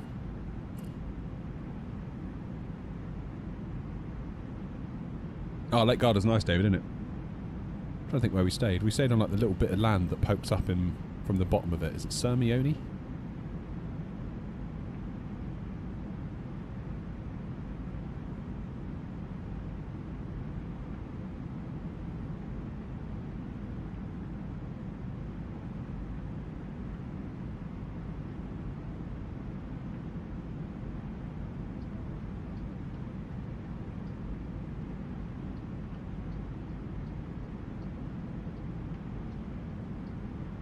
Will they ship it to Turkey?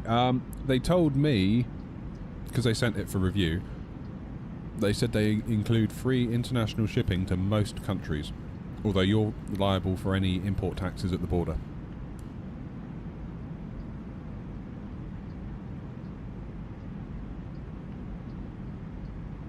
And other local taxes.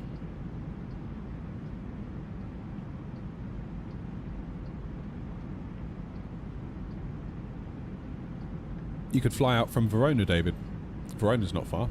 That's where we stayed. We stayed in Verona for a few days, and we moved to a hotel in Lake Garda. It wasn't long on the train to get between the two, so in a plane it would be easy peasy. Hi, can you please send me FS stuff? No.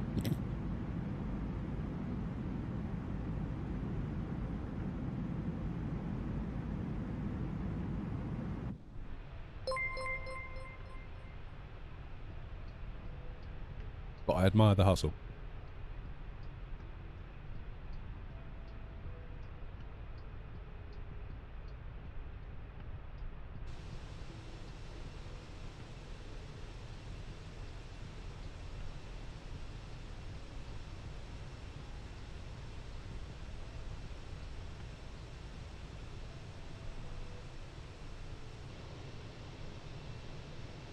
Nightcrawler says, dang it. Nightcrawler, were you actually serious, or was that like a joke question? Keep in mind, I've got no idea who you are. I don't think I've ever seen you in a stream before. If I were going to give out free gear to anyone, you'd probably be bottom of the pile, mate. No offence.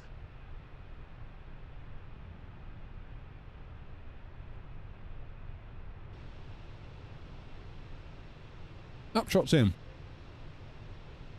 Just having some lunch up shop.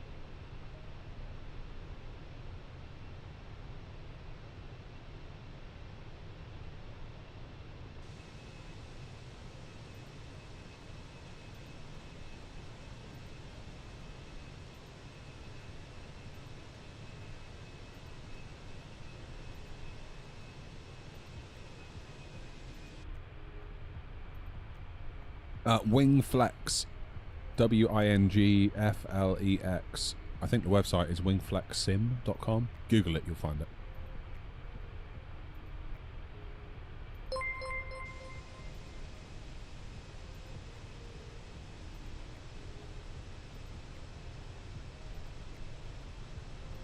Cheers, Captain Case.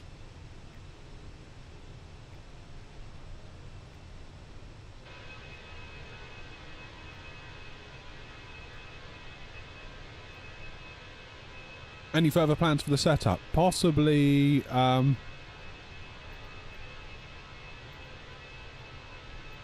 suppose the next thing would be to maybe go down the full cockpit route, but I'm not sure about that.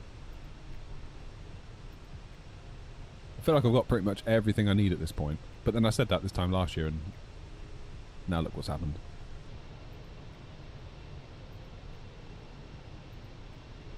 How big's my monitor? It's 43 inch. It's just a TV. It's not really a PC monitor. Just an LG 43 inch 60 hertz TV. It's not very good, to be honest. Like, it's like the cheapest budget one they do, 4K. I didn't even really buy it for flight simming. I just ended up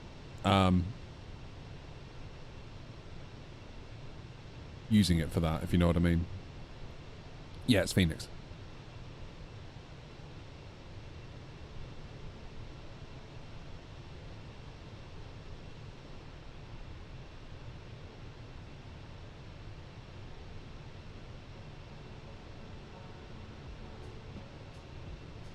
We're really not far from top of descent, are we? 60 miles. We better do some work. Okay, wind remains variable at 3 knots. So I think 3.5 is going to be what we do.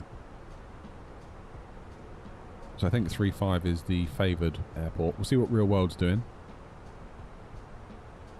If indeed there's anything for us to check. Where am I going? I'm lost. That's Denmark. I'm at Bergen.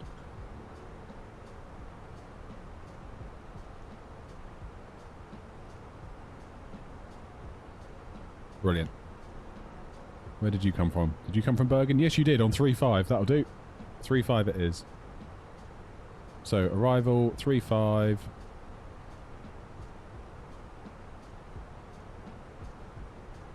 What's my landing weight going to be? Zero fuel weight is 74 tons, and we've got 4 tons of fuel when we land, so that's going to be 78 tons.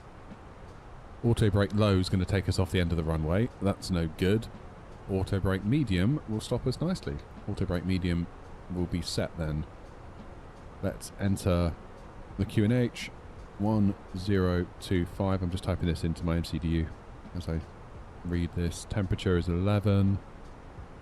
Wind is variable at 5 knots, so what I would normally do at this point is check out what the opposite runway direction is.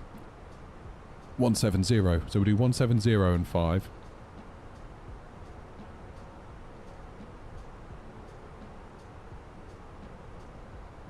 Because then that gives us a worst case scenario if it's a tailwind. Minimums, 364. And we are good to go. Oh, we're slightly overweight as well at 70. There's an easy solution there. Speed brakes, baby.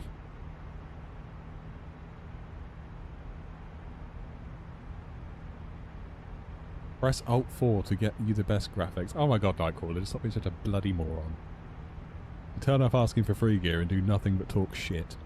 Holy god. Right. Nightcrawler, it's been an utter pleasure. But we'll be seeing you.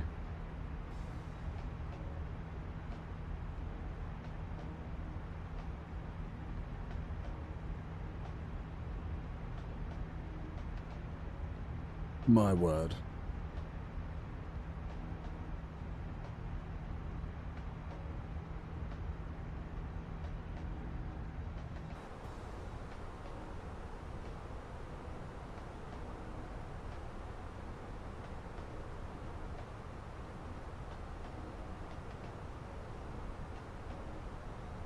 Do I have anyone I can talk to about on the aircraft on the Phoenix team? Like, do I have a contact on the Phoenix? No. They don't know me from Adam.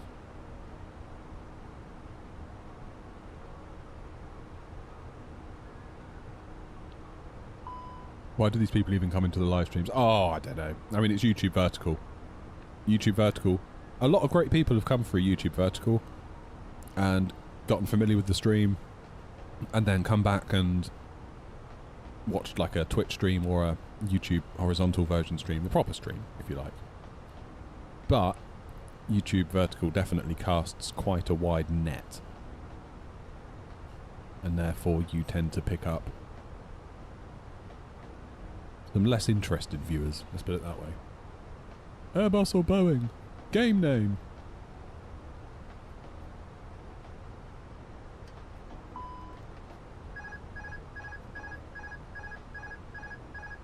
What's going on here?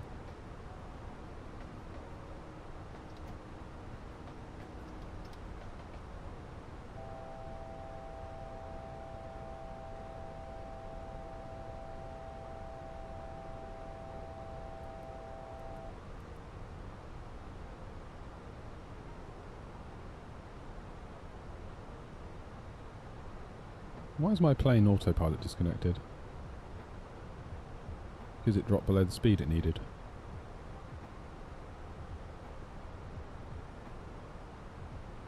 It's alright. We'll rescue it.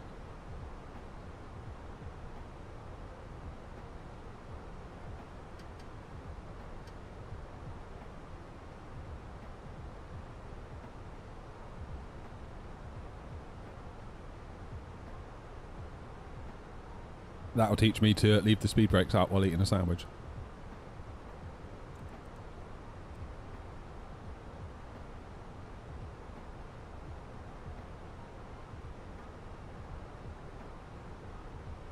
Well, the good news is that did burn off some fuel.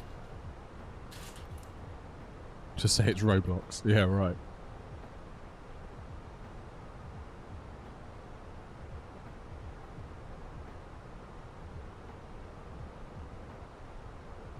Wondering what impact a larger screen has. Is it better? I really like it. So I tried switching to a 32-inch 1440p monitor and it immediately felt like I was playing a computer game. Whereas this feels like I'm in a sim.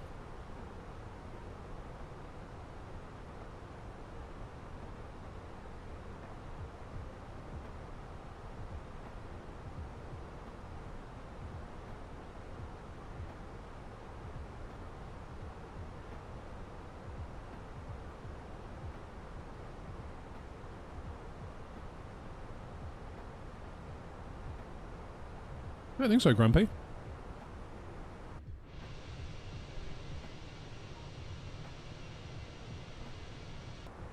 I did have speed brakes out.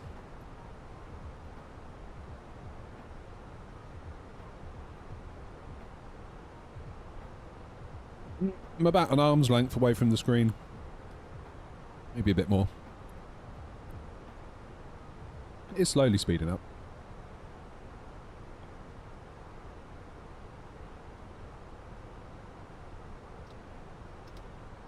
Auto throttle's on.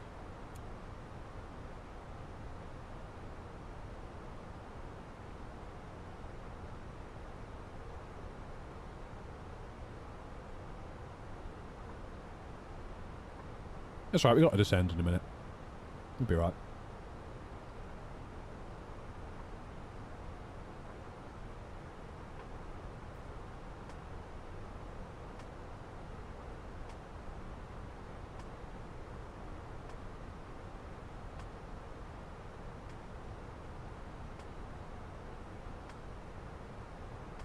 Time to descend now, anyway. My N1 is at like 93.3. We should be speeding up, right?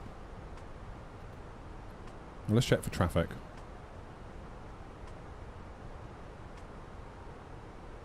Let's just start our descent. 4,000 for Rivap. Bergen traffic, Air 1011, flight level 350, inbound Aluva, descending now for 4,000 feet, level by River for the ILS Whiskey 35, Bergen. It seems happy now.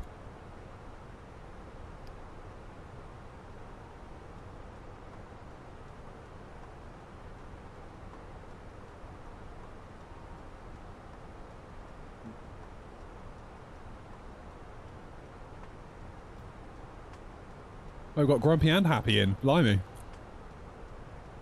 I feel like the end of the, it's like the end of the Matrix 3 when there's like thousands of Smiths everywhere.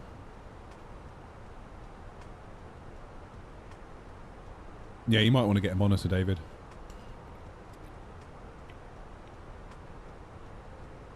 You had your first rejected takeoff on VATSIM. Oh my word. You're welcome, Case.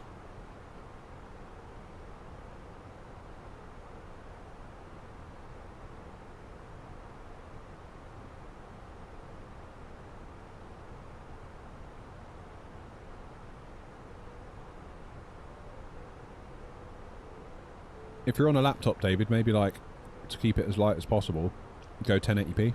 Maybe see if you can get like a 1080p TV. You can get one of those cheap. HDMI into it.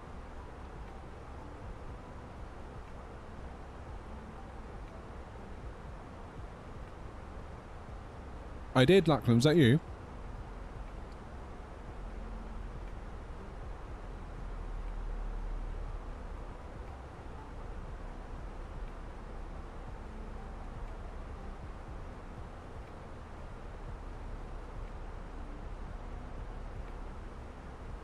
Made a triangle out of my crisps.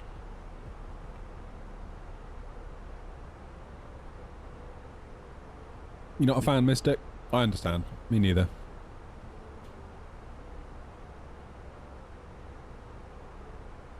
I mean, I dread to think what it'd be in here if it weren't for the AC.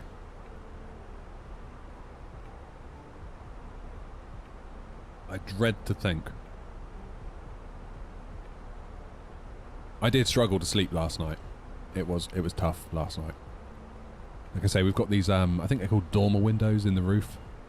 So our bedrooms are like little sheds that kind of stick out of the roof line.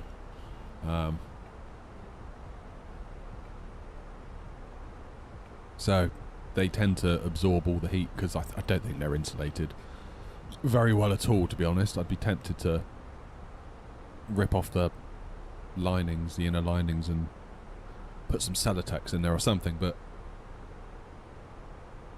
I think it's just stud work that they're made out of. It is literally like garden shed material. It's not particularly incredible stuff, but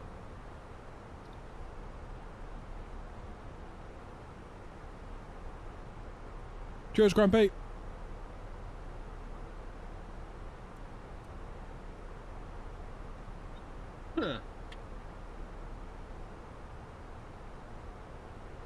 Yeah, that's the trouble. UK homes are very much designed to keep heat in.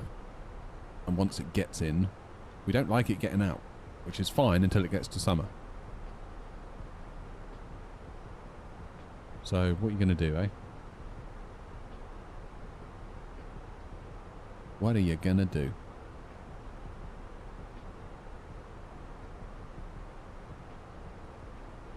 Alright, boom.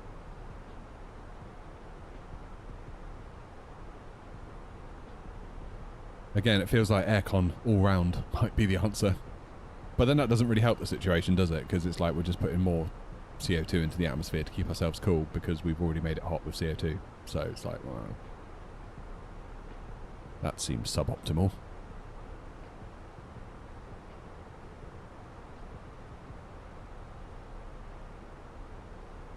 It feels like the last sort of...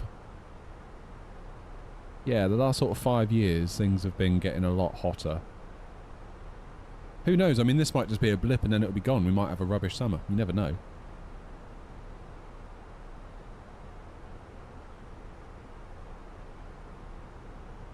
Never know, we might get a bit of snow in the winter. Can't beat a snow day. Well, you can actually, because then the kids can't go to school. Which means that Muggins here has to take a day off and sort them out.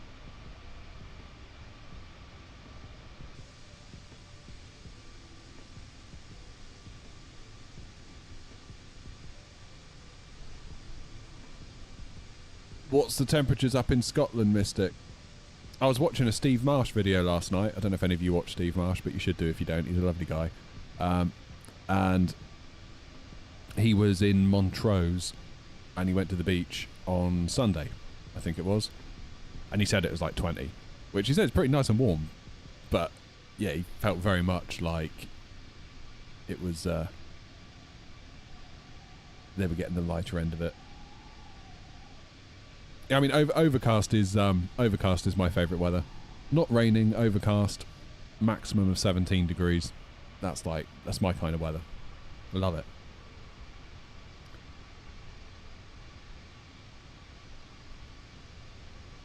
Can't beat a bit of overcast.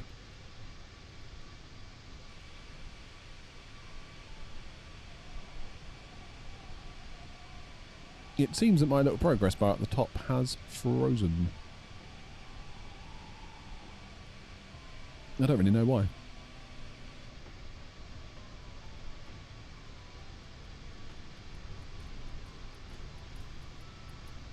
Yeah, I'm the same, Mystic.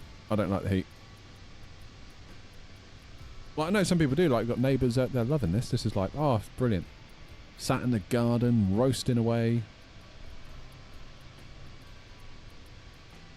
No, thank you.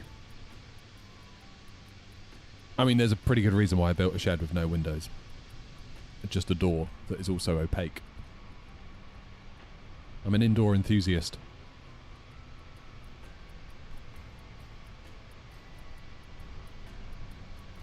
About 30 today, Lachlan. 30 today, 30 tomorrow, and then it breaks. Allegedly. And then next week, rain. Which I will take all day long.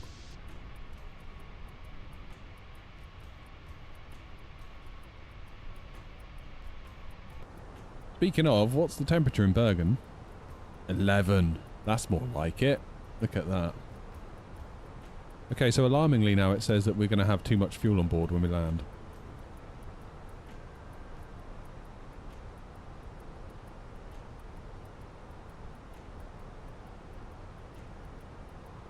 Right, we might need to do a hold. We do a hold at Iblir.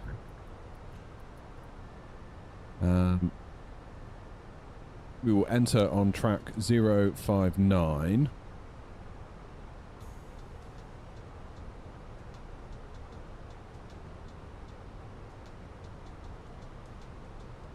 And then do right-hand turns.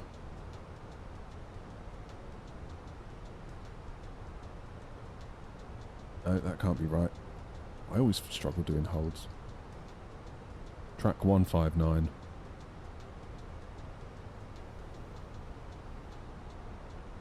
Better.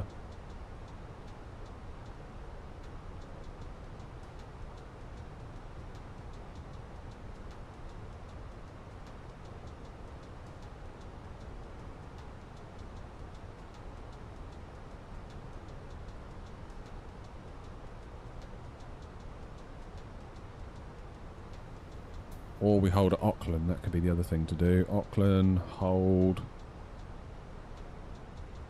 Right hand turns. We do that. We want left hand turns.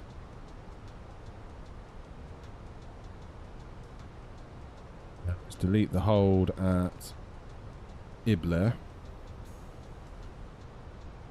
Cool. Now we're in business. Why am I slowing down again?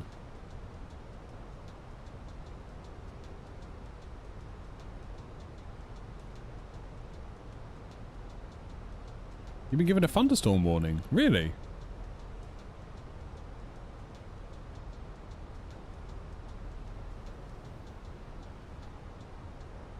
Are my kids interested in aviation? Not really. I mean, they like planes to a point, but in the same way that most kids do, but... How did I know I've got too much fuel? So if you go to init page B, estimated fuel on board 3.8 tons. Oh, we're okay now. Cancel the hold.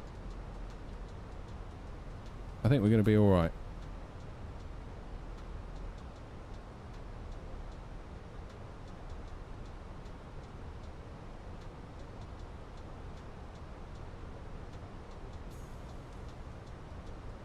So how you work it out is you go to init page B, init, then press the right arrow.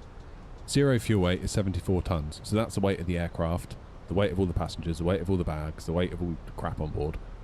And then EFOB is the estimated fuel on board when we land. So when we touch down at Bergen, it estimates we're going to have 3.8 tons of fuel. That makes a total weight, if you add these two up, to 77.8 tons. Which you'll notice is the maximum landing weight for the Airbus A321. So now, according to my calculations, we are fine, albeit just.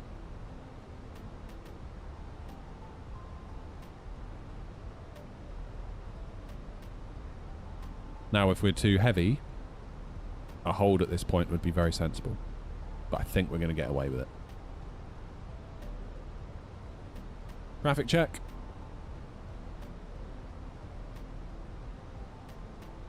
This is really handy, this. So if you click on the airport, ENBR, click on the arrivals, you can see I'm the first arrival. And the next one is Darren. So we basically know that there's no one coming in that we're likely to clash with, because it can tell you there's someone else coming in that you might not have spotted. They might be coming in from the north or whatever. So it's quite handy, that. So if you had ATC online, could you ask ATC to hold? Yeah. Yeah, I've done that before. We were going into... It was either Nook or Keflavik. And we had, I think it was Keflavik radar. And I just said, look, I'm really heavy, can I hold here? And they're like, yep, sure, fine. Descend in the hold no lower than, like, 7,000 feet. No, I don't have the speed brakes out again, Joanna. Like, literally, look. Gears up, speed brakes are armed, in fact.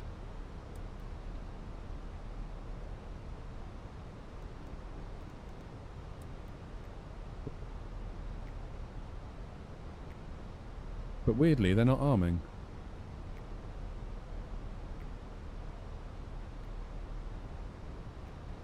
If we look out the window, there's nothing up.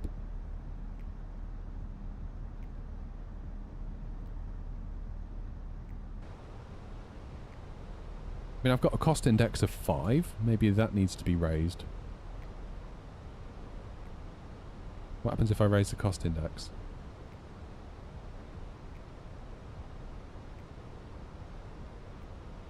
Don't know. Put it back to 5. Let's not mess with that now.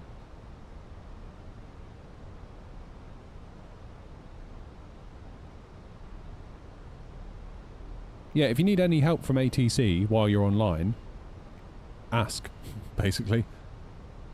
Ask, ask, ask, ask. Don't be a hero. Don't try and think you know it all, or you're going to look silly if you ask a question. They'd much rather you ask.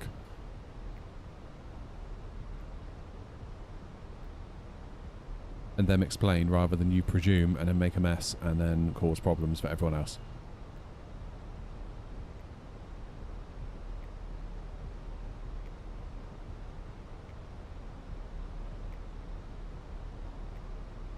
No ATC online, that's okay though.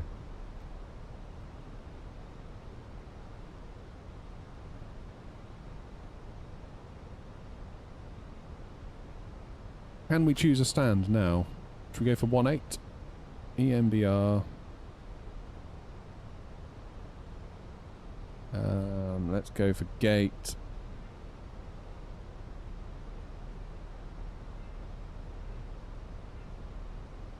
Let's go gate 1.5.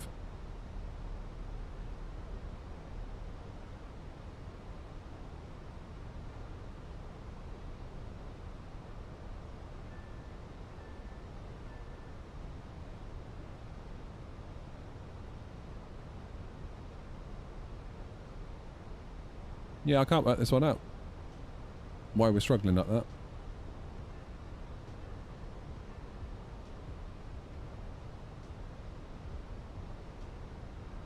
They did not appreciate the help.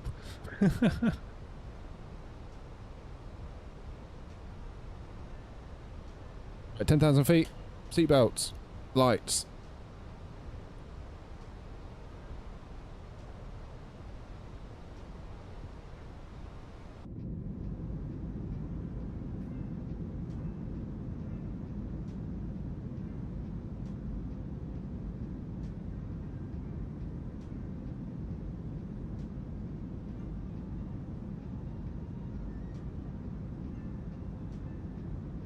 Round we go then. Well, nice of the clouds to get out of our way so we can see the nicer scenery.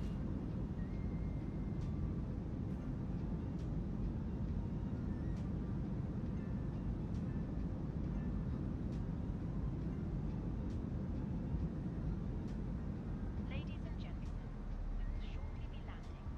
Please ensure your cabin bag is safely stowed with your Now the plane's overspeeding.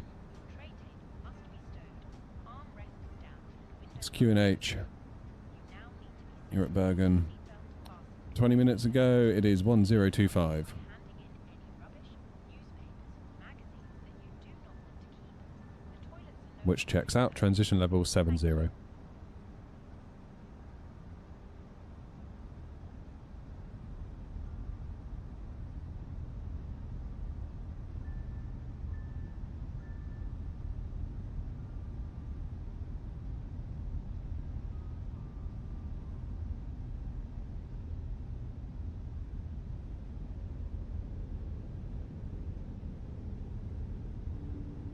Flaps 1 coming out. That should help keep things under control.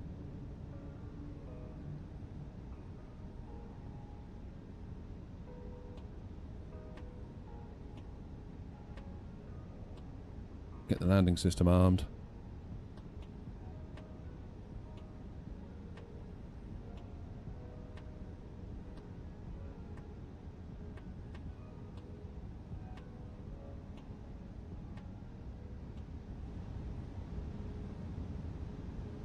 Love a bit of Bergen, I do.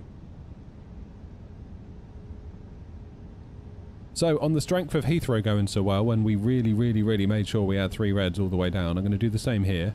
And if we see 4 reds, that's not going to mean a go around, because of course, if we're kind of offsetting by 1, that really means 3 reds, doesn't it? And if obviously if it looks really bad, then we probably do have 4 reds and we'll go again, but...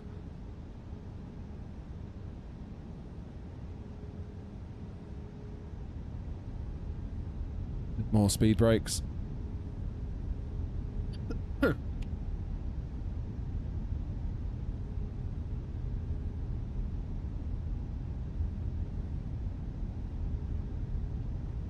ILS broken. I don't know at this airport. It really varies, but generally in an A320, 3 reds is where you want to be shooting for. A330 driver did a video on it ages ago, and he did an example where he was flying into Dusseldorf, which he flies into all the time in real life, and he was like, look, over the numbers you want 50 feet. And he said if we follow the pappies, over the numbers you're like at 80 feet or 70 feet. Lo and behold, you have a long landing. Cabin crew must now be seated for landing. Thank you. Bergen traffic Air 1011 inbound Rivap for the ILS Whiskey 35 Bergen traffic.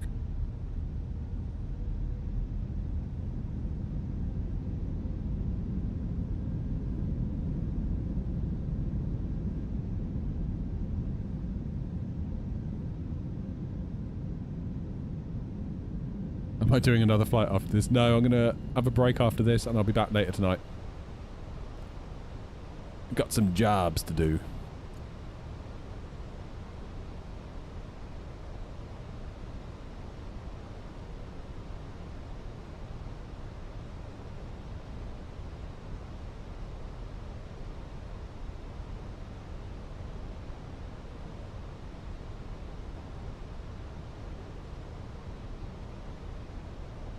Well, so far so good, right?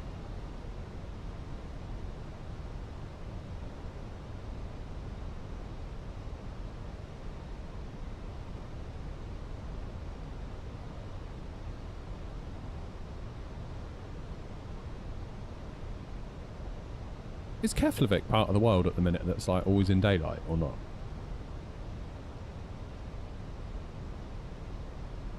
I was thinking if we were to fly there tonight, would we get a daytime landing?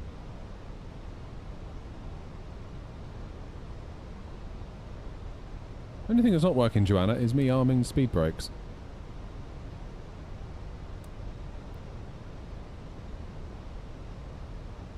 It goes up, then it goes down. Occasionally.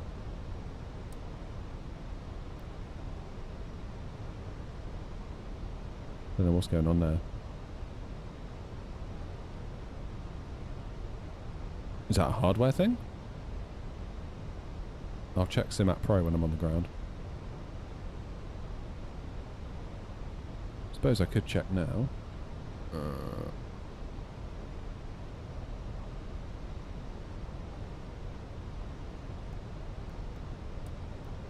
Oh, it's not. Look, it's going... It ain't doing it. How weird. Not the Phoenix. Dum dum dum.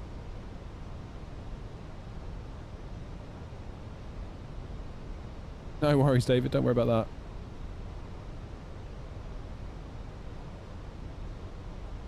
Never any obligation to join.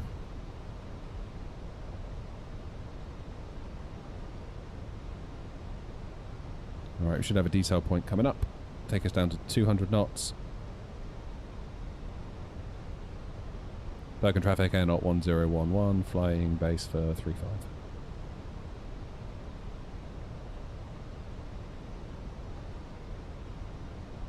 See you, David. Cheers. Decel. Bergen traffic, not A2 inbound by a blip for ILS runway 35 whiskey. Bit of speed brake. Flaps 2.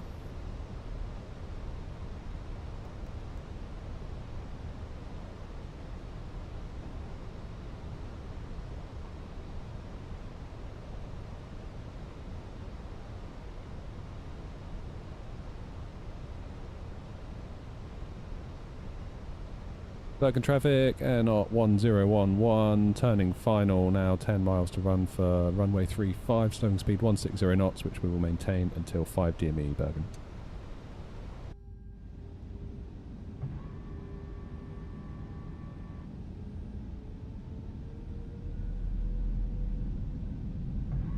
Laps full, drop the gear.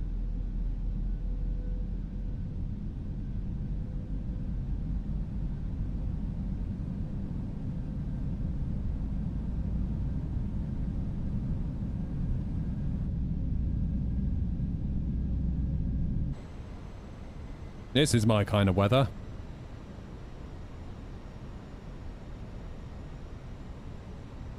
Okay, the wind is variable at 7 knots.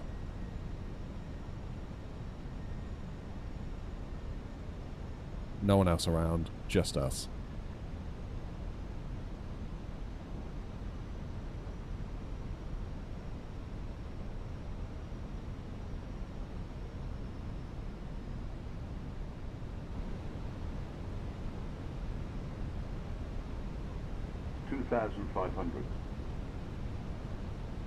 Alright, flaps full, gear down 3 greens, auto brake medium, go around altitude set. Lights are set. All we need now is a visual. 7 miles out.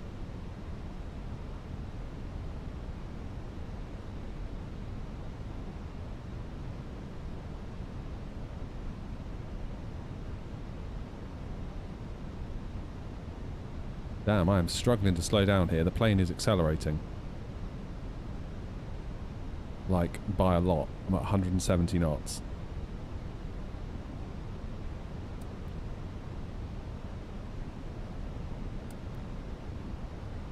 Can't arm the spoilers, unfortunately.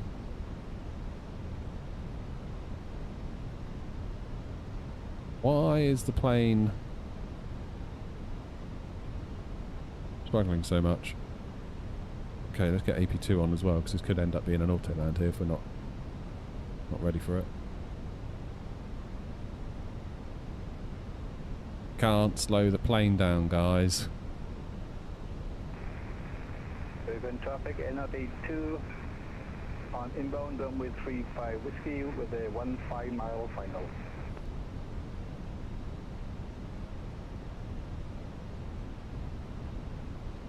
Wowzers.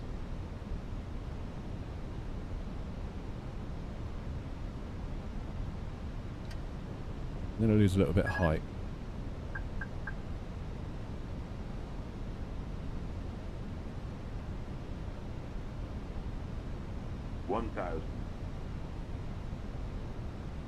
Right, there's my 3 reds. Let's bring the nose up a bit, and hopefully we'll slow down.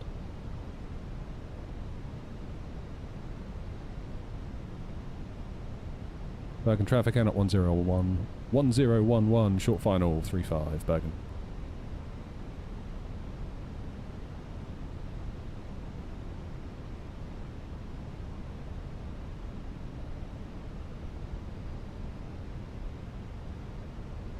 Not entirely convinced this is the weather we were advertised. Disagree. 100 above.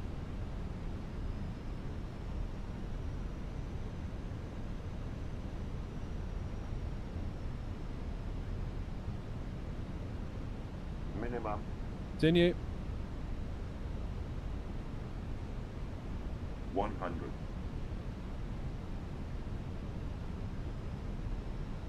50, 40, 30, 20, retard. 10, 5. Come on, Em. Let's get that engine out of the way.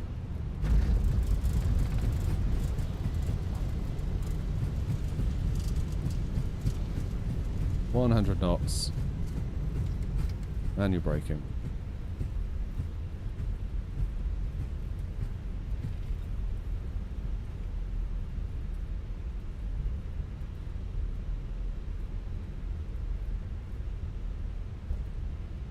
And we will vacate.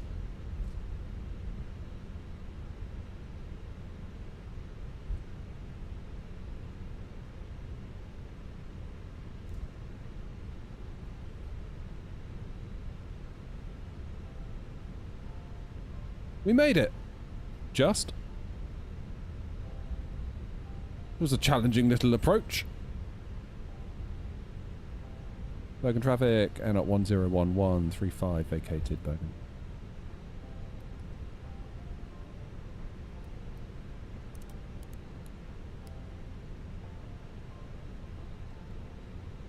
Hour and 34 to Bergen. That's not too bad, is it?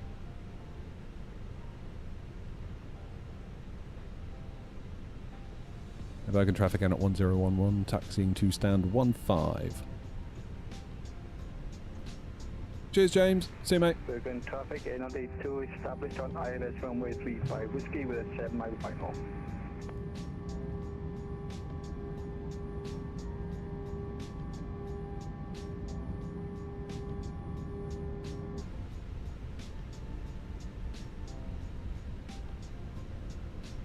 Yeah, a little bit of a floater. The thing is that the runway dips away from you, but equally I was trying to avoid smacking that bump as well, so yeah.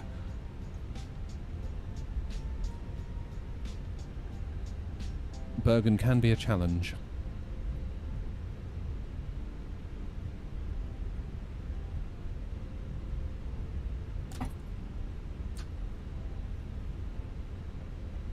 Because look, we're going very much uphill at the moment.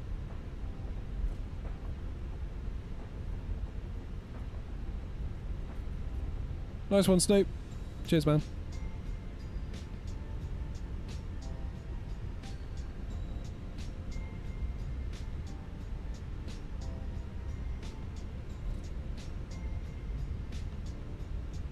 Where am I going? I'm going all the way up to, like, November, right? Really should have chosen a easier to access stand. But yeah, I mean, just look at this taxiway. We are, like, definitely going uphill right now. The point where the plane is stopping. You can see that follows on the runway there. So it can be quite a tricky 135 to get into. Maybe we need a Bergen tour. That's what we need. We need a Bergen tour. Copenhagen, Oslo, Stockholm, Billund, Edinburgh, Keflavik, Tromsø. Yeah, this tour's writing itself. This tour is writing itself already.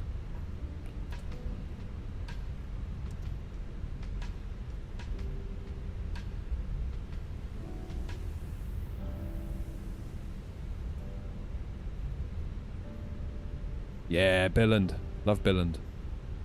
I remember I flew to Billund once from here and the controller said cleared to Legoland when I got my IFR clearance. Oh, Joseph, you've missed the stream, mate. We're over. It's all over. We've just landed. We've gone from Dublin to Heathrow, from Heathrow to Bergen, but we'll be back tonight, Joseph. Don't you worry. Hopefully when it's a bit cooler. No, Oliver, I haven't.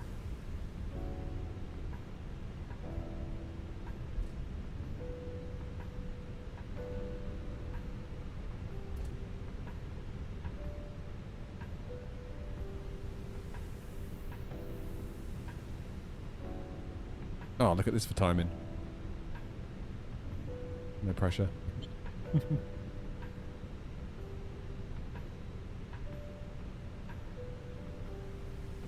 That's looking bloody tidy, isn't it? Yes. All day long. We don't muck around here at Air Not. Can you get an A320 in and out of there, Oliver?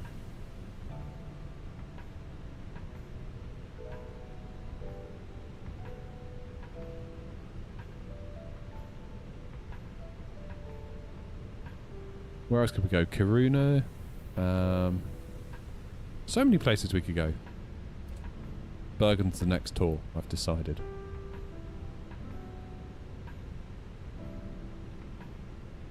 And that's the end of it. One of the perks of being the boss. Bergen traffic, NRT2, vacated runway 35.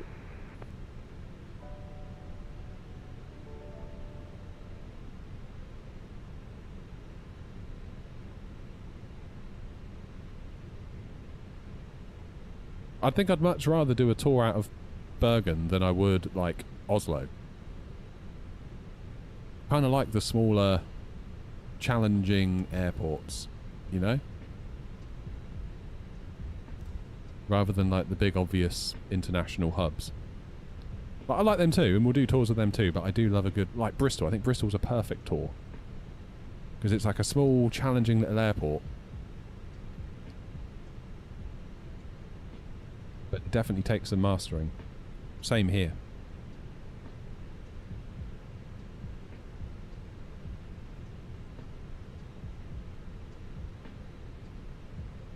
Can't get the staff, Joanna, can you? Bloody hell. How can I learn what to say in VATSIM? I've got a video called How to Start on VATSIM Without Stress. You might find that helps. Or you might not. There's also like cheat sheets, but... take that with a grain of salt. I would.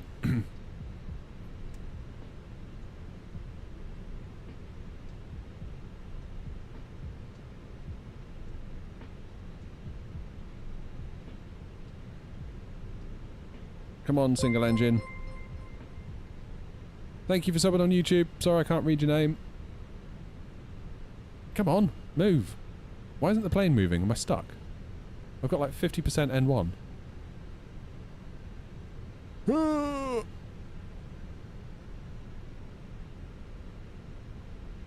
Come on.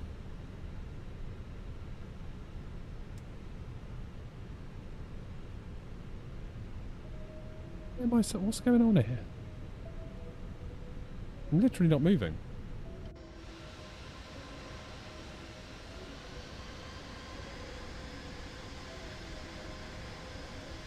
Bergen traffic, NRT2 taxiing to stand 17.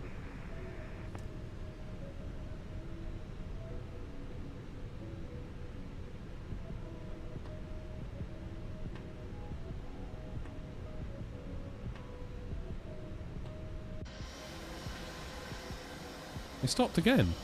I feel like I'm like taxiing over glue.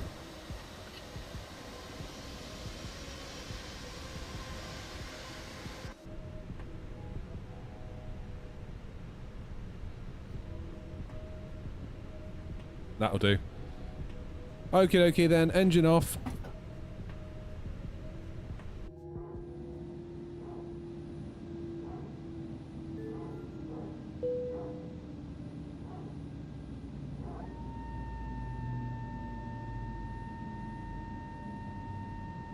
Yeah, tried that, didn't do a thing. It's really weird. Another 10 in challenging conditions. It was challenging actually. That was I was working for that. So I'm really glad we got a 10. That's really nice. 26k for the airline as well. Look at that. And here comes Darren, look. Air Not gracing the taxiways at Bergen. Not sure what Bergen would have to say about that, but you know. They're not here. And I am. Lovely job. Lovely, lovely, lovely. Right, guys. Thank you very, very, very much for today's stream. It's been a nice little 4-hour jaunt. I will be back... I don't know when I'm going to be back later. I need to think about that because I'm not so restricted on time this evening because I'm home alone.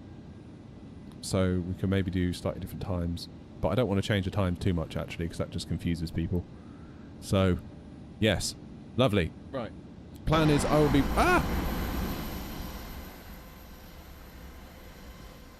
Plan is I will be back tonight, and we'll go somewhere, or we'll do some FSI panel. I haven't decided yet, but I'll put it in the scheduled stream when I get there.